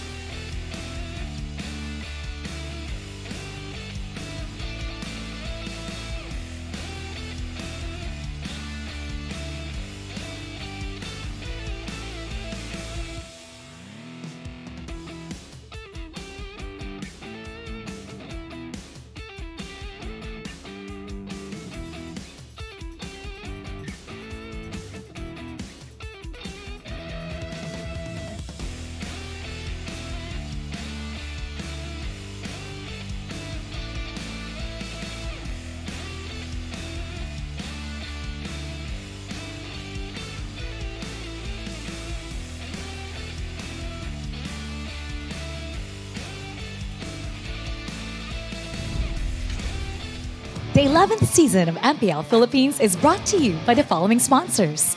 Smart, the official tournament telco partner of MPL Philippines Season 11.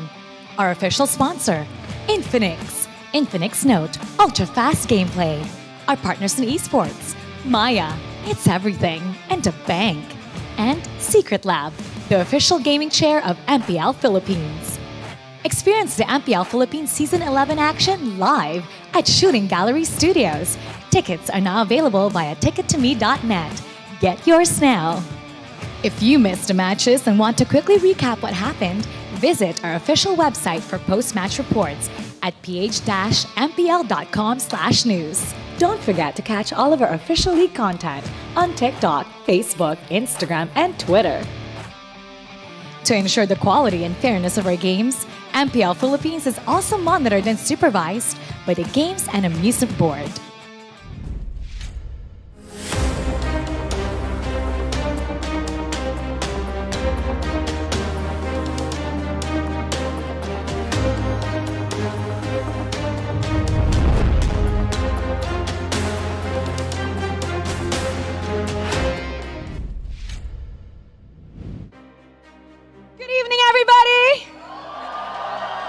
You're tuned in to witness the strongest MLBB players in action. This is MPL Philippines Season 11. Over the course of their campaign, the Phoenix Army has been full of surprises. Gold Lane Zilong, Jungle Hanzo, full swaps in mid-series. And the latest, well, the greatest upset of the season. As they continue their journey, can Bentings and Biyahing Tagumpay capitalize on their momentum to save their playoffs chance against Yawi and the Orcas? That's what we're gonna find out. This is TNC Pro versus Echo. Casters, pasok!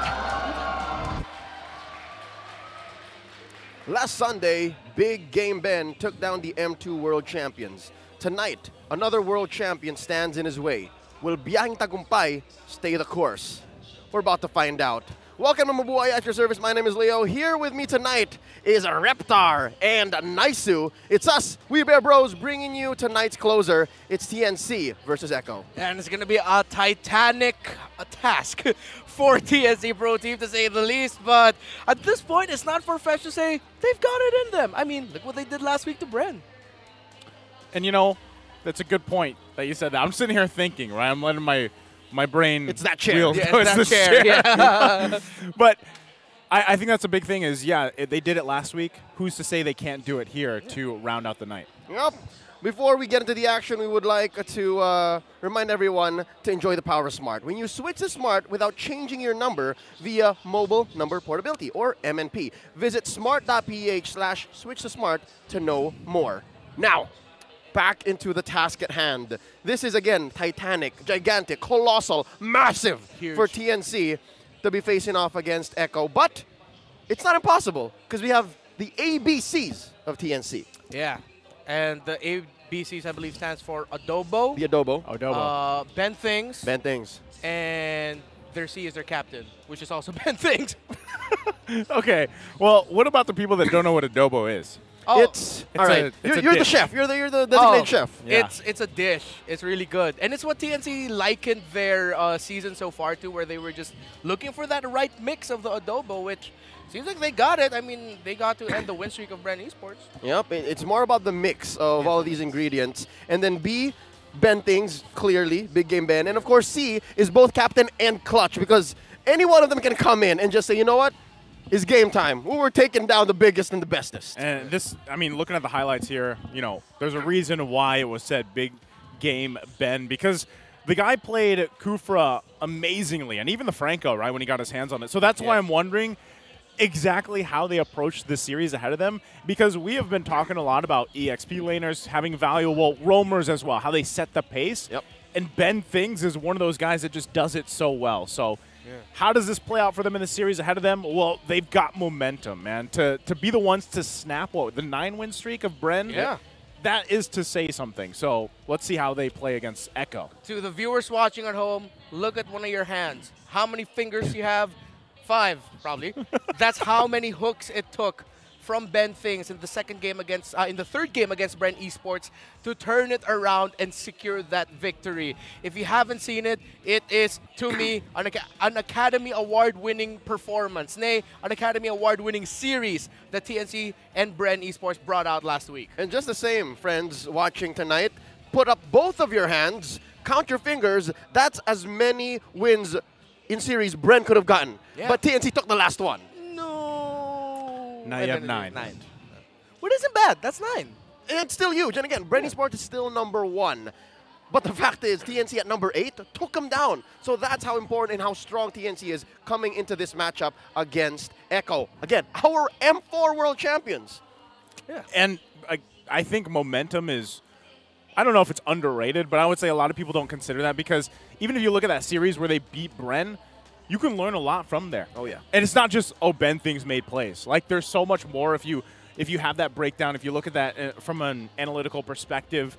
And hopefully they took that and they have adjusted because, yeah, they are a team that obviously needs these sweeps. Like, that's what they need. So if they can get one against Echo, that's huge. Yep. With that being said, let's go ahead and give this match a little bit more context. Let's throw over to the backstage pass with Manjin Faldas. Pasok na nga ang Echo sa playoffs, pero kukuha pa rin sila ng puntos na gusto nila para makuha ang top seed. Siyempre, makakalaban nila ang nag-iinit na TNC Pro Team na paulit-ulit na nakakausap natin at nakikita natin sila na unti-unti na nahanap na nila ang groove nila lagi. Nakita natin yun na nakalaban nila ang Bren Esports. To talk about TNC Pro Team, nandito ang tank ng Echo na si Yawi. Hi, Yawi! Hello po. Yun. Yawi, isa sa mga, alam na, yan, anong tawag sa fans ni Yawi? Yawi Natics ba yun? Yawi supporters. Yawi supporters, alright. Shoutout sa mga Yawi supporters at mga idolo na nandyan. Isa sa mga talagang naging highlight last week ay si Ben Things. Siya nga ang letter B sa ABCs of TNC. Ano masasabi mo sa naging performance ni Ben Things nung nakalaban nila ang Bren Esports? Lakas niya po. Malakas siya? Opo. Ngayon, makakatapat mo si Ben Things. Ano ba tingin mo specifically yung pinagkaiba nyo? Ano po? Parang may bumubulong dun eh. Oh. May bumubulong. Oh. Mas malakas po siya. Mas malakas siya? Bakit? Bakit? Elaborate. Ba't siya mas malakas? May mga tips po siya. Tama. Nanonood ka ng mga Ben Tips? Opo. Talaga? Anong pinaka natutunan mo dun sa Ben Tips? Yung mga itemization niya po. Itemization. Ay, nanonood ngayon si Ben Things. Alam ko, kanina nagkita kayo doon. Ano masasabi mo sa kanya? Ayan yung kanina pa bumubulong eh. Kanina pa eh. Ano yung pinagkaiba ni Yawi tsaka ni Ben Things? Sabi po ni Sanji, mas pogi daw po. Oh. Sabi sa'yo yan eh. Sabi sa'yo, yan talaga pasimuno eh. Anong masasabi mo kay Ben Things ngayon na makakatapat mo sa tank roll? Good luck sa atin and huwag mo ako durugin. Huwag mo ako durugin, sabi ni Yawi. Tapos may nag-request pa pala isa. Si Sanford daw, gusto ko makipagkaldagan kay Jesus. Si Sanford? Okay, wait. Okay, Okay. Naririnig nyo naman yun? Alright. Due to popular demand, tawagin natin si Sanford. Sanford, liga dito. Sanford. Yawi, dito ka lang. Yan. Sanford. Alright? Sige, sakto. XP din si Jesus, di ba? Alright, sige, mamaya pag-usapan natin si Jesus, ha? Parang nag-ready ka talaga, ha? Meron ka pang meron ka pang bunny ears. Ano tawag dyan? New Jeans. New Jeans, alright. Sanford, nag-trending yung picture nyo ni Daddy JP. Nag-trending yung picture nyo ni Daddy JP. Naku, ayan, tignan natin. Niyakap mo si Daddy JP, back hug. Tapos, may nag-status na kaya pala hindi ka nagre-reply sa akin, Daddy JP. Which is ang inyong manager na si Ma'am Mitch. Ngayon, Sanford, matanong kita, madalas nyo bang ginagawa tong pag-hug sa isa't isa? Ano bang kwento nito ng pagyakap mo kay JP? Ano po, parang banding po, pero sa akin niya po hinahanap yung wala kay Ma'am Mitch. Sa iyo, hinahanap yung wala kay Ma'am Mitch. Okay. Ano ba yun? Ano ba yung wala na yun? Nag-iusong ako. Nagyuyusong. Agree ka ba doon, Ma'am Mitch? Agree ka doon? Yuyusong. Hindi ako agree. Hindi agree, alright. Pero mukhang si Sanford ay mahilig lang talaga maghag. Hag tayo, hag. Yan. Okay, Sanford, kung nakita mo kanina, yung kabilang grupo, mukhang nag-aabang sila. Ayan! Ayan! Ayan! Ayan! Hop! Hop! Hop! Eh! Ford! Ford! Ford! Ford! Hindi tayo pwede mapahiya. Ford! Ford! Ford, nandito ka na. Ford! Ford, hindi pwede mapahiya. Ford, ang TNC, nasa pinakaibaba sila, pero dinadaan nila sa dance moves eh. Dinadaan nila sa dance moves, so nananalo sila. Ford, hinamon ka ni Hesa, bigyan mo naman, Ford. Hindi tayo pwede mapahiya. Hop! Hop! Hop! Ito na, si Sanford. Sanford. Ito na, in 5, 4, 3, 2, 1. Hop!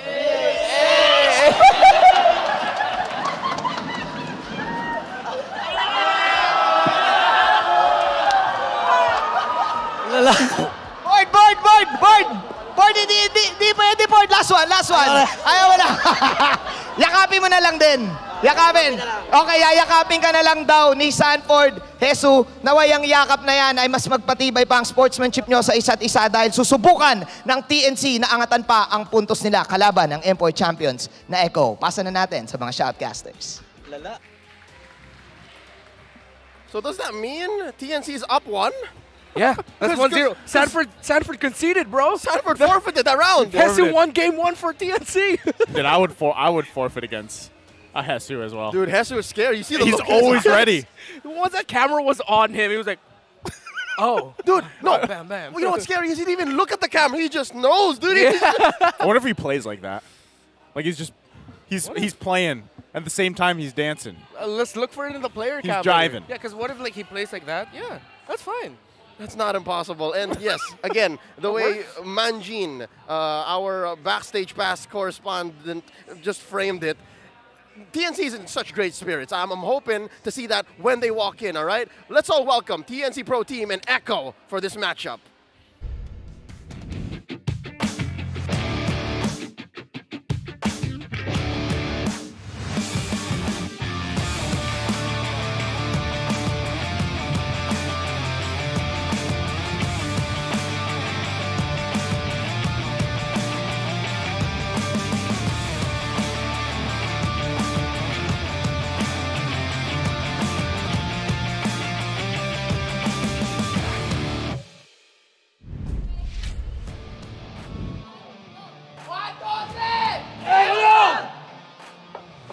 No matter how many speed bumps along the way, the Echo Express faces all obstacles head on. Limang Echo fans in all, these are your M4 World Champions. They are Echo!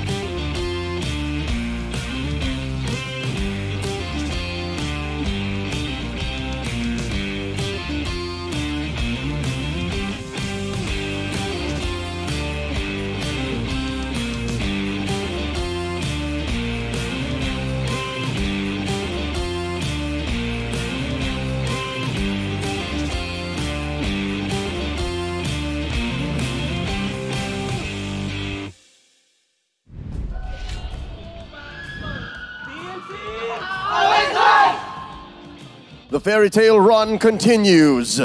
Everyone is open to hop on board. Biyahing tagumpay as we welcome on stage TNC Pro Team.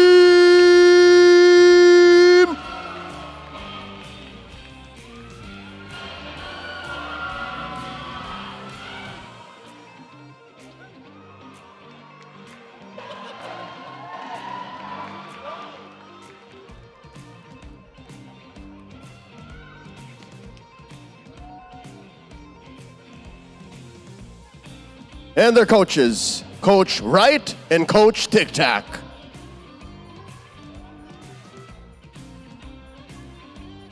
It's the Orcas versus the Phoenix in tonight's closer, a best of 3.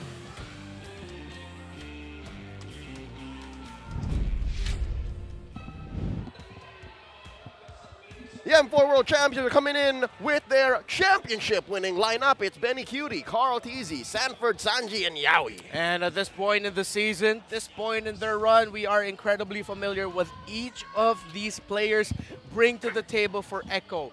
Benny Cutie, one of the best gold laners in the world, his positioning and timing of entries. Carl Teasy, one of the current GOATs. Sanford, an absolute menace, the young man in the EXP. Sanji, always dependable, very flexible for Echo. And of course, Yawi, whether it be a surprising utility type mage or, of course, the signature roamer setup tanks, he's got it.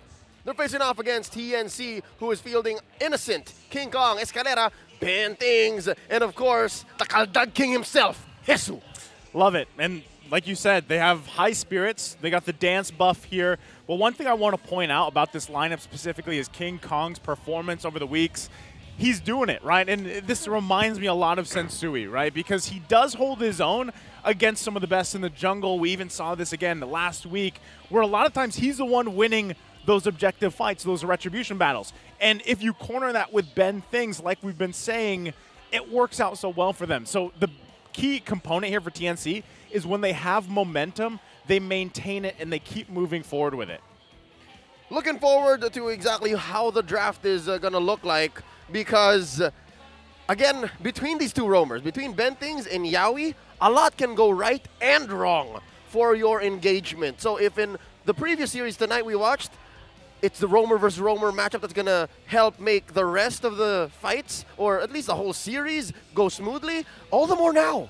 Yeah, and if it isn't going to be Yawi and Ben Things setting things up, let's say it's one of those nights where somehow both roamers just keep getting outplayed, or it's not really their day in terms of the setups, the other members of both teams, of Echo and TNC, need to pick up the pace. Yeah, and I mean, even when you look at the breakdown here of both teams, yes, the stats are going to favor Echo with how things have been going, right? But one big, I would say, advantage that TNC has had throughout the season is, again, their hero pool, right? It is, I believe, what, 45, I think, unique picks they have, something along those lines. And the fact that, especially now with what we saw where we had some of these debuts of heroes last week and how that can carry over into the rest of the regular season, TNC can use that to their advantage, right? But still, like you guys mentioned, a lot of this does rely on what does Ben Things get his hands on. The guy was doing work on Kufra, Franco, and the likes. I don't think he's going to get his hands on one of those heroes for this series because Echo most likely would just ban those out. So, again, this is going to force Ben Things to be on probably a hero that he's still going to be somewhat comfortable with because the guy is, you know, he's big guy Ben. But still, it's going to force him into a situation where, yeah, he's going to try to carry that momentum of the game, and King Kong there to help him out early on with objectives, and then hopefully that's where you see, especially like gold lanes, mid lanes really shine. But we're talking about against a world championship lineup team like Echo, where they're so dynamic, so flexible. So you got to check a lot of boxes if you're TNC. Joseph, are you saying that the threat level on Big Game Ben right now is close to Yawi's Cho? Like the fact that if you give Ben the Franco or the Kufra, he becomes an Avengers level threat. Yeah. And you have to watch out for that. I'm excited because, again, if between the Cho, the Franco, and the Kufra, already just among the roamers, that's your hero pool, that's your danger zone, that's your red zone, I'm wondering what it might look like because, again, that means the Diggy becomes all the more important. Yeah, I'm ready to lose my breath this game. You said it, the roamer setting this up, we're going to get surprised. Oh, but again, some points to remember. Keys to victory. What exactly do these two teams need to do to be able to win? Brought to us by Infinix. Ang daming pwedeng mangyari dito sa ating laban at nakita natin yan from the previous weeks of MPL Season 11. Kaya naman napaka-importante din ng ating Infinix Keys to Victory. Para sa side na Echo, watch out for Benting's Jungle Invasion. Again, ang naging strength ni Benting's even way back MPL Season 8 is yung mga kakaibang hooks from the Franco. At nakita natin yan on the previous game against Bren Esports. At pag sinabing Jungle Invasion, ibig sabihin pinipigilan mo rin kasi ang initial rotation na pwedeng gawin. Once you're able to delay the jungler of the opposite team, para mo na rin sinabi na yung other lanes ay hindi magiging effective pagdating doon sa kanilang laning. Para naman dito sa side ng TNC Pro Team, you already know how to win. Do it again. Nakita natin yon against Bren Esports kung saan na pagdating sa team fights talagang naging maganda ang kanilang decision making at mga moments na yon lamang yung kanilang kalaban pero nakaya nilang depensahan and eventually nanalo sila doon sa seryeng yon. At para sa ating dalawang teams, play to your strengths. Kung strength mo ay kakaibang strategy or kung ang strength mo ay pagdating sa late game, kailangan mo lang i-juggle it in between at i-calculate kung ano nga ba ang talagang mas may magandang outcome doon sa mga team fights na yan. Again, when you play to your strength at hindi ka nagpapadala doon sa inyong kalaban, ibig sabihin, you're playing your game. And when you play your game, ibig sabihin, ikaw din ang mananalo sa laban. Again, this is Echo laban sa TNC. Sino nga bang mananalo dito sa ating serye? Ms. Hernandez there pointed out very valid points. What really caught my eye there was number 1. Watch out for Ben Thing's invasions, which is weird. Is because in this current metagame, and again, in a patch that was employed, what, 6 to 9 months ago, you can't invade the jungle anymore, but still Ben Things does it. Yeah, and it's always been for the sake of information.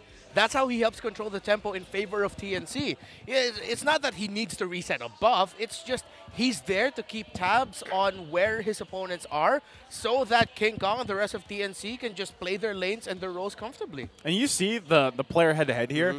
You know, the question was, is this, you know, how does he pair up against Yawi? And look at the numbers, right? A lot of them are highly in favor of Ben Things, and that, again, is just kind of a depiction of how much of an anchor he is for this team, this lineup, how he always has been, and why, again, a lot of people call him, you know, many things. Ben Tips, we call him Big Game Ben here, but he's the anchor of TNC, that's right. Literally, right? And so he's got him. Closer. Closer. Come on, Ben. Come on, come on, come on. Ben Yawi, make the dreams come true.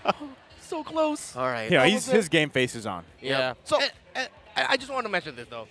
One thing I noticed about the keys to victory, it seems like it's more of to say that both teams already have the knowledge. It's just how are they going to execute it. It's like you have the tools, you know what you need to do. What are you going to do right in the game? Yeah, and all the more, now what Yawi mentioned in the backstage pass segment is the fact that he said verbatim, right? Ben Things, don't crush me. Yeah. I think he knew what the stats were. He understood that stats-wise, Ben Things was a superior roamer. Yeah. And I'm pretty sure any roamer watching that last game of TNC and Bren looked at that and saw Ben Things and said, huh, I fear no man, but that thing, it scares me. That Ben Thing. But that Ben Thing. That Ben Thing. It scares me. But, you know, even looking at the previous time that they met here and it was a sweep for Echo, again, this is, the TNC now is much, I would say, much better than what they had in the previous series because, again, they were going through this whole process of, like, what lineup do we play with, where do we fit these people around, and what exactly is our play style. And things, you know, technically where they are now, again, they're in a much better position, and that's why last week they were able to take that series against Bren. So even looking at the previous drafts that they had in the first meeting, I would still love to see TNC somehow get this momentum going, right? And you know, you have to kind of expect, too, that the thing with Echo is, yes, they're dynamic, yes, they're flexible. Even if the unique picks is in favor of TNC here, you have to be able to play around those, pretty much the Yawi Kadita. You have to be able to play around Carl Tizzi possibly picking an assassin and be comfortable to fight and match up with them here. Yeah, all the more, the tank slot might actually be a point of contention. And again, they have to go through the fact that they need to secure solid roamers first. Here we go into game 1. It's Echo going to the blue side. TNC answering back. They have the benefit of the 2-pick swing. And, of course, closing up their draft with that last pick. There goes the Diggy and the Fanny banned out by Echo, while TNC ban out Joy and 1-1. I feel like here, you know, despite everything that we kind of broke down, we just see the Fredrin first pick for Echo. Like, that might just be like, all right, let's just keep things simple. We could just lock in that Fredrin, go with that. There it is, right? So they're going to lock that in here. Now, this is, again, where TNC gets to answer. This is the clapback. Where do they start with, right? Valentino's on the table. They could possibly go that route. And they still, again, maybe even early pick something in the first phase. I'm not saying with these 2 picks, but first phase, for Ben Thing so he doesn't get banned out later on. True. Just jump the gun, right? Just jump the gun. Pick it right away. We talked about how much of a condition he is. But Glue is open. See, I haven't seen him this entire day until now. And Farsa are the pickups there for TNC Pro Team. So, Lapu-Lapu's open for Sanford. The Yuzhong's also open for him. A lot of possibilities here for the XP-laner of Echo. There's a lot that's open. Literally. Valentina.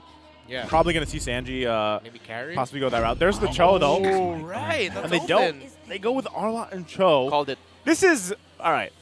Every time that I see a team play against Echo and, you know, Yaoi gets his hands on the Cho, I usually feel like it's really tough to deal with. Yeah. And there you go. There's the Lancelot. So Lancelot's secure. They're not going to lock in Ben Thing's pick. Yeah. But they do take this Lancelot for King Kong here. Oh, man.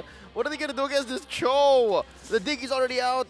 Ruby's going to be super important. Ruby and Franco. Yeah. And Koof. Oh, all right. So, probably be banned. Now, in hindsight, Ben Thing has quite a few tools left. Yeah. Most likely, though, Echo, I see them banning out the Franco and the Kufra. Yeah. And then the Ruby is what they're going to give. They'll hedge their bets on the Ruby. Yeah, because, of course, those are the two main heroes that Ben thinks has been using lately to get points and results for TNC Pro Team. It would make a lot of sense for Echo to take those out. At the same time, they might also choose to just remove one of those and then ban out a marksman because they're just going to try to whittle down and get the most favorable matchup there. TNC, I get why they're taking out the Valentina, but dude, Sanji has such a huge hero pool. Yeah. Whoa. Carry being banned out here. Interesting, too, because, yeah, you got to wonder what is Innocent going to play. And, you know, he might opt for, again, he's going in lane against Benny Cutie, right? And he's opted a lot. Off the top of my head, the Melissa, the Claude is there. Carry's banned out. Of course, the Wan is going to be taken out here, too. So we'll have to see if Echo actually expends that last ban towards the gold lane still. Again, that would leave a lot of options for Ben Things, and that's probably best. Yeah. So we'll see if he actually gets his hands on the Kufra here. And I just realized something. These are the two teams that have both fielded Leslie this season. Oh. So Leslie's actually still available for both. Okay, and with this Kadira ban by TNC, this might actually be a Leslie. Right. They're covering up their bases for the scary amount of burst, and you can put a Purify on it, and then she's safe from the Cho. Sounds good, right? Yeah. Doable. Yeah, doable. So do they hide which hero Ben thinks is going to play? Because that sounds solid as well. Like you hide your anchor? Yeah. Because Echo didn't ban anything. TNC has the freedom of choice. Oh. But it's still going to be a safe choice, though, for TNC Pro Team. It's the Beatrix on their side. All right. Not too crazy, not too wild. Yeah. Probably, I don't know. In a way, TNC, this is fairly safe as well. But going against the first phase of the draft that Echo has, you know, you're playing around a lot of CC. You got to avoid the setup. Interesting, right? The Harith is going to be locked in for the gold lane. Not surprised by the Eve, though, right? Yeah. You kind of expect Sanji to play that Eve into the Farsa pick because the Valentina was taken out. So, you know, back to the Squid Game here. Now, this does still wonder, you know, how does this pan out for Innocent with the Beatrix versus the Harith here? Yeah, it's at least these are two gold laners who can scale relatively quickly. TNC, it's either just Franco or Kufra, in my opinion, for Ben Things here. But yeah, King Kong should be, not King Kong rather, Innocent should be fine. The matchup is quite even. Yep. It'll be down to how they're going to get help from the other members of their squads that'll determine it, I think. It's about speed. It's about speed. Yeah, you have to watch out for where Escalera is willing to spend that feathered airstrike. Yep, called it. There you go, you're 50-50, the Franco or the Kufi. And it's the Franco, which again, will come into play when they decide to put the pressure on Benny Cutie's Harith. But there is one thing I have to present here. The fact that his life is going to be so difficult facing off the Eve. It's an awkward situation. Yeah, it's tough to deal with just alone, not only the Eve, but also dealing with the fact that you have to go against the Eve reward manipulation plus the Zaman Force. And there's the predictions across the board here. It's all Echo. But again, I got to state, you know, with the fact that how TNC performed last week, there's still some hope. There's still this could turn out to be a good series. And again, a testament to what they can pull together if they all play the part. Yeah. Because we've seen them do that. And I feel like a lot of the Phoenix Army out there have been waiting to see that, and we're finally at that moment. Can they pull it off here, though? Joseph, don't put my hopes up, man. It's difficult to write, direct, and produce a sequel to the Emmy Award-winning series that is Brenny Sports vs. TNC. Are we going to get it so soon? That's the question. Oh, this is going to be a dramatic one for sure. If TNC can defeat Echo with Yawi playing the Cho, that is a massive statement. Oh, already. Look at Ben Things positioning himself here in the orange. No one home. So at least they have that information. That's vision. Yep. Yeah. And signature Ben Things, right? Signature Ben Things. And, you know, just taking a look at this early game, the potential is obviously... The thing is once Yawi hits that level 4, you know exactly how he's going to play this Cho, and that's one of the biggest obstacles for TNC, right? Not getting picked off, and even taking this early. Oh, Escalera in a difficult position. First blood right away there for Echo. The slows, the knockups, and everything in between. Escalera down. Good news is at least Escalera saw through that and understood that he needed to use the Purify. He's going to die either way. Yeah. Now, that's a milestone for TNC. Anybody can jump on Biyang Tagumpay, but how else can they do that? How can they better the Apex Predator, the #1 in first blood percentage this season at 66.7%? Yeah, and this is an interesting thing here is it's going to be a game where Echo's setting the tempo. It's a Cho versus a Franco, but the thing with TNC, it's punishing. If TNC can land those hooks, Echo are going to get caught off guard. But most of the time, it'll just be Yawi getting into position first. I love it, too, because Ben Things plays with this this emblem, the focusing mark, right? Focus mark. Oh, yeah. And, oh, right. Yeah, he did. This is actually what worked so well for him last week. That's because every hook that he landed, it obviously, you know, that small percentage really helps with the burst, and you get that automatic numbers advantage. So if he's on point with the hooks this time, or even the lockdowns with the Bloody Hunt. Oh, that's going to be the final slash. Hesu going to be displaced. He's right under the real-world manipulation. Flicker committed. Let's see what else TNC can do to get this turtle, though, and contest. No Flicker, and their XP laner still slightly behind. 50% there for Hesu. Turtle down. Echo gets the first turtle of the game. All right, that seemed like an early call for TNC to say, no, but wait! Feathered airstrike. Escalera says, I'm going to get my revenge. And that is going to be TNC clapping back. That's karma real quick. I mean, they lost a turtle, but they got the trade on Yawi. Was that worth it? I think that was worth it. You know, especially early on, the early kill goes over here to Escalera. Again, anytime you can get this, the Farsa pick snowballing, it's going to work out for you. You just got to avoid, again, especially with Yawi, now having, you know, this ultimate available. Oh, Bethany's going to be really low. The poke damage coming in from Echo takes down. It's actually Carl Teasy getting taken down. Just in time, Bloody Hunt by Ben Things keeps Carl Teasy in place and Innocent with the guilty follow-up. So you see what I'm talking about? There's that emblem in action. You saw how fast Carl Teasy went down. And this is, again, what TNC does with Ben Things specifically. So, yes, you continue to find moments like that, but all the while you have to avoid Yawi, right? He's going to be looking for pressure on Innocent right now. And he finds a target. That's going to be the way of the dragon. That's the Yahweh with Innocent down.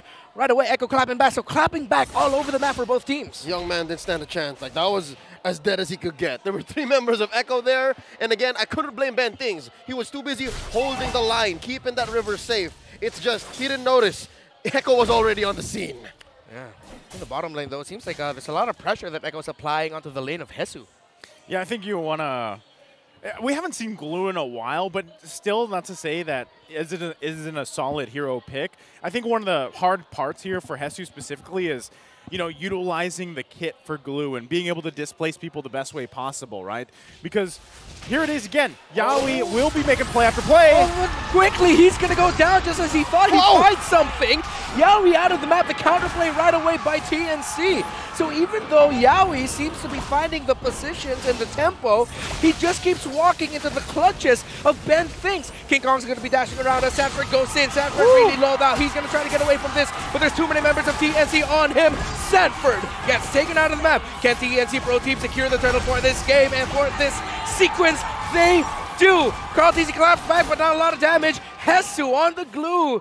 Really distracting right now for Echo. Again, that cooldown reduction upon a kill when you use grab really helped TNC there. And now they're working with a solid 500 gold lead here, about 5 minutes, and a turtle to their name. This is definitely going to help them snowball into the mid-game. And that's solid. That's what you need when you're rocking a Beatrix, a Farsa, and that tanks a lot. Yeah, I like what they're doing here.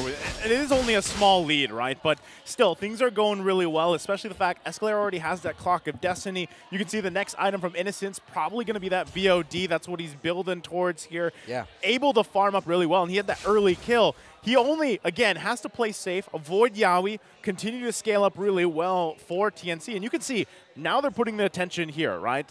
They want to allow Innocent to have as safe as an early game as possible because, again, Beatrix is one of those heroes that will really shine, especially mid-game, if she's able to farm up. There's the BOD, like I just mentioned. Woo! So this is the thing, too. Hesu also picked up the Dominance Ice to help.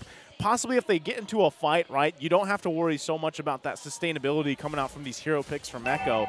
And even Benny Cutie, because we have seen Benny work this Harith before. So that's why you see Ben Things trying to find so many opportunities if he can. Whoa. That was one of the deepest Thorn Roses I've seen recently. King Kong very confident on this tanks a lot. It looks like, are we going to get how big a fight are we going to get for this turtle? Because both roamers are still up top with their respective gold laners. Yep, it looks like they're making the most of the quarter of a minute until the turtle spawns. And it looks like Echo have learned from it. Like, nope, we're not letting that happen again. Let's make a beeline march down bot. Ooh, they skip Escalera. They have no idea. Yawi checks in. Ooh. Okay, so no battle spell forced out there, but it might be a TNC sandwich that Echo might bite into. Is Yawi gonna walk into it? That's gonna be the bloody hunt right away, and the combo with a feathered airstrike. Yawi once again taken out, but here at the turtle card, easy. Sanford inside, you're gonna be contesting this against the members of TNC. Hesu just bouncing around. King Kong waiting for his moment, but Carl Teasy gets the turtle. Echo trades across the map for both teams. Benny Cutie barely holding on up top. That tower holds on with just a sliver of health. Oh, that's tough. Down in the turtle pit. TNC was kept honest. Up top, though, there's only so much Benting can do alone. But wait, Hesu. Final slash, a 1-for-1, 1-on-1 on these two. Words difficult to grasp. Well, prepositions. Glue can be many, right? He doesn't have to be one singular. Yeah. They are glue. Yeah, they are glue. He, she, we, glue. Ben Things missed the hook there in mid. So it's going to be a reset. But let's see if Echo is actually going to contest the purple buff potentially of King Kong. They're in position to go for the invade. I'm wondering, too, if we see Yawi kind of adjust from this, right? He's got these 3 deaths early on, but this is typically what we see from him. He tries to force situations early on to see if he can get that snowball. But this is actually quite risky himself. Okay, that's going to be the knock-up. Concealed, going to get cancelled. Flicker forced, hook gone as well. Real-world manipulation used here by Echo just to keep the members of TNC at bay. Tower, can it hold? Yes, it can, surprisingly enough. Wow, touche. That's an eye for an eye there. Not Benedette's skill, but TNC spending the right amount of ults just to push back Echo. And that's a good trade, I'd say, because they're ahead. Oh, do they know Benny's there? It doesn't look like TNC knew. Wow. Benny gets away. He's like, I'm not going to risk anymore. I'm going to get on out of here. Don't breathe. They won't know. They won't know. If I don't move at all, they will not see me. That is quite the situation that could have been up top, avoided here. But you can see this hunting party that basically TNC is rolling around with, and it's all on the line for Ben Things, right? This is, again, what we expected with this Franco pick. And, you know, as we get to the point where the Lord is now up here, if, again, they can find one pick off, get the advantage, the numbers advantage, you see TNC winning these fights, right? But already, starting up the Lord, they're going to commit to it. The rest of Echo making their way. They're going to be going in for a rush. Carl Teasy close enough to go for the Retribution Steal. He doesn't get it! TNC secures it! And Yawi gets punished by the members of TNC. It might be a roamer-on-roamer trade. Yes, it is. Roamer for roamer, but major objective, the Lord goes to the side of TNC. Meanwhile, the mid-lane final slash by Sanford. King Kong is displaced, but with the presence of Hesu, the members of Echo decide to back off. All right. Again, even with the roamer for roamer trade, that's a clear win for Echo, rather for TNC. That's good. Yeah, huge. Now, again, hold on to this tier 1, right? Oh! Okay, they might force something. Okay, final slash. Maybe Sanford might get punished here. That's going to be the feather dash strike 1. No 2 and 3 landed. King Kong avoids some damage here. TNC have their eyes set on maximizing this Lord push. Maybe mid, maybe top. Let's see what their focus will be. This is great, though, because, you know, not only are they playing around, putting pressure around the map, they're getting these turrets down as well, profiting off of it. And again, going to the fact that Innocent has had fairly a great, you know, mid-game to the point where he can really shine, you can see it working really well for TNC. This is exactly what I'm talking about momentum-wise. Still, the hunting party comes out from TNC. Yeah, big rotation by them. 5 men up top. Remember to Echo here. They might get sandwiched by Sanford. TNC, that's going to be the bloody hunt. Stopping Yowie. He couldn't make that play there for Echo, but it's going to be the counterplay. Big final slash here by Sanford. As the members of TNC are dealing damage back, they're trying to get away. Echo will not be able to chase down the members of TNC. Yowie is the only one to fall there. TNC still in the lead, and they're maximizing their turnarounds. This is what we were talking about, gentlemen. TNC's momentum. Not only are the Phoenix Army playing with their utility, their timing, their pacing, also playing the map. The fact that they know they have a Lord, their minion waves are empowered, they can just leave minions to do the work. Look! Oh, this is huge right now. Again, look how much profit Innocent has. He's already got the BOD, he got that Malefic Roar, he's on to his next item here. And it's really starting to show again, Ben Things too, just on point with the hooks. And, you know, overall, they have a great front line tankiness, allowing them, that was the Hunter Strike picked up. Oh! Yowie cheat goes into a hook by Ben Things, and Yowie falls again, as the members of TNC are now going to be chasing Carl TZ and Sanford. Feather Airstrike is going to be committed, that's going to be Hesu with a pullback by the glue. Carl TZ really low, clapback by the Jungler of Echo is not going to land.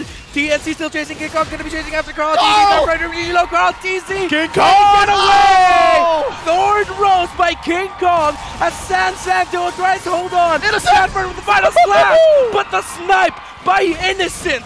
Yet again, TNC in the lead. Carl Dizzy being chased by a Lancelot sounds like a fever dream, but it happened! It's a nightmare, indeed. And again, all of that whole sequence was started from Big Guy Ben, Big Game Ben, whichever you want to call it. He's doing it again in this game, and now 6K gold ahead. TNC in a great position to take the next Lord of the game. Look how fast it is going down here. So now, still, ball in court for TNC. Wait, what? What's that? Did they push bottom too? Yeah, they were able to get it. I believe the minion waves? Yeah, the minion waves. Got to collect the push, yeah. Are the heroes are covering the nub? Oh, no, it's there. All right. I could have sworn, man, if they took down 2 birds with 1 stone, one of them being the Lord, the other being the inhibitor down bottom, that would have been just too much. That happened to the tier 2. They had a great wave that pushed in there early on. So, you know, now even taking a look at the items, they're in a great position to fight, to even enforce a fight here. One of the biggest things defensively for Echo is honestly they have the magic resistance they need. They got a couple Athena shields, some Radiant armors. But, you know, even with that, Innocent is still popping off. That's exactly why there was a focus on TNC's gold lane to allow him to get to this point. Yeah, he died once to Yowie, but Yowie has not been able to find anything after that, up to this point. So now you've got the assault coming in from TNC, Lord bottom side. Gonna go ahead and charge up another big item picked up for Innocent. Not gonna be landing a hook. The TNC trip to triumph has found their stop, and it is the base of Echo. Tower down there in the bottom lane. TNC biding their time. This is gonna be the concealed play. Can TNC find a play out of this with their members not completely seen at the map? By Ben Things! He finds Carl TZ and deletes him off of the face of the earth. Benjamin, first name, last name, Things. What are you on, man? Pretty sure it's Benedict, but yeah. Benedict! Chessman got checkmated out of nowhere. Almost landed another hook there, but the members of Echo are going to be clapping back. Real manipulation. No, King Kong almost takes down Sanji. Sanji eats a brunt of damage, but the mid laner of Echo survives through it. My sweet boy Alston, that was close. Well, close enough. They're still going to be fighting for their life here. They managed to hold on, despite everything, to 2 inhibitor turrets, right? But right now, TNC full force, full on driving this game. They got about a minute till that next Lord up. And now we look at this replay, right? This is the moment the hook lands the flicker back, plus the extra burst damage with the emblem, that focusing mark, just capitalizing on it. And that's exactly what TNC did against Bren. They're doing it here against Echo. And they're in a great position to close out game 1 as long as they don't fumble the ball in the next Lord fight. Because knowing Echo, they're probably going to try to contest it. It's not impossible. Benny Cutie, Daddy Benny is deathless. Sanji is also deathless. So there's a lot of economy on those two damage dealers from Echo. But again, they're magic damage. And Joseph, we've been noting since what, about 2-3 minutes ago, Echo isn't ready to face all of these Radiant armors, all of these Athena shields. Yeah, and at the same time, with all that damage, even with the Divine Glaive just picked up here by Sanji, this Echo, if you just think about it, do they actually have enough to take down Hesu? Because Hesu has been deathless here. He's been running all over Echo this entire game. He's been Kaldagan on all of them. Kaldagan on their faces. Kaldagan. It's a dance step here, by the way, in the Yeah. Philippines. Watch the pre-game backstage pass segment. You'll know what the Kaldag is. Now I know. If we can reference all the dances in the world, the Dougie, I'm sure there's a lot more, but the Dougie's the only one coming in my head. The Kaldag is one thing you gotta remember, because he'll play in the mid lane. Benthink's really biding his time. They find Benny, but they're gonna back off. Oh! That's one feathered airstrike, bringing Benny Cutie down to 50%. Speaking of, the Lord's gonna be at 50. Carl TZ, Sanford, and Yawi in the area. Benthinks will not be able to land his hook. King Kong and Hesu duking it out against Sanford and Carl TZ right behind the Lord. As the Lord gets reset, TNC has positional advantage over the third Lord of the game. Benthinks not gonna be landing the hook. Taking it simple and chill are these two teams. Oh, look at this river control. The bush by TNT. They've called this home. And because of, again, the way that they owned the map for the past, 10 minutes of the game, Echo have to be sent back home to defend. Echo are zoned out around the third Lord. Points and the dream of playoffs looming over the heads of TNC, as that's going to be an engagement already committed. Yawi in the backline going to be looking for King Kong. King Kong who's going to be able to get this third of this Lord, rather. The third one goes to the hands of Escalera, but Innocent is going to be brought really low. He gets shut down by Benny Cutie. That's going to be Yawi down on the map, but the goal laner of TNC is now gone. Sanford really low, but Sanford is going to be able to get away. Can he? Yes, he does. Escalera down as well. Meanwhile, the bottom lane. Look at King Kong trying to find kills. Sanford couldn't get taken out by TNC. Jesus trying to chase him. King Kong with a thorn rose to the face of TNC. To the face of Echo. Two members of Echo down. Can TNC make this a massive push? All right, that was a play and a half from TNC. They lost Innocent, though, but they can still push into the base here. Still eyes set on that mid and top inhibitor. That's going to be the goal. King Kong goes in. King Kong straight to the back, and he finds Sanji. Phantom execution. A nightmare for Echo as the mid laner. And Benedict, first name, last name Finks, does it again with a hook and a catch. But Carl TZ still holding on. The Lord, the base, the split. They couldn't end it. Oh, they're still alive. Echo still in this. Just like that, damage control. Waves, watch him. Sanji's out. It's a 4v5. Echo almost got split by the Lord. Oh, man.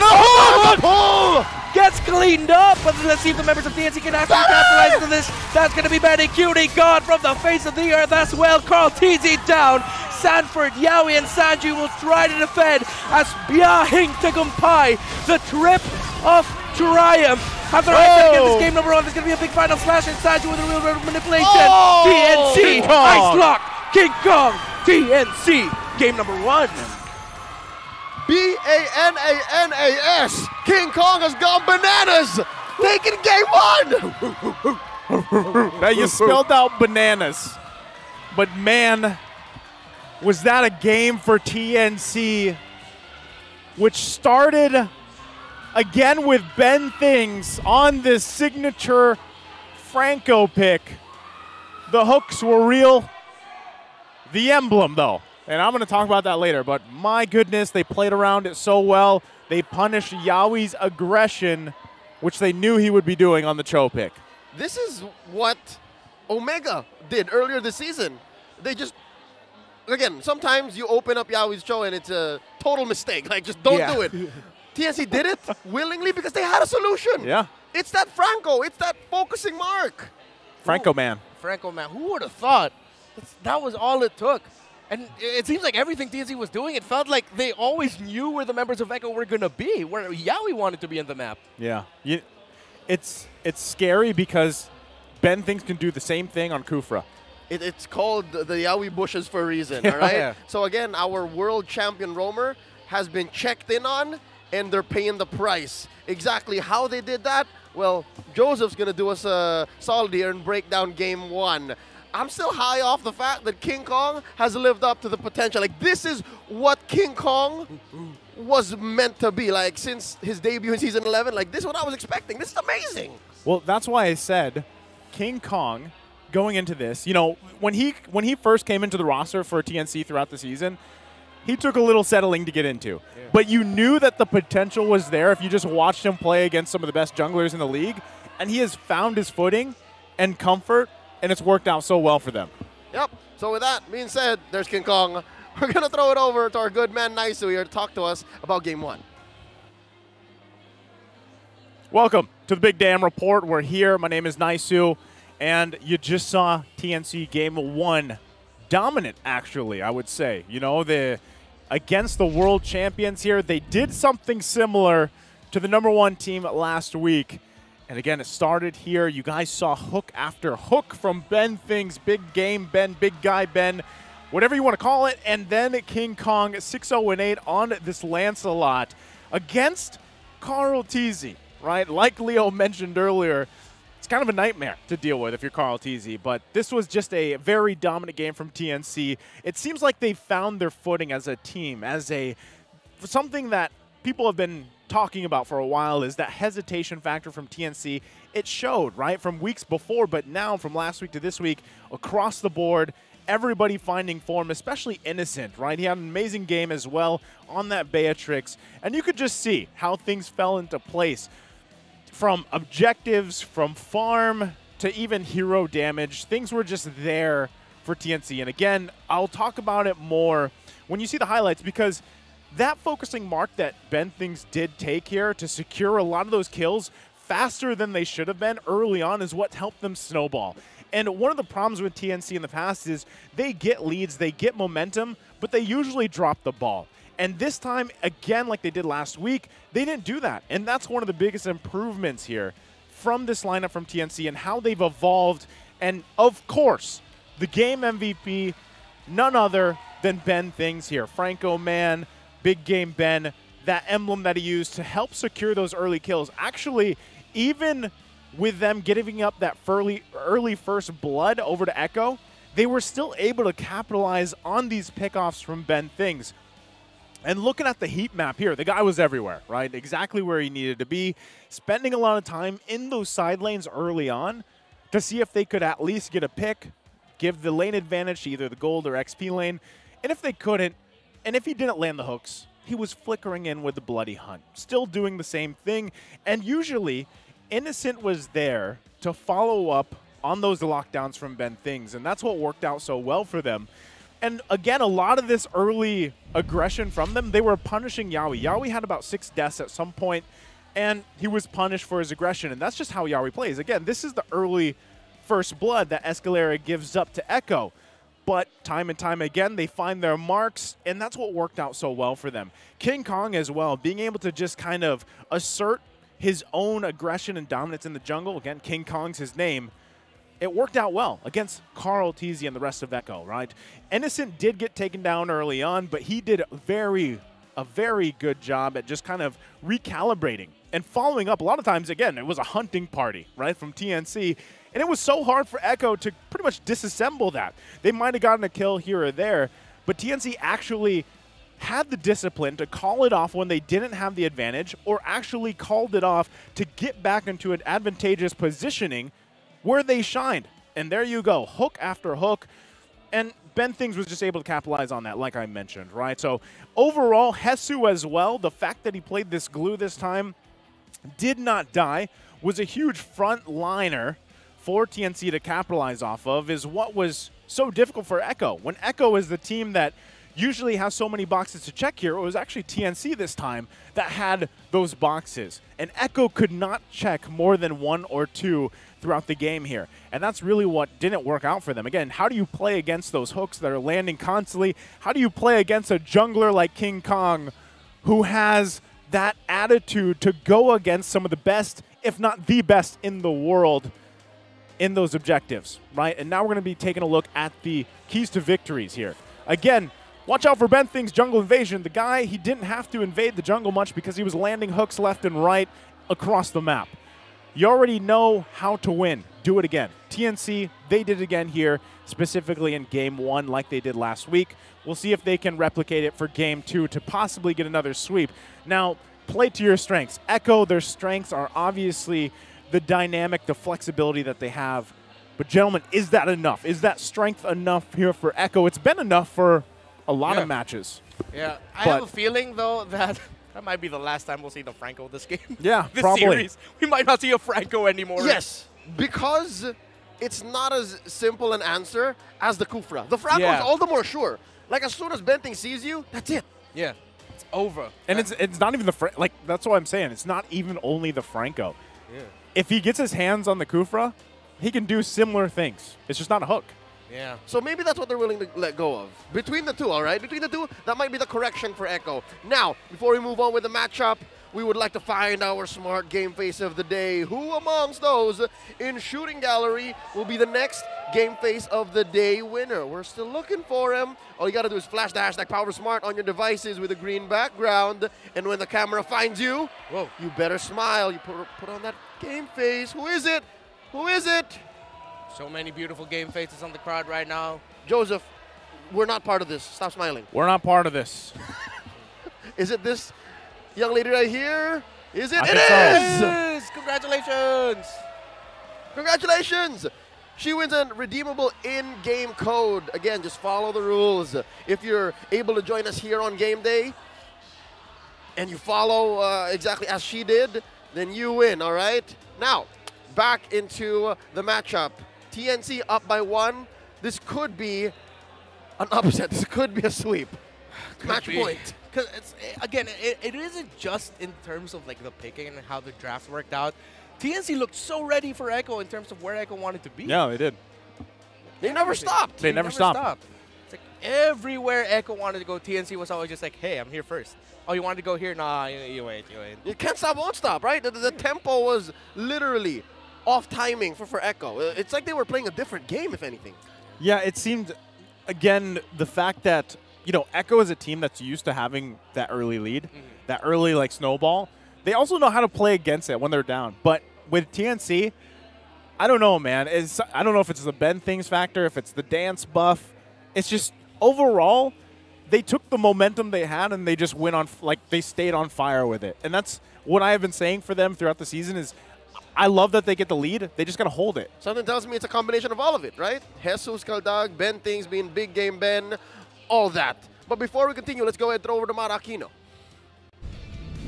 You know, I gotta share here in MPL Philippines, we have the best fans. Let me hear you guys. And someone that we're gonna feature today is a super fan, Dr. Mylene. Kamusta na po kayo? Okay naman po. Hello po.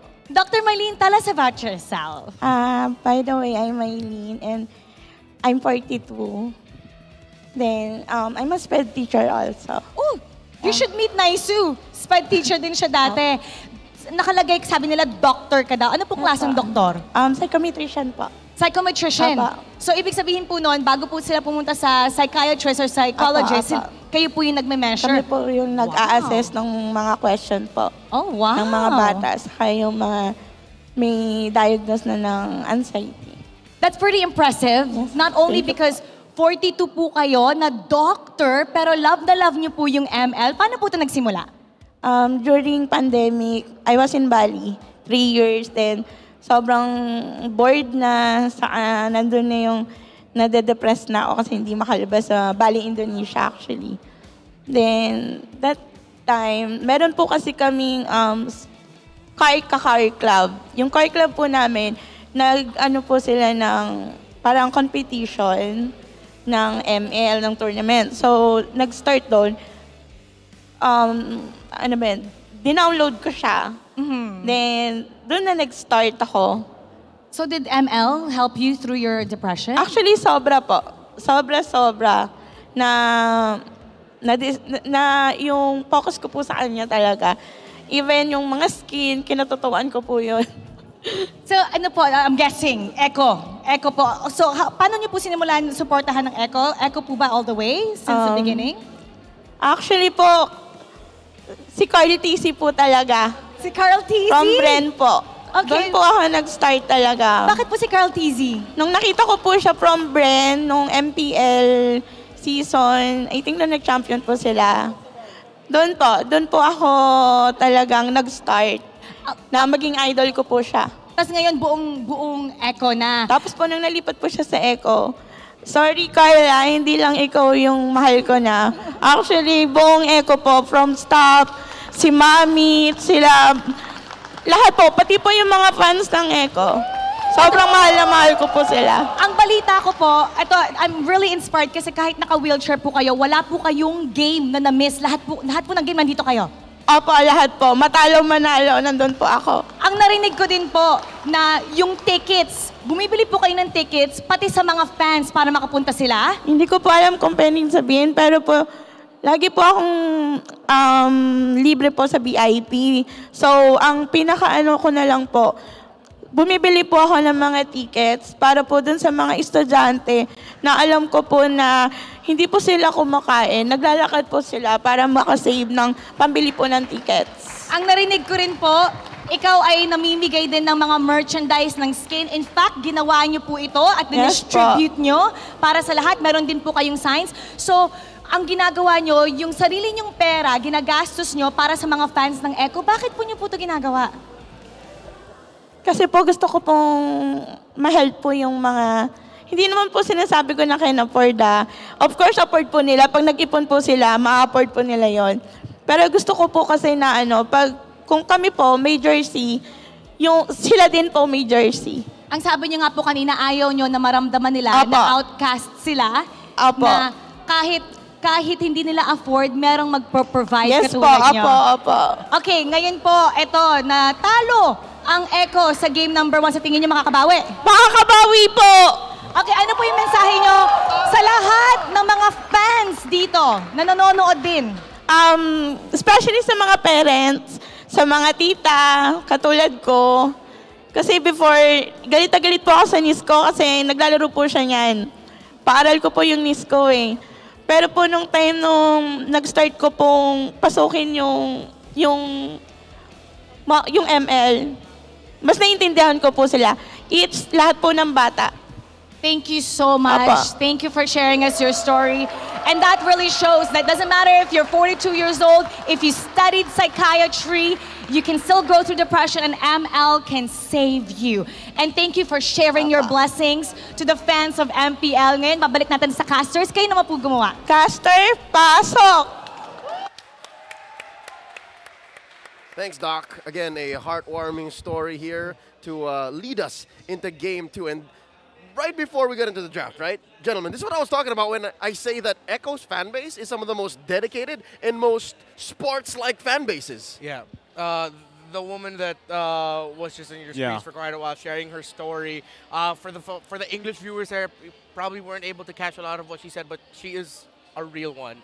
I've seen her here every week. Yeah. I'll never forget. She said hi to me in the very first day of the MPL Philippines Season 11. An incredible presence to have, super warm, super friendly. She is one of the realest people we know. I was just going to say, I've seen her around too. I didn't know she was a teacher, a SPED teacher. And that's, again, what I was, like Mara mentioned, that's what I was doing before all this. And I know teachers out there, they're the most selfless and industrious people. Like she said, she does a lot to give back to the kids. Yes. So I'm happy to see people like that out here supporting. And, she's rooting for Echo. So let's see if Echo can bring it back, bring it to Game 3 ahead of us. It's TNC, though, that again, that first pick, right? The first phase of the bans is almost done here. The Yuzhong, Arlot, Kaja taken out by TNC. Echo does take out Joy, Fanny, and 1-1. So I'm wondering, does TNC go ahead? What do they prioritize here? I don't think they take the Fredrin, right? Yeah, there's the glue. Because Hesu, an amazing game that he had the previous one. And again, King Kong is one of the dynamic junglers. Like, he doesn't need the Fredrin, right? Yeah. He is willing to go deep into that hero pool and perform amazingly on it. But what makes this scary is, in Game 1, they did their homework. Game 1, it was free for the glue. No Faramis. Are they going to do it here? Are they going to clear it up? They're not! They're letting it go! Yep, it's going to be the Farsa priority, and Sanford right away. Echo feeling that Sanford was the target, they said, we're not going to delay it any further, let's just pick up the Lapu Lapu right away. Lapu Lapu versus the glue. I feel like that is you know, a matchup that was so prominent for a while and then it kind of fell off, and now Yeah. you're going to be seeing it again, you know? Better part of Q1. Yeah, Q1, it was there. We saw that a lot, even back in M4. So, you know, well, it's still a dynamic matchup, and especially how they translate into as the game progresses. But still, again, given how Hesu played the previous one, it's going to be great. And now it's very similar to the previous game. They go ahead and take the Lancelot, put that in the hands of King Kong. He had an amazing one against Carl Tizzy. And Innocent gets the Beatrix again locked in here. So does Echo decide to, you know, lock in their gold lane pick? Do they opt for the roam option for Yawi here? You mentioned roam, but it's not an Alice? Is this going to be a jungle Alice for Carl Tizzy? Chessman, what are you doing? It's going to be a first one for him for the season, if ever. There goes the Franco, by the way. Okay. Yeah. Expected. It's one unexpected choice back-to-back with something that they should be doing. So here's what's interesting, all right? The fact that Echo are taking huge steps to change their lineup from game one, compare that side by side, juxtapose TNC, who's literally just iterating. They're going to pick up most of what worked for them in game one. And what are they going to do? Are they going to play with momentum? Are they going to try to hope to get what, a Kufra on the swing back? I think that's their plan, right? Take the Kufra because the Franco is banned out. If they don't have the, because I would almost maybe say Echo takes out the Kufra, right? Like their last man is towards that. Yeah. And if that's the case, then, you know, Ben Things will have to, you know, probably opt for Lolita or Ruby. There's the Kadita ban. So he has actually options, right? Kufra, Lolita, Ruby if he wants to. Diggy, Cho. Diggy. Oh, yeah, Diggy's actually open as well. Not sure if they want to lock that in. But we'll see. We'll see. The last ban, though, for TNC is still in the open here. And it's going to go ahead and be Melissa. So they lock down Benny Cutie. There's the Claude response, though. Very quickly. So now TNC mentioned everything here. The pick for Escalera, though, it could be as simple as an Eve or as crazy as a Lilia and or a Kagura. Wait. There are still a lot of options, though, but let's see. Valentina's not here. Valentina's not here yet. Oh, yeah, Valentina's still open. Is Echo showing enough to warrant the Valentina and the thoughts of TNC? I mean, they can take the Feathered Airstrike, but then there's so many dive heroes. I think Echo are actually expecting TNC to pick up a Valentina. Yeah. So it's going to be a gambit. If you pick the Valentina, you're going into Echo's hands, into the play that Echo wants you to do. Mind games. Mind games. If you pick something unique here, you will throw off Echo. That's what I was talking about when we took a glimpse again at the keys to victory. You know, work to your strengths, work to your advantages. And that's one of the advantages that Echo does have is this flexibility to work with a variety of ways. Okay. Kagura's locked in. There's the Cho. So the Cho is locked in here for Echo. Kagura is a hero that I've always liked to see. The burst is there, but the previous time we saw Kagura, it fell flat. Her kit is so here and there, literally. Yeah. Like, it's so hard to commit into fights and to do the right thing as Kagura these days in this current meta game. In the current meta. It's quite, weirdly enough, despite her combo being super flashy, yeah, Kagura's super one-dimensional. You know what she's going to do. Yeah. And that's the problem, because once you expend that yin yang overturn, and let's say you don't hit who you're trying to hit, the multiple targets, then you kind of, there's not much left to do. Good news, bad news. I think we started with the bad news. Good news, if you're Kagura, is you have several ways to cleanse, right? Yeah. When Yaoi tries to find you, you can kind of protect yourself. Yeah, so that allows for the rest of your team to play around that fact. Yeah. So maybe that's what TNC is playing with here. Yeah, so other than the fact that the Kagura can be used as a bait tool, it can even be other than being counter-punished, it can also be a bait tool.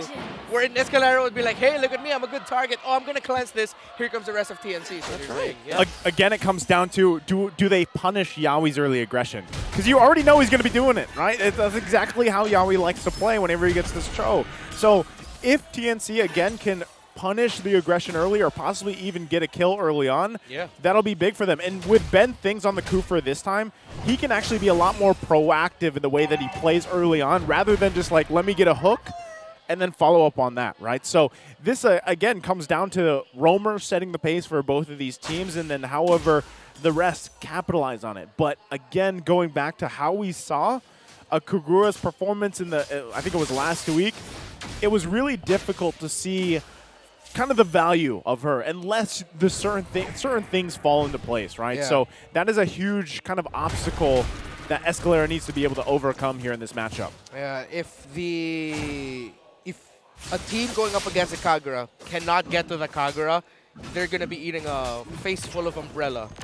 That's the main thing. But the thing we've seen all throughout the season is, more often than not, Kaguras will struggle.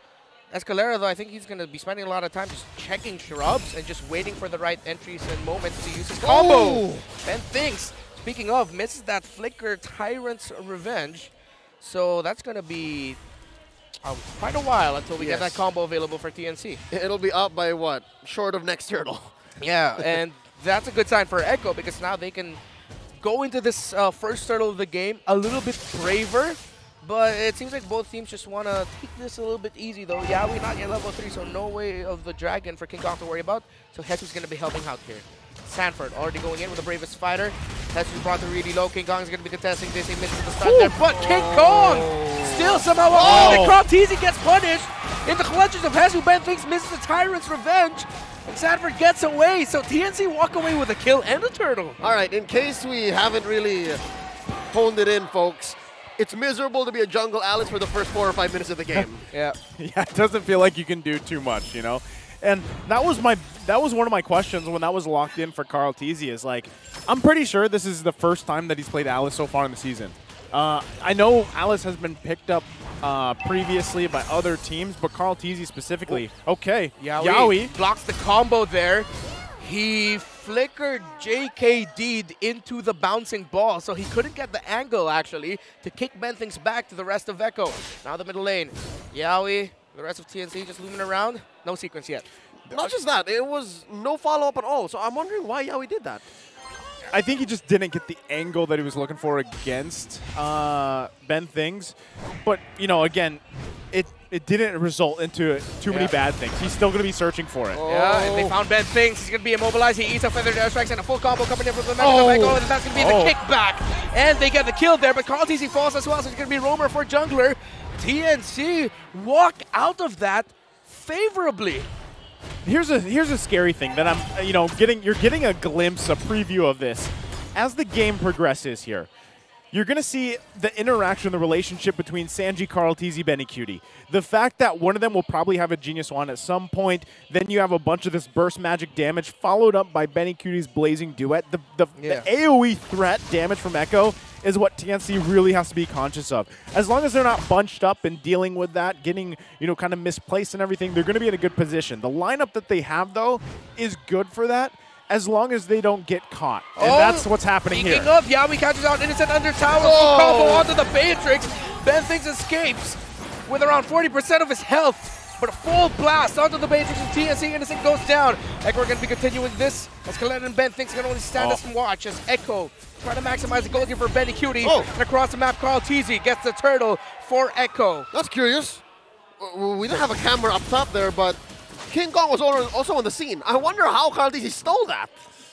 It's going to be a 1 second retribution, a bit too late. Well, half a second retribution late for King Kong.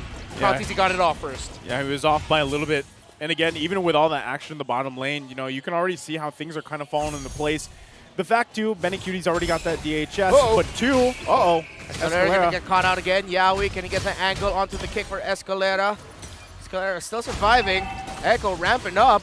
So what we were talking about earlier in terms of the slower speed of one Alice, seems like it's starting to ramp up. Benthings trying to bounce away. Can he block it? Yaoi gets tired straight into the wall, but there's going to be no follow-up. Kick back by Yaoi. Benthings in a dangerous position, but here comes King Kong. Benthings escapes. Benny Cutie chasing after him. Blazing. Duet takes him out. The counter by Escalera takes out Benny Cutie. He gets Yin Yang overturned. And they're going to be a roamer for gold laner trade. That's a good trade. I'll take that any day. Now, Joseph, you were saying that Echo is slowly showing us a preview of what their winning image might be, right? Yeah.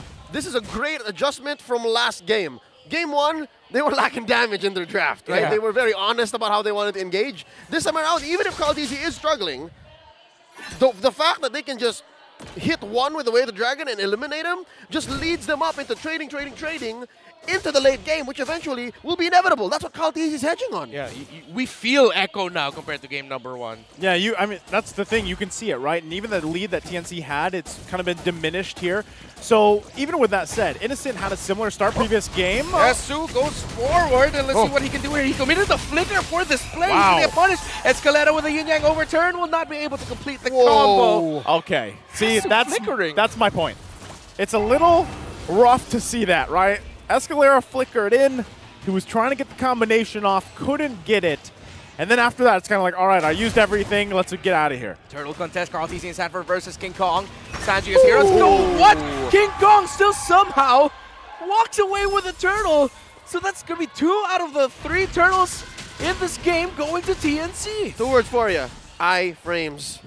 I-frames, man. It's the I-frames.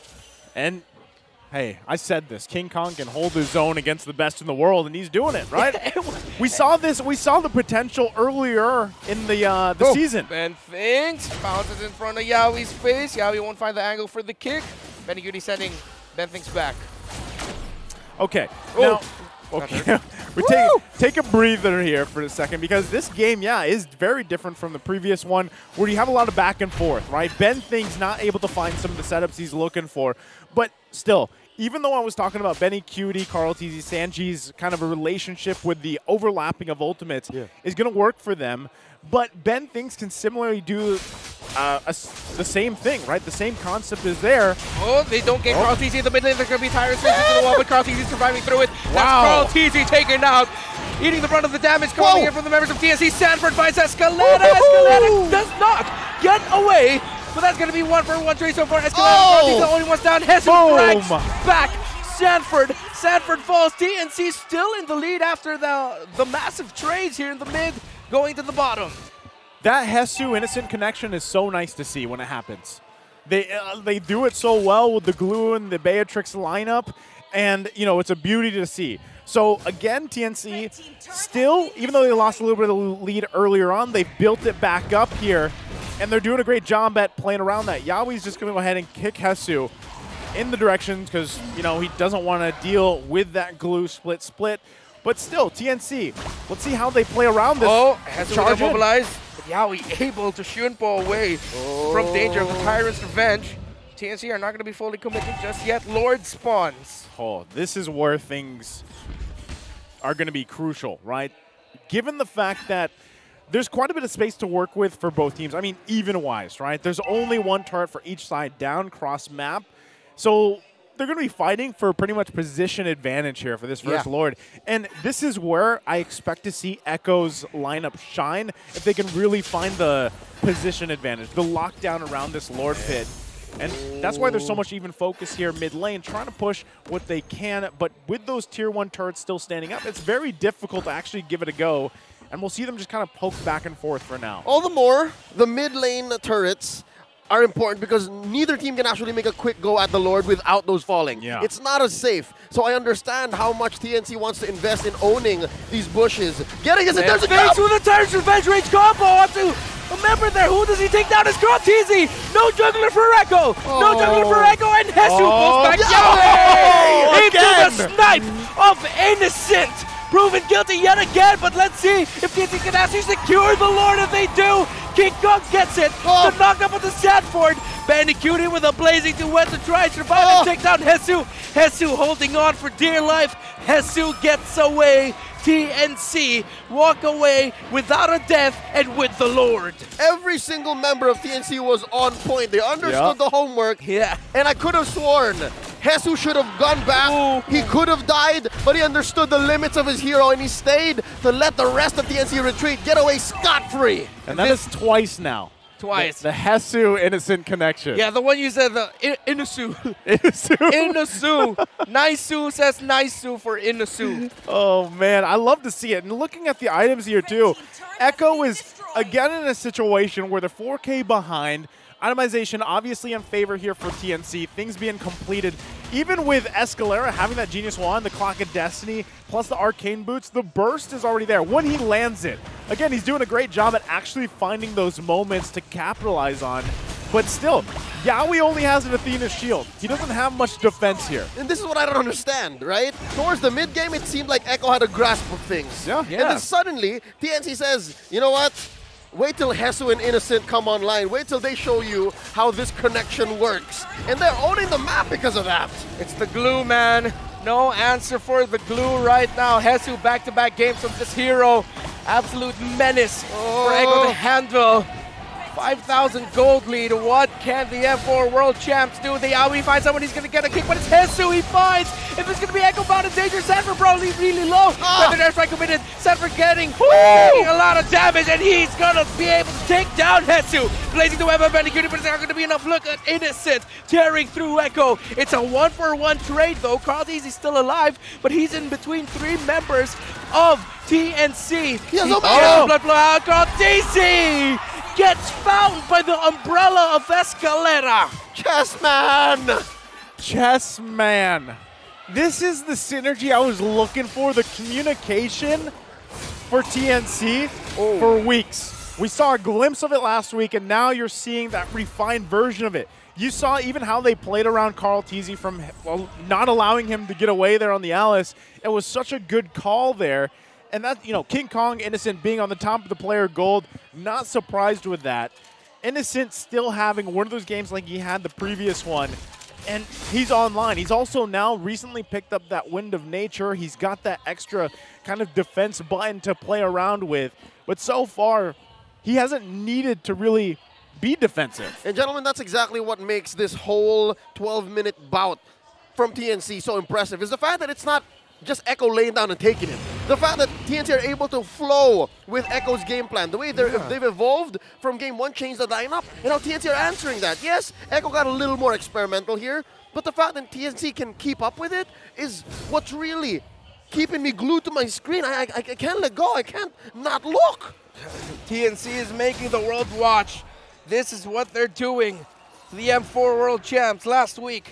They took Brand Esports, top of our league right now, to 3 games. The Lord really low. Can TNC secure this for themselves? They do. King Kong without a problem. Biyahing Tagumpay gets the Lord, and they just might be able to break the world's expectations and ride this into a 2-0 sweep victory. The Lord is on board, and it is luminous. So that means TNC is hedging on this Lord crashing into one of these inhibitors. Yeah, it's in a situation with that, you're wondering, you know, should Echo have contested that? Well, with their lineup and the fact that they're so far behind at this point, 13 minutes in the game, they've actually got a pretty good high ground defense. Like, they can sit in their base, buy a couple more minutes, defend the best they can, and get the items that they need, because even looking at these items now, every single member still needs time, especially Yawi. If he's going to be the one that front line looking for the pickoffs, he needs a couple more there. At least he picks up the anti-Karas here. Yeah. So one more. One more. Give him one more. Here comes the Lord in mid. Ben Thinks charging it up. Wow. Ben Thinks finds the target. It's Bandicoot, but Bandicoot is going to be able to use the BMI out. Ben Thinks is going to get counter punished. Here's the Feather coming in, and he gets kicked back by Yawi. They take down Ben Thinks, but no, he survives. Ben Thinks was able to drag that on a little bit longer. Yawi brought really low. TNC haven't lost anyone. Here comes Sanford, and Bandicoot gets a double kill. Blazing duet to the face. Echo get the clap back against TNC. All right, before this whole Hesu Innocent connection, there was Sanford and Benny Curie in Jakarta. Yes, and it worked out for them there. Again, I think that's the call, right? Let's defend in our base. Let's make something happen. They did it, but what I'm wondering, and you're going to look at it later, is Innocent was cut off. He was in a bad area. I think he probably thought, you know, let's call it off. We got the mid inhibitor turret. Top is almost down. But if he was in that area, he would have been able to really provide a lot of covering, either fire or possibly get a couple kills from Echo. So now, Echo's bought themselves the time they needed, a little bit more, a couple minutes. They've moved around the map a little bit, but they still need to be able to get the map advantage. They need the space to work with here.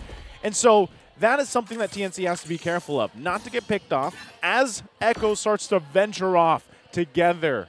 And Joseph, it's that thin line, that tightrope that both of these teams are walking on. It's a shared feat that they're going through. One, TNC, yeah, they're happy to get that inhibitor in mid, maybe even threaten the penetration up top, but also for Echo, every minute that goes by, especially if they're still here by 20, 21, 22, then all the more then this might actually go to game 3 because that's what this lineup is all about. It's about the late game, and Echo know their condition very well. That's why TNC's been ramping it up. That's why they've been wanting to set the tempo.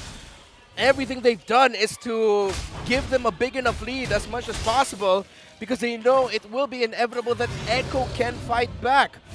TNC is getting closer to that point. Have they built themselves enough, a comfortable enough lead to keep themselves close to winning a sweep? Something tells me Echo is still feeling it, that they're not out just yet. Look, the fact that they're staying here outside of their jungle and even thinking about contesting this Luminous Lord means they know that their power spike is somewhere near. It's close. Yeah, it's close. And even given this, you know, most people are going to look at the gold lead for TNC here. But even with that, again, the way the lineup works for Echo complements each other so well, and that's why you see TNC taking their time with this Lord here, trying to force a situation that's not going to favor Echo. Yawi especially is going to be looking for a pickoff if he can find one. Okay, Carl TZ. Blood Oath already committed there. That's going to be bad things. Double knockup because the Lord knocked up Carl TZ as well. He takes a bunch of damage, but look at Carl TZ just healing through it. The juggler of Echo grasping for dear life. Feathered airstrike by Sanji. The members of TNC are scrambled a bit, but look at Escalera in the mid lane pushing down. Let's see if they can do a split. Carl TZ still alive. He blood flows on out of there. And just when we thought Echo were down, Benny Cutie with a blazing duet. Escalera falls, but that's going to be a kill by Innocent onto Carl TZ. What else can TNC do here? A threat of a split push by Innocent. Sanford with the Raven Spider takes down Ben Thinks. Escalera and Ben are down. Innocent forced back. That's going to be an entry by King Kong. Finds Sanji. Hesu brought really low, but they're still going to be chasing after the members of Echo to try and delay. Back Sanford. 40! What a pull by Hesu. 40! What a pull! And just like that, TNC can only really do so much. They can make the call here, and it seems like we're going straight for the Lord. Not enough to push up top, not enough to finish through mid.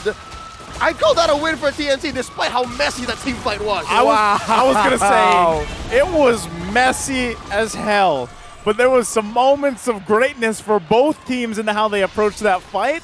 But TNC ultimately came out on top. And even Innocent used his Wind of Nature. I think he got juked out, used it early, and then he had to run away. And then he was like, okay, hold on. But then they got the call. King Kong was like, no, we got this. And they turned it around again. So now they've got the Lord here. They're going to be able to work around that. And let's see, Echo, if they can defend this. They're most likely going to lose their inhibitors, right? But still, the fact that the way this lineup works, they're going to be doing their best to defend here with the combination they have, but it's so tough to deal with TNC. The way that they're playing right now, they're playing out of their minds. Involved Lord marching down mid. I think TNC smells blood in the water. Look at the minion waves. TNC, do they have enough? Because Echo is rushing the Lord here in mid. The side inhibitor still up for Echo.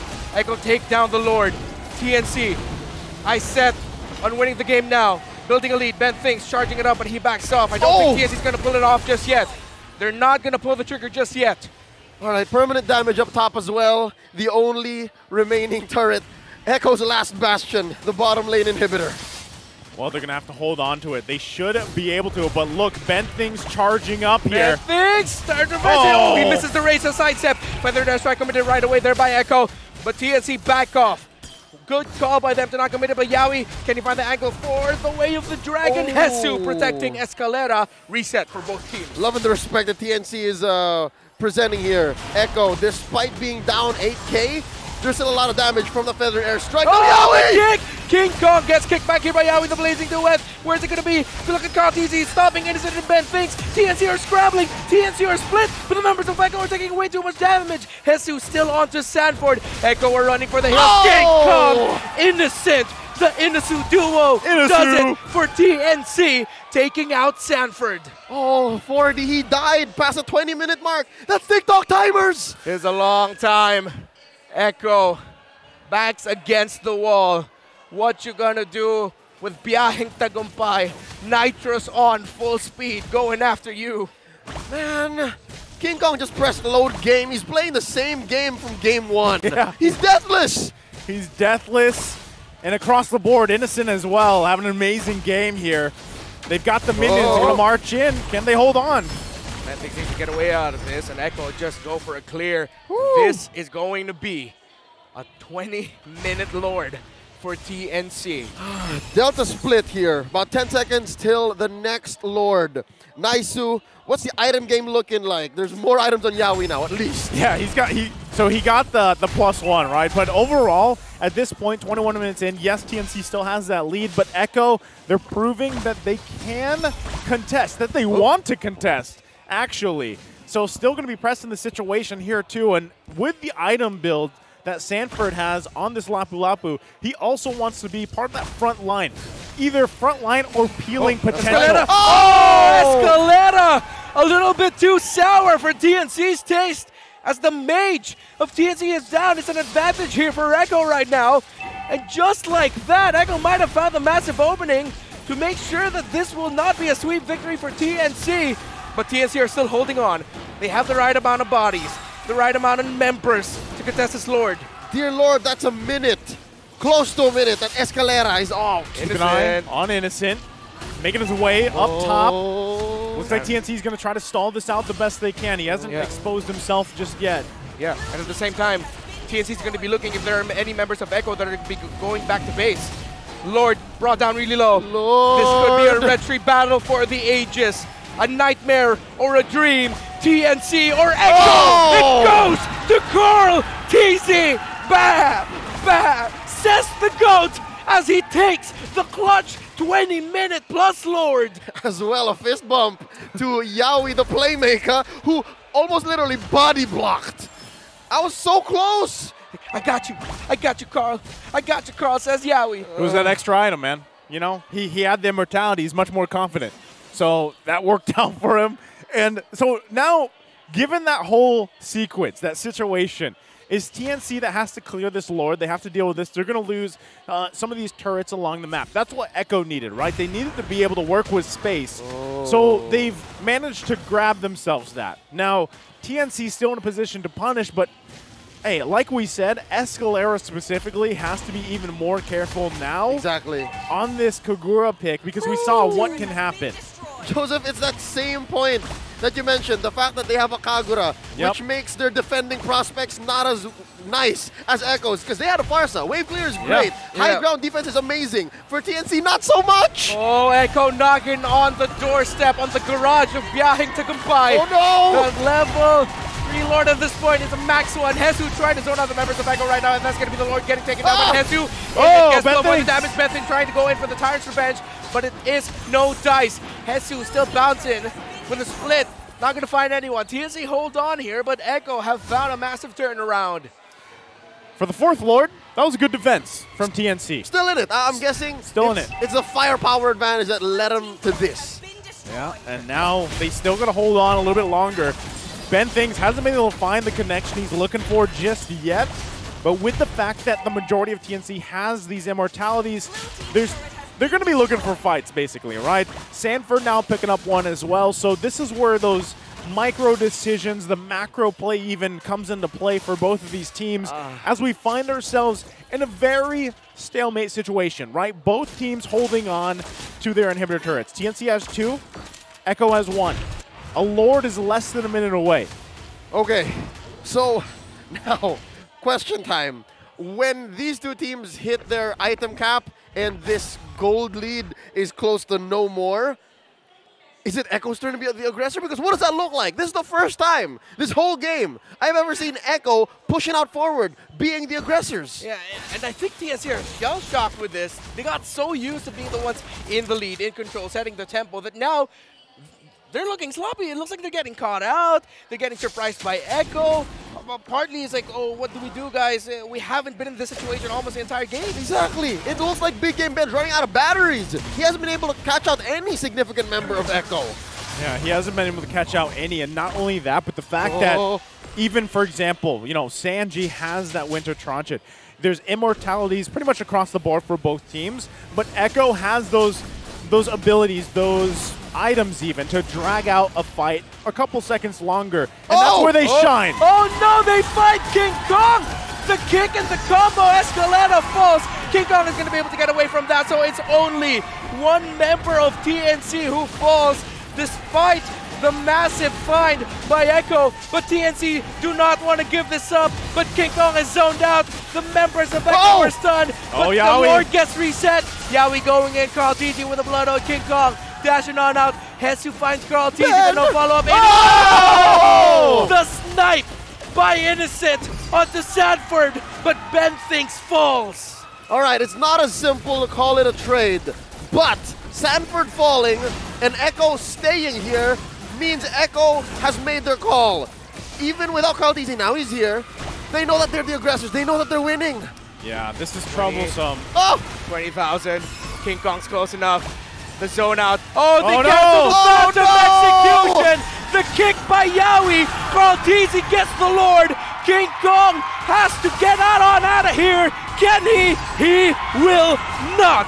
Inasu and Escalera will try and defend TP's up from Carl TZ. Old habits die hard. This is textbook Carl TZ. I feel like there was a little, this is a Filipino word, giggle there. Giggle. That's right. That's giggle for sure. That's giggle right there. Giggle right there. The Mo comes out, the recall. And so we're back to this, the pushing in with the Lord here. And like you mentioned, Leo, this is tough for TNC. They don't have that great of a defensive clear like Echo had.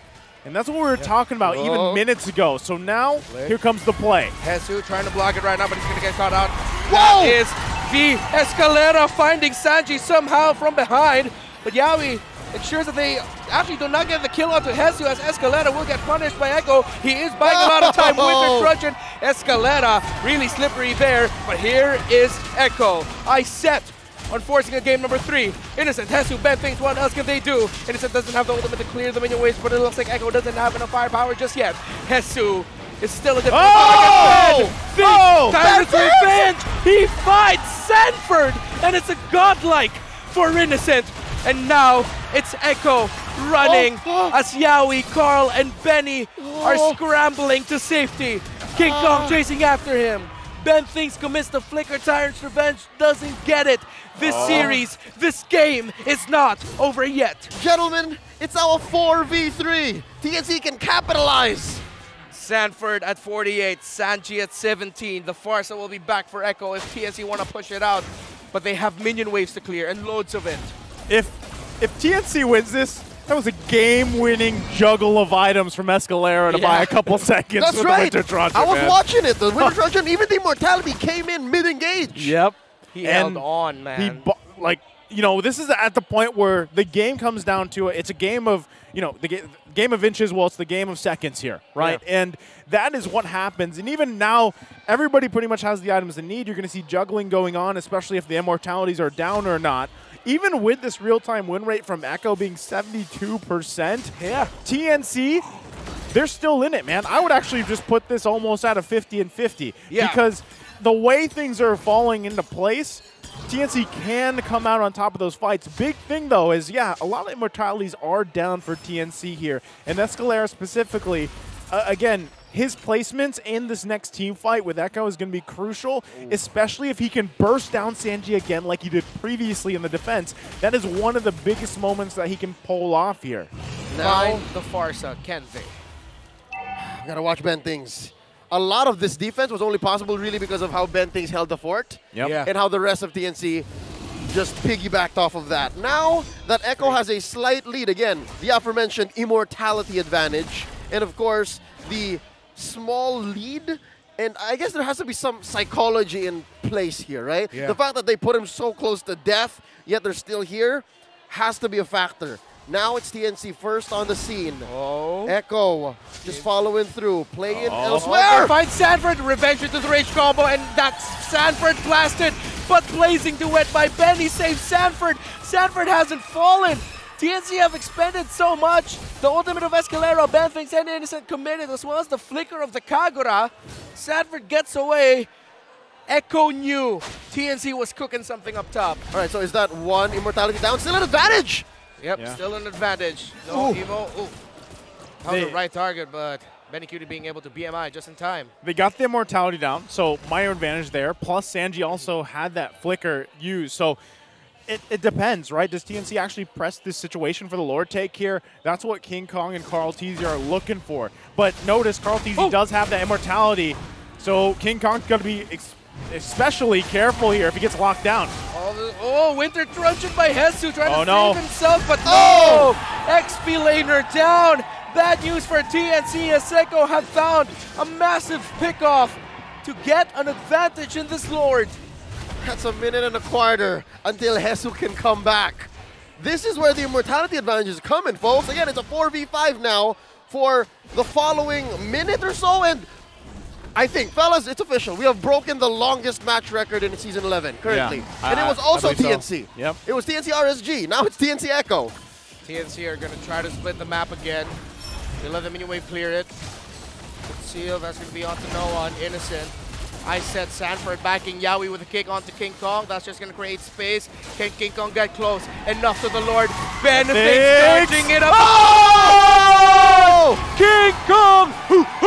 He gets the Lord! Sanji falls in the hands of Escalera! King Kong falls himself! It's only 3 members of TNC! Ben! It could just be 2! Ben thinks there's no escape!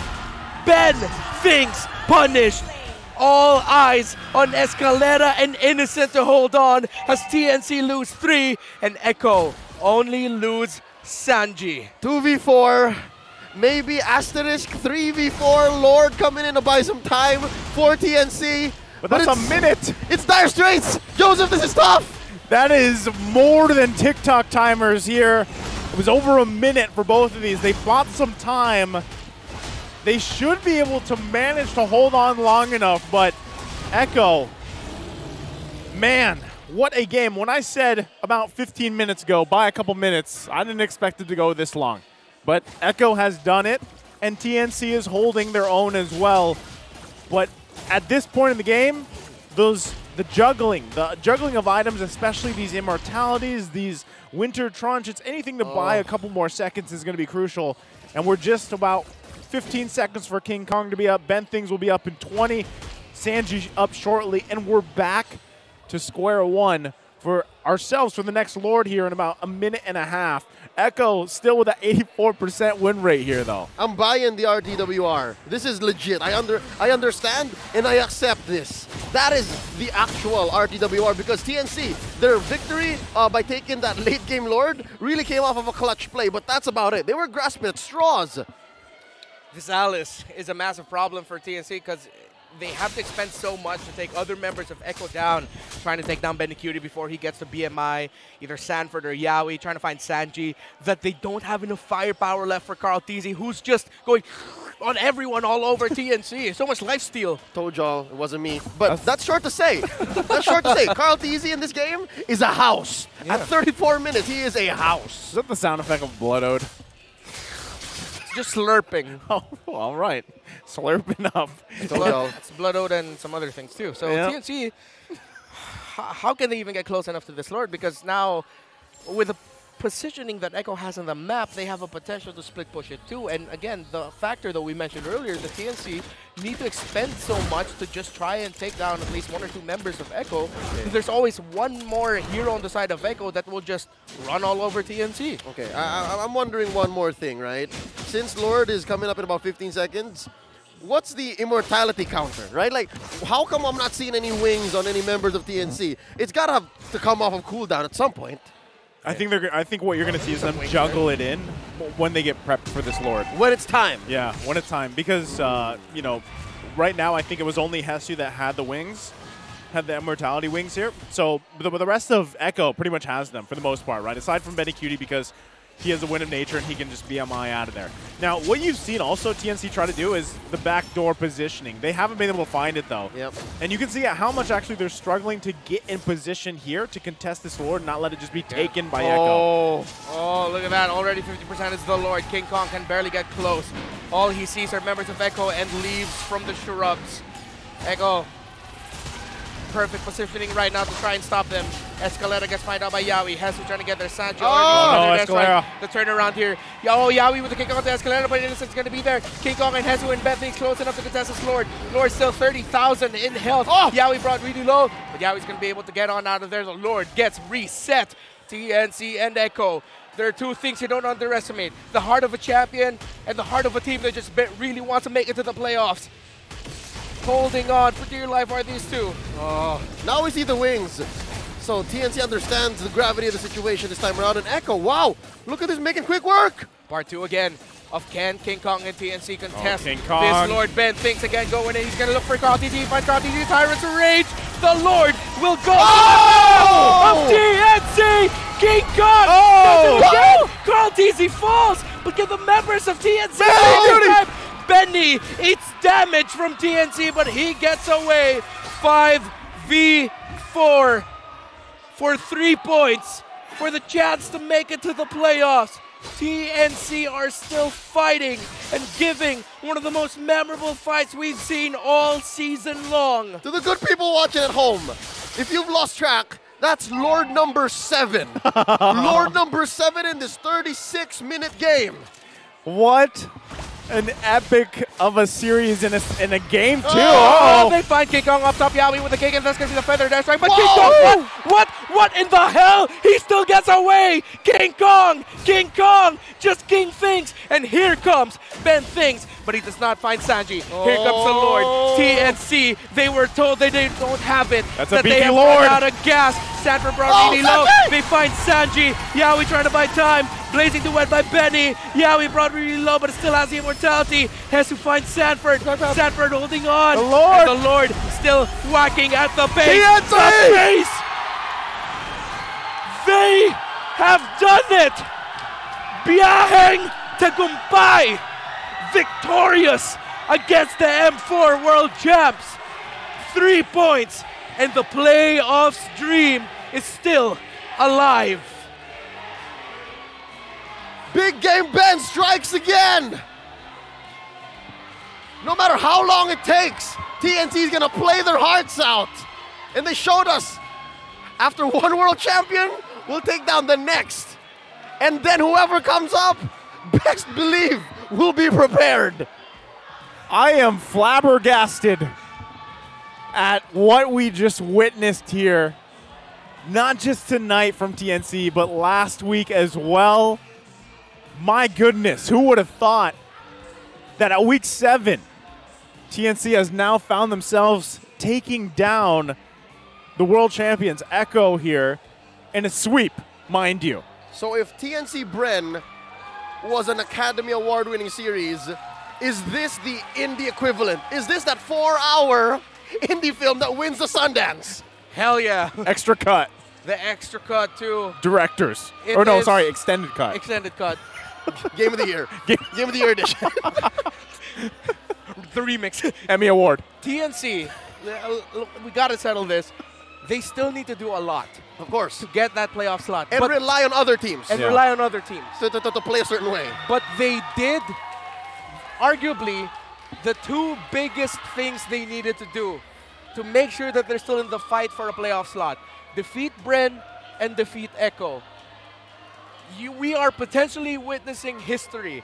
Potentially one of the greatest underdog story ever told in MPL Philippines Season 11, considering the start this team behind us had. So just to put it into context, those young men and women behind the scenes have proven all 6 talents on Desk Today wrong. Yeah. Can you believe it? I have to make face here. We all said Echo's winning. We did. Tonight, Biyaheng Tagumpay keeps chucking on. What's that dance move they do? The marksman dance. What gas does this jeepney use, man? It's a hybrid, bro. It's hybrid. It's for the environment. Wait, it's electric and gas? Yes. That's possible? That's why they're winning, man. That is it's an overhaul. Physically impossible jeepney. Well, we gotta ask Escalera and Ben things. I don't know. Gas you use? I don't know what it is, man. But they're on fire, and I'm glad. I'm glad because I am elated. I'm elated as well. Gotta put my Leo. shirt back on. Yeah, your button came off, man. It came off again. Because we were this is what we were saying, what, weeks 1 to 4, you know, when TNC was going through that thing and people were like, why are they keep switching? What are they doing? Well, again, they were trying to figure out what this lineup is going to be that is capable of doing like this, doing things like this. Now, last week and now this week. And, you know, now that they have Bren and Echo under their belts here, the fact that they took them out and this one was a sweep again, what's to say the games ahead of them in the final days of the regular season, they don't sweep more teams? Gentlemen, help me jog my memory. Was Bren's win over Echo not a sweep also? Is this our M4 World Champions' first sweep loss in Season 11? He's got the numbers. I'm only in the chair. No, they got swept by RSG. All right. So that puts TNC in good company. Like they are punching in the weight class of MSC champions. The next matches for TNC are ONIC and Omega.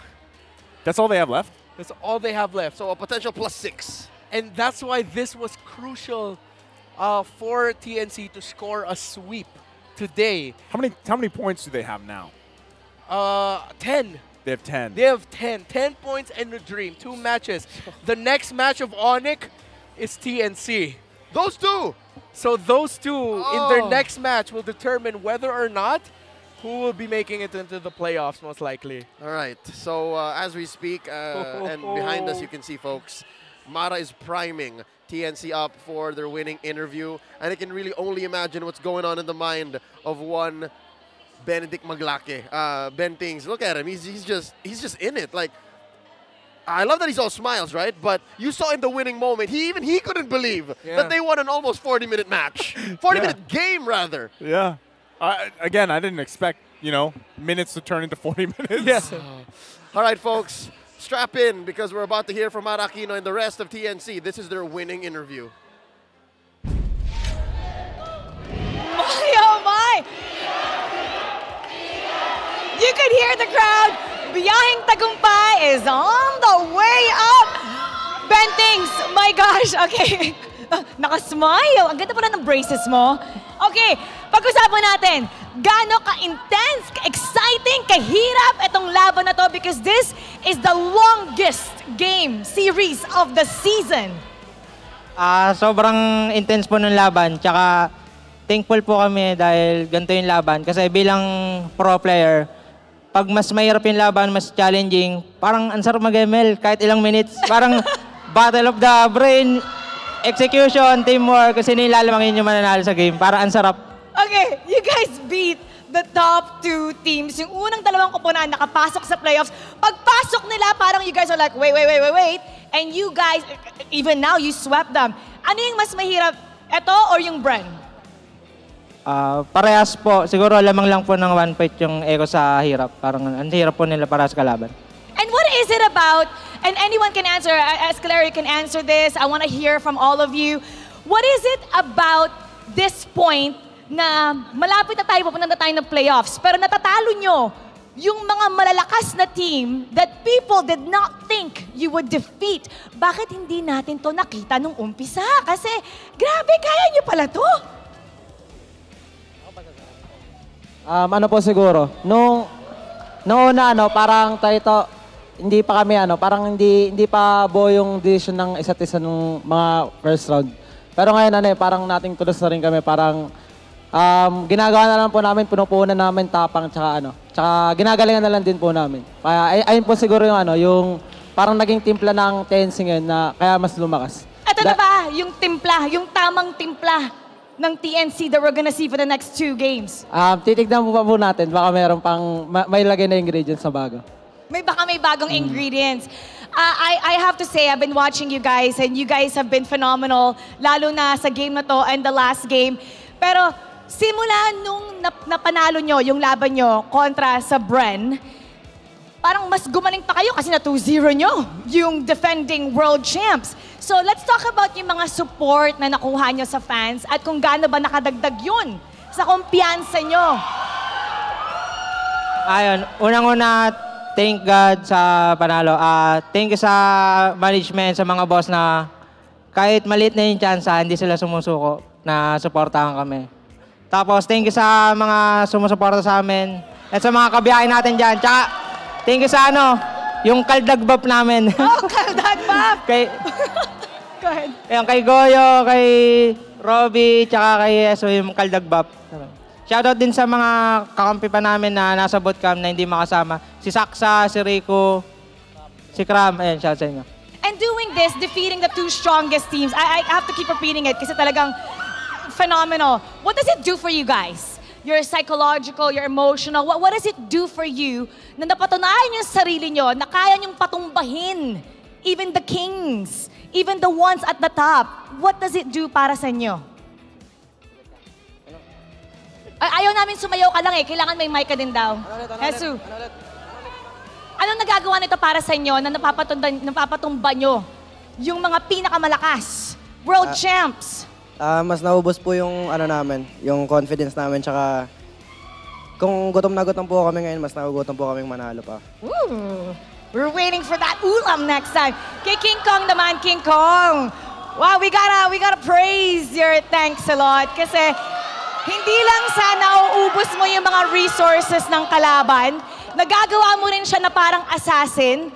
Hindi lang yun pero kontra pa sa world champs, pati they say the greatest Lancelot user himself, Carl TZ. So how does that feel for you na panalo nyo yan using the tank? So ang galing, game 1, game 2. Siyempre po, masarap sa feeling kasi yung pinakamalakas mag-lance yung tinalo ko, tas Lancelot paggamit ko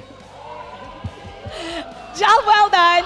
At tatanungin natin, Escalera, Bentings, meron tayong Hall of Legends nomination. So, kung meron kayong iboboto para sa Hall of Legends, isa lang ang pipiliin natin. Sino ang pipiliin nyo? Saan po, Si Edward po. Si Edward! Bakit si Edward? Ano po yun yung sa amateur pala yun, nagsisimula pa lang po kami. Parang, ahead na po siya sa amin Parang, sila po yung sa amateur namin. Parang sila yung, si Edward yung parang nakakalaban namin lagi.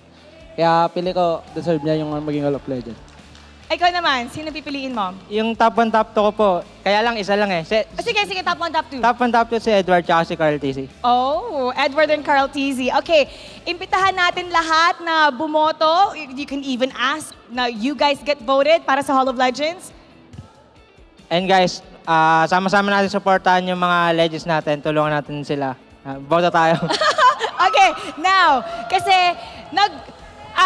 iba yung kaldag buff. Pwede ba, as you exit the stage, ulitin natin yung ginawa niya sa umpisa? But now we're gonna go all the way down. Coach Scholar, alam ko magaling ka sumayaw. So show us your TikTok moves. Here we go. TNC Pro 3, 2, and 1. And we go. Boom! Ikaw ba? Gusto mo magbarel? Ayun. Single. What a happy mood here at Shooting Gallery Studio. The Phoenix, they are rising and they're showing na hindi pa tapos ang biyahe. Ang biyaheng tagumpay ay patuloy pa rin and they're still keeping their playoffs dreams alive. Balikan natin ang ating mga casters for the analysis. Casters, pasok. I am here for Jesus Kaldag. That marksman dance is a thing of beauty. Is that what it is? Yes. Yeah. It's the marksman dance, dude. Oh. Left, right, Now I'm caught up. Yeah. Exactly. Try it out. It might help in your games again. As Benting said, games like that make you feel like you could just play forever. Yeah. It's not just a buff from the dance, but the boost. It's like, it's being able to scream out loud, anything is possible. At this point, it feels like that's what TNC feels like right now, that anything is possible. That them making it to the playoffs is a possibility. And it's just there, right there at their fingertips. I am on board, like completely. Yeah, same. I think we're all a part of that. If I have to climb Escalera's Jeep, I will. That is how hype I am about Biang Tagumpay right now. But nice to, I hope you're ready. Try to break down game 2. It's a great thing you said try, because, man, oh man, 40 minutes. Let's hope. Well, welcome to the Big Damn Report for game number 2. Again, it was a sweep for TNC. And my goodness, we're all a part of the ride. Maybe you guys like the dance moves, maybe you don't, but I'll tell you what, it's a buff and it's there. So, Now, this game, yes, it was nearly 40 minutes. So it was 37 minutes long, and it was quite the game, right? Because TNC, for a good portion of the game, was actually massively leading this one. But again, I pointed this out as the game started. Echo's lineup between Sanji, Carlteasy, and Benny Cutie, the fact that they have so much threat with their kind of AoE potential with the way that the kits of those heroes that they locked in worked, provided them the opportunity to buy a couple more minutes. And I said that at like minute 13, 14, when they bought another 20-plus minutes, basically, able to defend, able to win fights. But for TNC, again, Ben Thing's able to find moments where he could, on this Kufra pick, really shine throughout the game. Escalera, again, I said the fact that Kagura is locked in here, I'm kind of 50-50 about it, because you could actually see as the game went on how Escalera really had to work, especially late game, to find moments and even survive. Yaoi was hunting Escalera down time after time, and he did a great job at counterplaying that the best he could, and that's what worked out so well for them. Again, even juggling the items here was so strong, was such a strength for TNC, and Echo did the same thing, but TNC in a lot of times, and I said it, I was like, man, if TNC wins this, that moment where Escalera switched into the Winter Transit to buy a couple more seconds, and then it allowed Ben Things and the rest of the team to defend in their base successfully, was a game-winning moment alone. MVP of the game is none other than King Kong on this Lancelot again, and this is a guy that when I first saw him play weeks ago, I knew he had potential here, right? And he showed it. Every single time that he's played, he showed the potential to stand toe-to-toe with some of the best junglers in the league, and now he's even done it against Carlteasy, winning so many of those objective fights. And even if you look at the heat map here, he was everywhere, right? But the fact is, he won the important fights. He won the important moments of that micro play on this Lancelot, what worked out so well for him, a lot of times avoiding death altogether. And the fact that he was able to secure objectives against Echo for a lot of times is really what allowed to buy more time when they needed it, or even to just get the momentum going once again if they lost it. Early on, like I said, it was a TNC game. They played really well. First blood even going in their hands here. They started off strong. They were actually punishing Echo a lot of the times. And yes, Yaoi, we expected him when he gets his hands on this Cho to find these picks early on, allowing Echo to also contest a lot of these early objectives, early skirmishes in their favor. But, you know, like Renmar said, that lineup, the Inisu, between Innocent and Hesu, time after time was so amazing to watch unfold, right? The glue into the lineup with the sniper shot from Innocent was time after time something that won them some of these skirmishes, some of these team fights later on throughout the game. And even Innocent being able to juggle around those multiple options of guns in the right timings and the right fights proved to pay dividends for them, right? But this is where things started to shift a little bit and even pick off, right? Because again, Benny Cutie farmed up really well. Carlteasy was a great distraction on a lot of entry points that he was looking for. Sanji was there with the feathered airstrikes on point. But TNC, man, do they have tenacity. Just as a team. And they found this synergy, which a lot of fans have been looking for of the Phoenix Army. You know, they've been looking for this. And there's another amazing shot right there. But that's what TNC has. Yes, they still have some moments where you're wondering, you know, where is Innocent? Where are some of these members? What's the communication like? But it's so much more improved than what we saw in the earlier portion of the season. And TNC continues to play like this. They could possibly find themselves in the run for the playoff spot. It's not out of the realm of possibility here. And they have all the tools they need. They just have to continue to learn from these games, even if it's a sweep. There's a ton to learn here where they probably could have capped out a game rather than it going 37 minutes. Right, but nonetheless, it's a sweep against the world champions, against Echo, against a team that is known to be amazing and super in their own right. And so TNC able to do this, get that sweep just across the board. They should all be super proud of what they've accomplished here from last week to this week and the whole season. And hopefully, going ahead of them, they can continue to improve and wow people. I live for Biyahing Tagumpay. Like, this is unheard of. I guess, again, I think it was something on social media I saw scrolling in between our breaks is TNC's run is so close to how the barangay first won our hearts while they were coming up through the past few years of the MPL. And if you have that, regardless of whether you're succeeding or not, you have your legacy cemented, basically. Yeah, and we have to talk about what to expect tomorrow. Omega, NXPE, ONIC, and TNC. Those are the 4 teams fighting for the playoff slot. The first 2 matches tomorrow, Omega, NXPE, ONIC, and TNC. That's that. You're not going to want to miss tomorrow, all right? That's crucial. Tomorrow is the day. Even crucial seems like an understatement. With that being said, thank you all so much for joining us tonight. On behalf of Nice Sue and Renmar, my name is Leo at your service. It's us, We Bear Bros. Thank you so much for watching. Let's throw it over to Mara Aquino.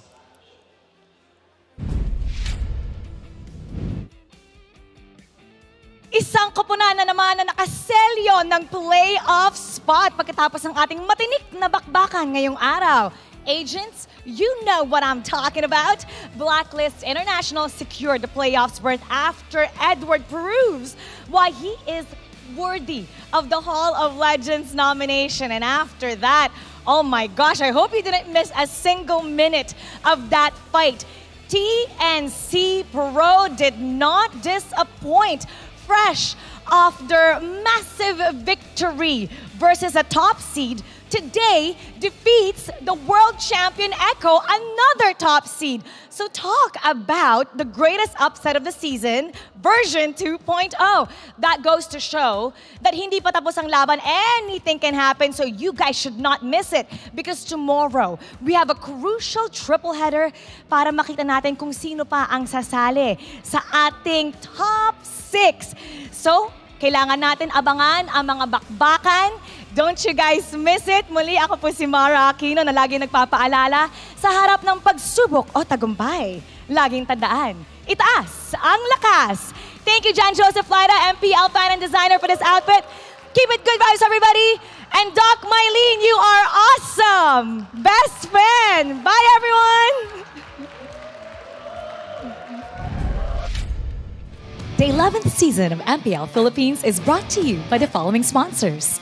Smart, the official tournament telco partner of MPL Philippines Season 11. Our official sponsor, Infinix. Infinix Note, ultra-fast gameplay. Our partners in esports, Maya, it's everything, and a bank. And Secret Lab, the official gaming chair of MPL Philippines. Experience the MPL Philippines Season 11 action live at Shooting Gallery Studios. Tickets are now available via tickettome.net. Get yours now. If you missed the matches and want to quickly recap what happened, visit our official website for post-match reports at ph-mpl.com/news. Don't forget to catch all of our official league content on TikTok, Facebook, Instagram, and Twitter. To ensure the quality and fairness of our games, MPL Philippines is also monitored and supervised by the Games and Amusement Board.